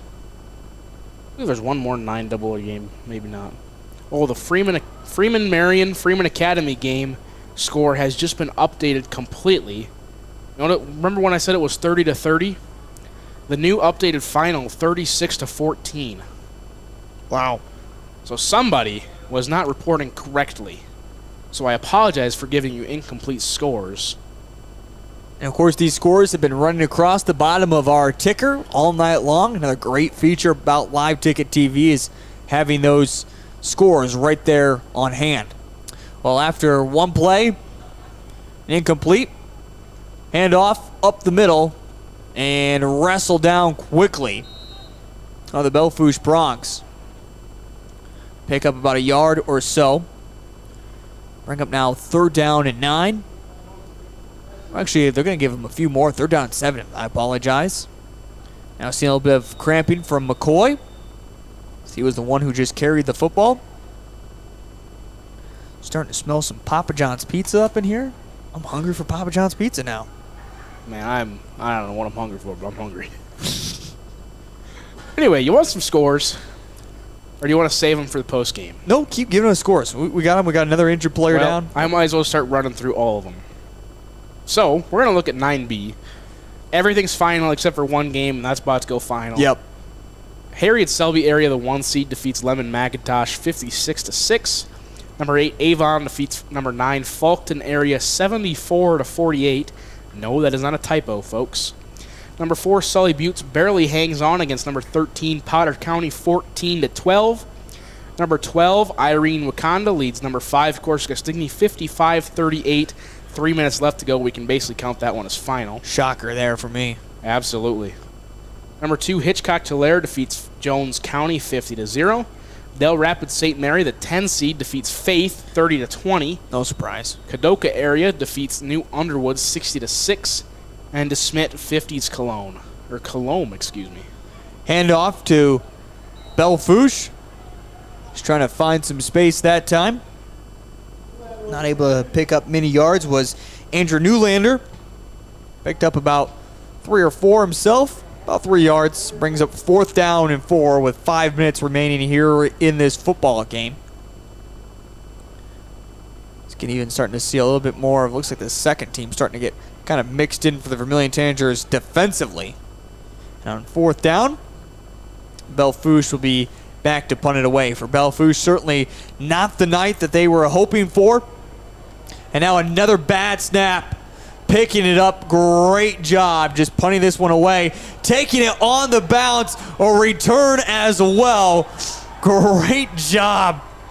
Just bounced right in front of Rain Chapman. The freshman said, you know what? I got a chance. Might as well take advantage of it. Absolutely. Good return for him as he gets it inside the 30 and ripped down at the 27-yard line. 1st down and 10. Vermillion again with their second team out there for offense. After they were out there for just one play, mishandled snap by Sean Doan. Vermillion will try to reset. Get something going with 4:32 remaining here in the football game. Hand it off, speaking to Chapman. Chapman up to the 25. Pickup of 2 yards. 2nd down and 8 upcoming. Always cool to have this opportunity as a younger player.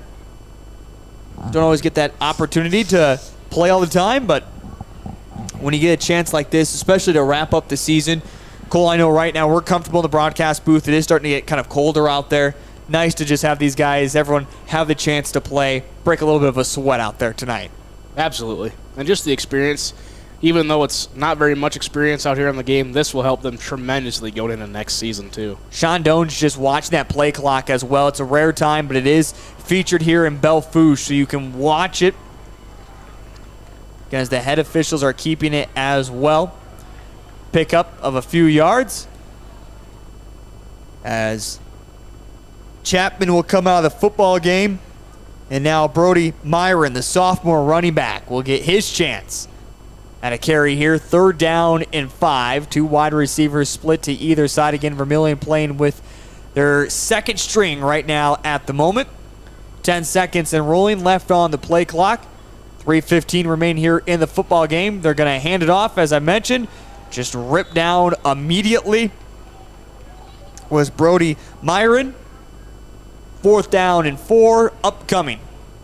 And Vermillion, of course, go for it. Sure. I told you I'd get that in. 4th down and 4. Vermillion again just working the clock down. 2 wide receivers set to either side, but a great victory for the Vermillion Tanagers to wrap up their season. They're going to finish off 4-5. As also taking a look at scores from across 11A. This is the final game that is currently ongoing. Turnover on downs as Vermillion's not able to get the 1st down with 2:30 remaining in the football game. By the way, when it comes to final scores in Class 11A, Canton beats Chamberlain 38-21.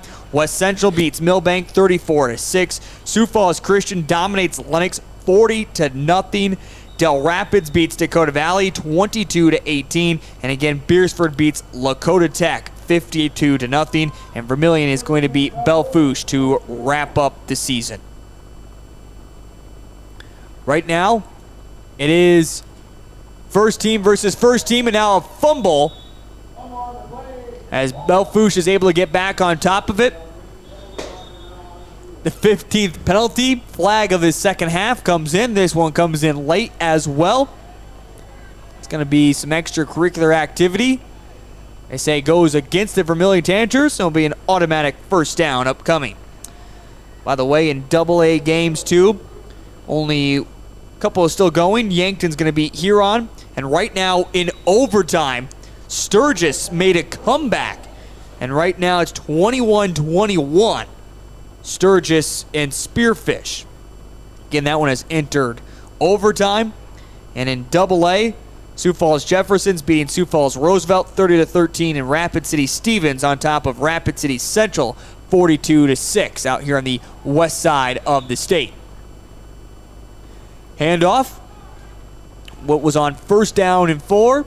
A pickup of 6 yards. Be a 1st down for the Belle Fourche Broncs. So that was Devin who got the carry. And now some late whistles coming in. There's what, not enough players?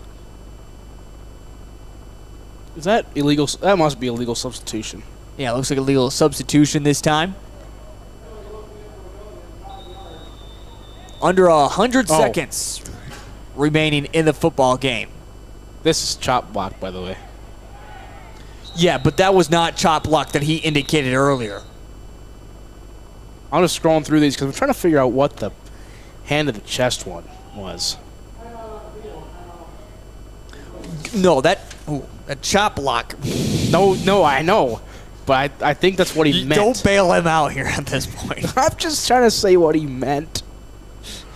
I was trying to figure out what the hand to the chest one is, but I believe that is illegal substitution. 1st down and 5 is upcoming. After the timeout here, again, just delaying what's already known. Again, for Tanager fans having to make the trip back home, officially 8:32 here, but of course that hour is going to make it 9:32 back home.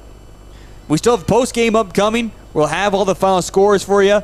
We'll catch up with interim head coach Gary Culver, kind of let you finish out the playoffs. We'll talk a little bit more about this Vermillion squad as well. We're going to hand it off. Space up the middle for Devin as he's able to get the 1st down. He picks up 6 yards. As there we go. So the clock needs to continue to run there. 1st down and 10. Ball at the 46-yard line. Again, Belle Fourche just running out the clock. Not even in a respectful way, too. Belle Fourche not even really trying to force the issue downfield. And handoff once again to Devin as he will pick up 6 yards. 2nd down and 4. Vermillion will make its final substitutions of guys that haven't got their opportunity to play. They're getting out there, getting their chance. With 43 seconds remaining here in the football game. As Vermillion is going to get the victory tonight over the Belle Fourche Broncs.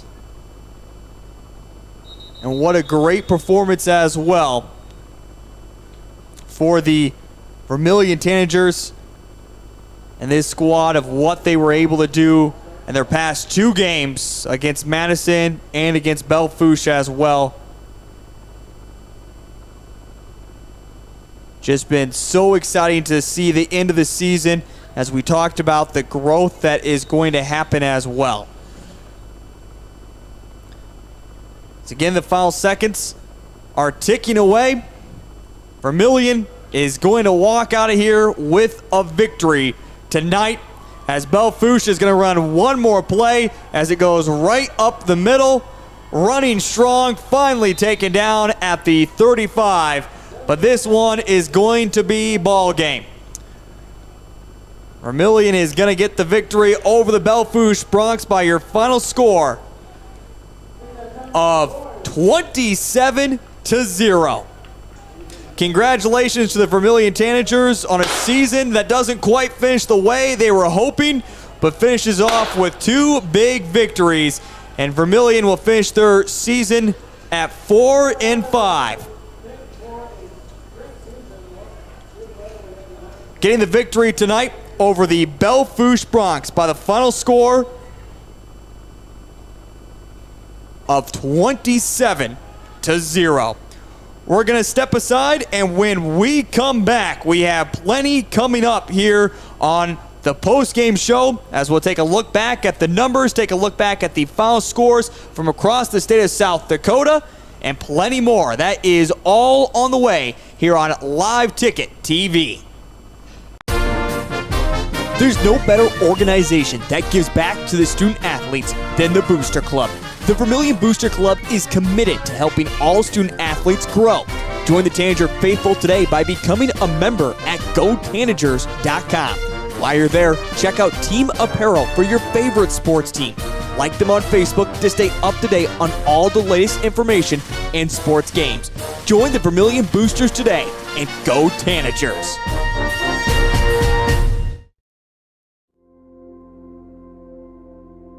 Agriculture is like no other business, which makes Farm Credit Services of America like no other lender.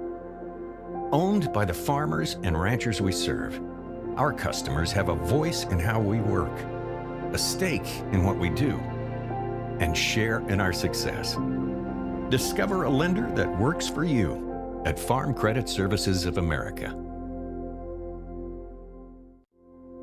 Hi, this is Kristen Cunningham with Chic Boutique by Kristen & Company in Centerville, South Dakota. We are an all-size inclusive boutique offering sizes small through 3X on many items, including denim jeans and jackets, shackets, pants, skirts, graphic tees and sweatshirts, joggers, school swag, hats and caps, many fashion accessories including purses and lots of jewelry. And we also offer gift items for birthdays and weddings. Get your shopping fix at 636 Broadway Street, Centerville, South Dakota. Open Tuesday through Friday, 10 to 7, and Saturday, 10 to 4.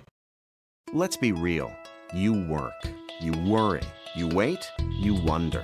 These are the challenges of life on the farm. As a community bank, First Bank & Trust understands this rural reality. We're big enough to help ag producers grow for the future and small enough to get to know you right now. Our ag bankers have ag backgrounds, which means we'll help you work through the tough years and make the most of the great ones. First Bank & Trust. Real banking, real easy. Member FDIC. Equal Opportunity Lender.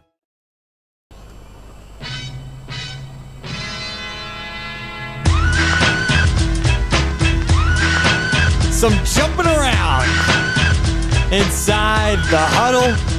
Vermillion gets the victory tonight over the Belle Fourche Broncs. 27-0 is your final. Welcome to the post-game show as we're about to break it all down for you when it comes to final games from across the state of South Dakota. I know we've brought you those throughout this evening as there have been a lot of delays in this game just to wrap up. But what we saw tonight here in Belle Fourche, first off, Cole making the long trip, 6+ hours across the state of South Dakota, knowing that it was going to be a hard task to even make it to the postseason, making sure you're just dialed in against a good Belle Fourche Broncs team that was going to be hungry as well.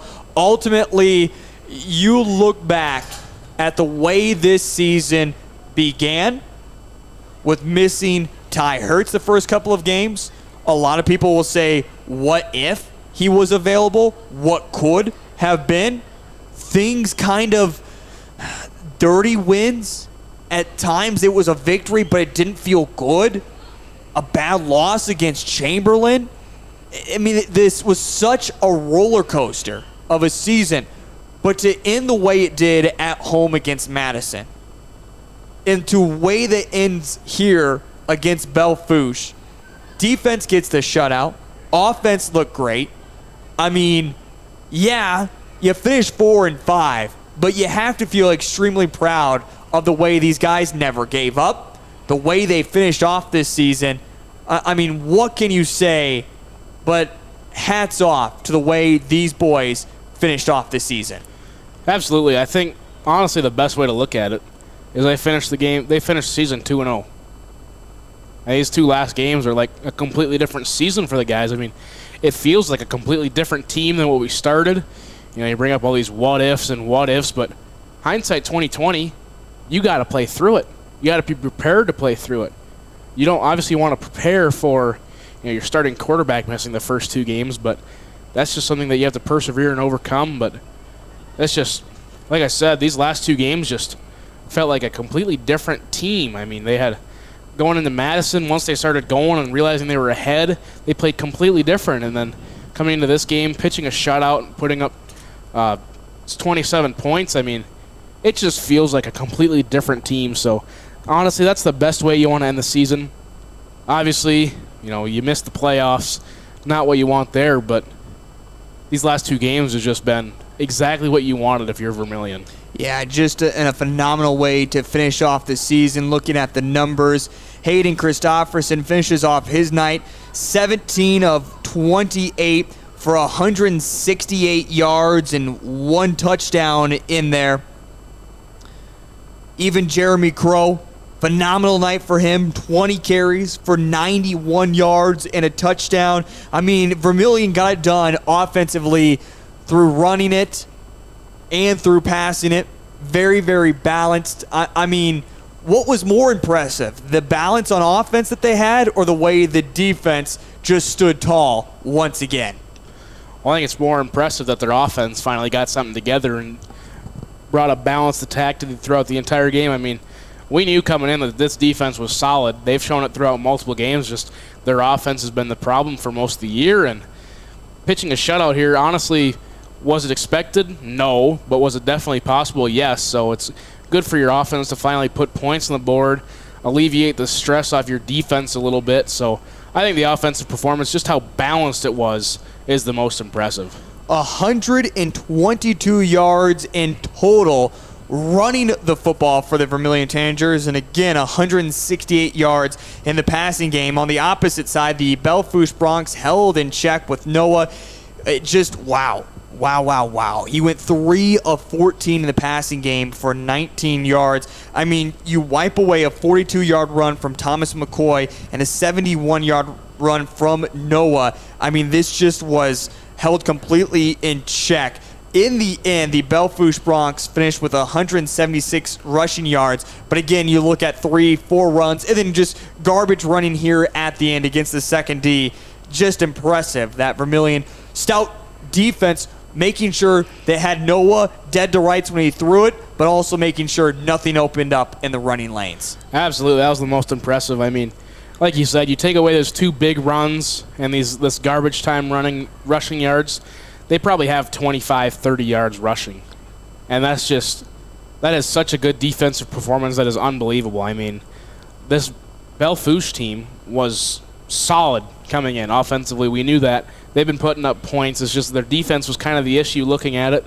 But, I mean, to put up so many yards, or to let up so few yards, against this team, obviously you look at 178 yards and 0 points, but, I mean, Belle Fourche had the ball on that big 67-yard run. They got it to the 2-yard line, and the next 4 plays netted them -4 yards. So, I mean, just a huge defensive win here for Vermillion. I mean, it was just unbelievable to watch. And I think to cap it off even better for the Vermillion Tanagers is not only was it a comfortable victory in the end, 27-0, but these fans that made the trip, a lot of senior families out there right now sharing hugs, sharing laughs. I mean, as a senior, it doesn't get any better way than ending the way they did.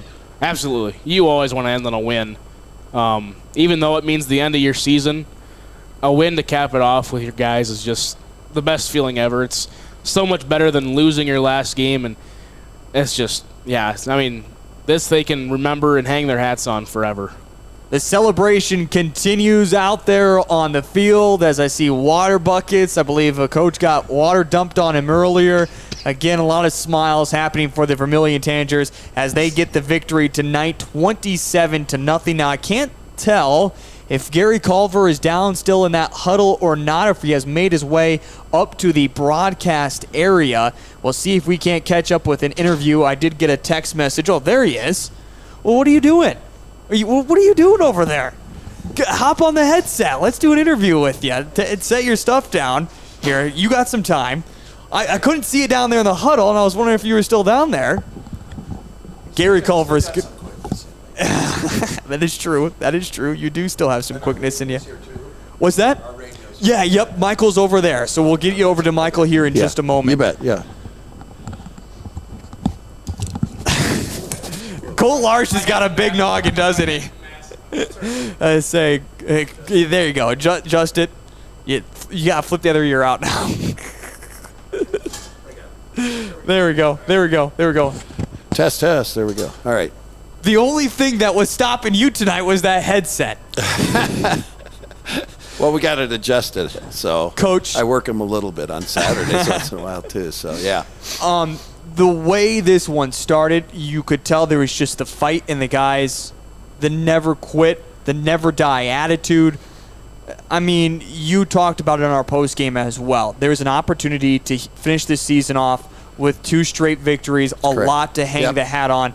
How great does this feel? Well, just excellent. Like we talked to the kids here at the end in the end zone down there.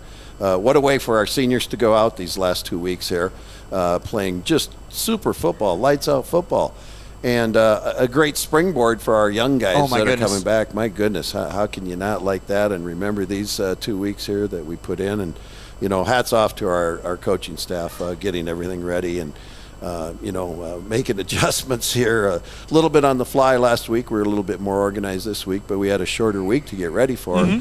Belle Fourche, good football team. I mean, they beat Chamberlain, if you recall. We did not, okay? And so very concerned. And I think, as we talked going into the game, highlighting their offense, number 5, their quarterback does a good job. He's especially dangerous when he gets on the perimeter, both running and passing. Had a big play. We were fortunate to run him down. And then had a big stand down there to, keep him out of the end zone. So that was huge in that regard. Thought we had a good start here tonight, especially, field position for the most part until he broke that run. And, we had an opportunity to kick a field goal, but we said, I wanted to call a timeout and just discuss it a little. And I thought, our defense had been playing so well. And we knew that, down in that negative, field position for them, that they really went with conservative offense, the 3-back set and really conservative. And we thought we could hold them there. Even if we, didn't make the first down, we went for the first down, did not make it. And then lo and behold, got a bonus. We got a fumble on the thing and then cashed in. So, great job by our offense cashing in there in that regard. I can look at the offensive line, the way Carter Skogsberg played offensively and defense. Jeremy Crow as well, offensively and defensively. You talked about it for these seniors. I know we brought up in the broadcast at the time, they didn't know the scenarios that were breaking out across the state. You're just staying focused. How special was that for the seniors to go out the way they did in the fight, in the heart that they showed, never giving up, and just continuing to battle throughout this end of season and the way they played tonight? Yeah, no doubt about it. I think that's a great summary right there. And, could have cashed things in and just, gone through these last 2 weeks, and gone through the motions. They did not do that, showed great leadership. And, speaking of our offensive line, I really thought that they kind of got, I call it in a rhythm. I said, you guys are in a rhythm at halftime. Talked to the offensive line in particular. And I said, you knew that you had them, on the run here in that first half, and we got to continue that in the second half. And I thought, once we got a 4-possession lead there, really went ground and pound here in the last quarter and a half. Well, when looking at this season, I know certainly doesn't finish the way that you were hoping to. I know when we first saw the schedule break out, we kind of picked and said this and that. We really thought maybe different expectations. But this is a mirrored schedule, so you get to just flip this all next year.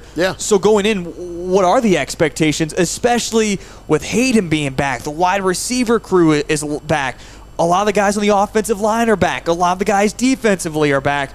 I mean, there has to be high expectations for next year. Yeah, I really believe so here in my heart. And, you kind of hit it on the head there. We got a quarterback that, I think he really managed the game well tonight. I said, clock now.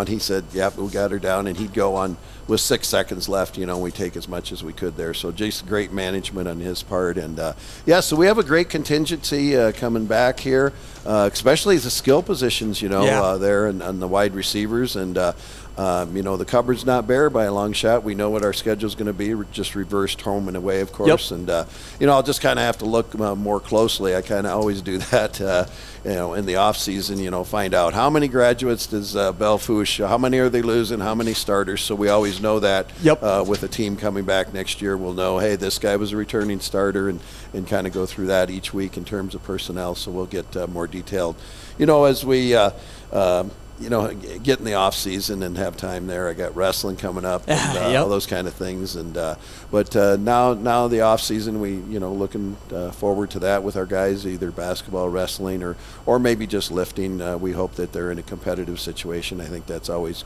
good for a young athlete to be in that competitive arena, as opposed to just saying, well, I'm going to lift on my own, and that's kind of difficult to do sometimes. So we hope they're all in a competitive arena and just makes them better athletes all around. So hats off again to the coaching staff. I'd like to just mention names there on the offensive side. Louis Budmeyer, a Belle Fourche alum, got to come back here and get a victory on the home field here tonight.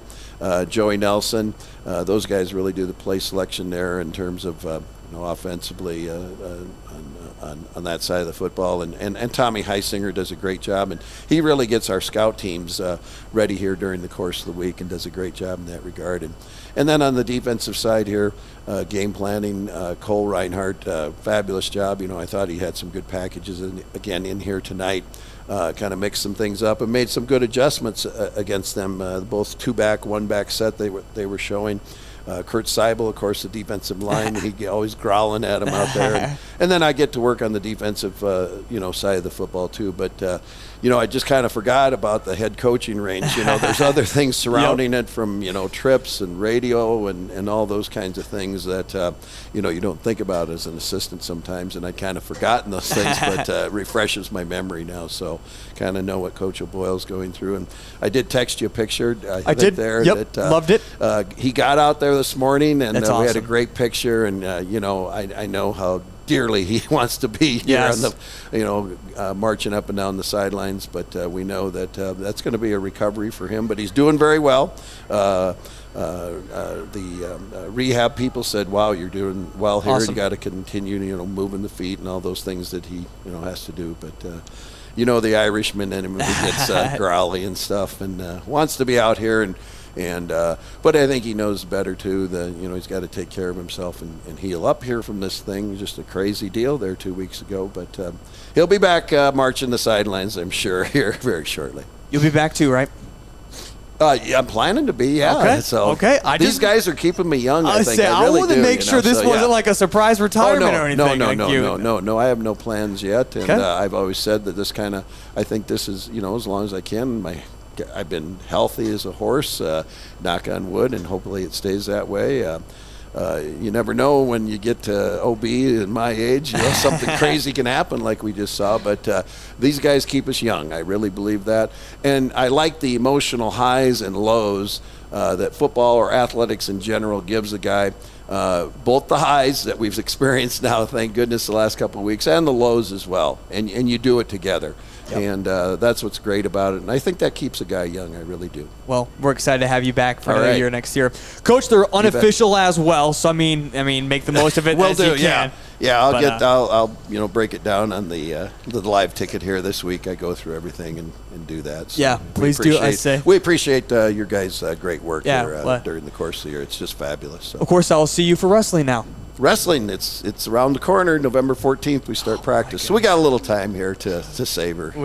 Go savor this one. Coach, enjoy the trip back home. Thanks for everything. All right. We got D-Days coming up this week. Yep. A big, game for the Coyotes, I know, with Southern Illinois coming in. So should be a good weekend in Vermillion. Great weather, too, it looks like. That's right. Yep. Happy D-Days, Coach. All right. Sounds good. There he is. Once again, Coach Gary Culver. Again, appreciate Culver, all of his hard work and everything that he's done over the past few years. And again, stepping in just in a big-time role and just everything that he has accomplished over his years. Yeah, just keep on going straight as well. You're running to Michael. Just keep on straight across. But again, a big thank you to Culver, his coaching staff, as he mentioned, stepping in last moment. Let's continue on. I know we haven't taken a break, but we've just had this momentum. We're just continuing to roll along as Belle Fourche is still out there breaking things down. I don't think they have officially released the Class A playoff bracket at the moment, but while we have a chance, I'm going to start us off just by AAA scores. Cole, I'll let you take 11B and 9-man down from there, but here we go. Let's dive into all the scores from across the state of South Dakota. As again, regular seasons have wrapped up And the playoffs are now officially underway with games final across 11B and 9-man. In AAA, Brandon Valley beats Sioux Falls, Washington 35-33. It was Sioux Falls Lincoln over Aberdeen Central 42-7. O'Gorman beat Harrisburg in a slight upset 24-20. Rapid City Stevens beat Rapid City Central 44-6. And it was Sioux Falls Jefferson that got the win over Sioux Falls Roosevelt. I'm sorry, that one's halfway through the third quarter, but right now Jefferson in a comfortable lead. In AA, looking around, really no big upsets except for in overtime. Spearfish was able to beat Sturgis Brown 28-27. Brookings beat Mitchell 35-21. Pierre Downs Douglas 46-6. Yankton takes care of Huron 42-14. And again, it was T Area that beat Watertown 39-6. In A scores, once again, Madison gets the win over Custer via the forfeit. Canton beat Chamberlain tonight 38-21. It was number 2 West Central beating Millbank 34-6. Sioux Falls Christian down Lennox easily 40-0. It was Del Rapids that held on to beat Dakota Valley 22-8. Beersford beat Lakota Tech 52-0. And again, Vermillion gets the win 27-0 over Belle Fourche. Cole, what do you have for us on the playoff sides of things? Well, 11B and all 9-man, all games are final, I believe. So I'm just going to roll through them here, starting with 11B, working our way down. Mentioned this one a little earlier. Number 1 Winner defeats lead Deadwood 62-7. Number 8 Duel defeats number 9 St. Tommy Moore 27-10. Number 4 Mount Vernon Plankton defeats number 13 Tri-Valley 38-10. Number 5 McCook Central Montrose defeats number 12 Sioux Valley 34-19. Number 2 Aberdeen Roncalli defeats number 15 Mobridge Pollock 46-0. Heath, I'm sorry you lost your bet with Troy. Number 7 Hot Springs defeats Bridgewater Emory Ethan 45-6. Number 3 Elk Point Jefferson defeats Rapid City Christian 58-7. And in a heartbreaker with 8 seconds left to go, Woonsocket Western Springs Sanborn Central fails the 2-point conversion. So they lose to number 11 Redfield 7-6. Working our way down to 9AA. I don't believe we saw too many big upsets, but we'll see as I get going here. Number 1 Wall defeats Stanley County 58-8. Number 8 Bonholm defeats number 9 Ipswich 42-20. Number 4 Hamlin defeats number 13 Viborg Hurley 41-8. Hanson takes care of Platte Geddes, the 5-12 game, 42-18. Elkton Lake Benton struggles a little bit with Kimball White Lake, 32-18. The Freeman score changed again, so here's your official final. Number 7 Marion Freeman Academy, 36. Florence Henry, 30. Number 3 Howard takes care of Britton Hecla, 48-8. And Parkston takes care of Leola Frederick area 46-6. So the second round is set for them.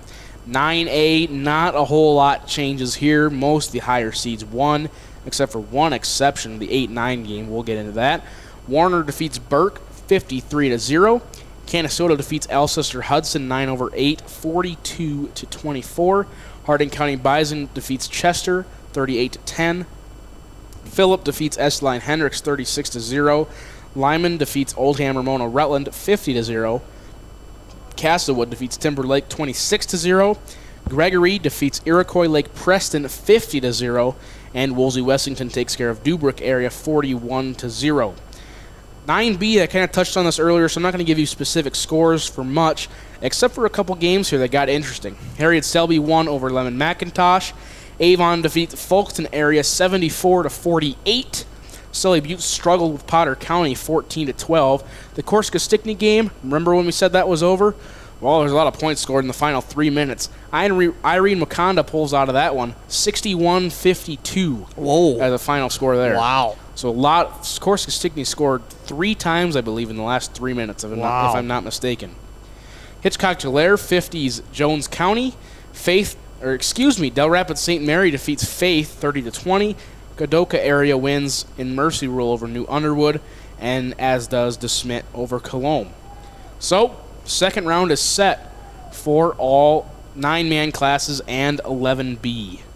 When it comes to Live Ticket TV, we have become your new home for Vermillion Athletics, and we continue on as well as coming up tomorrow.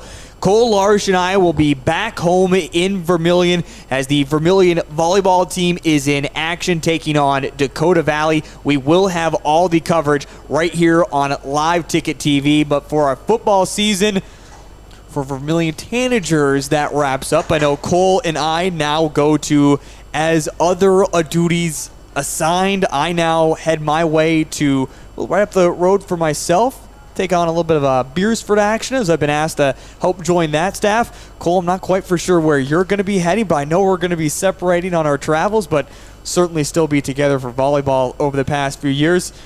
It was fun with you, partner. Absolutely. This was awesome. Ready to do it again next year? Sure.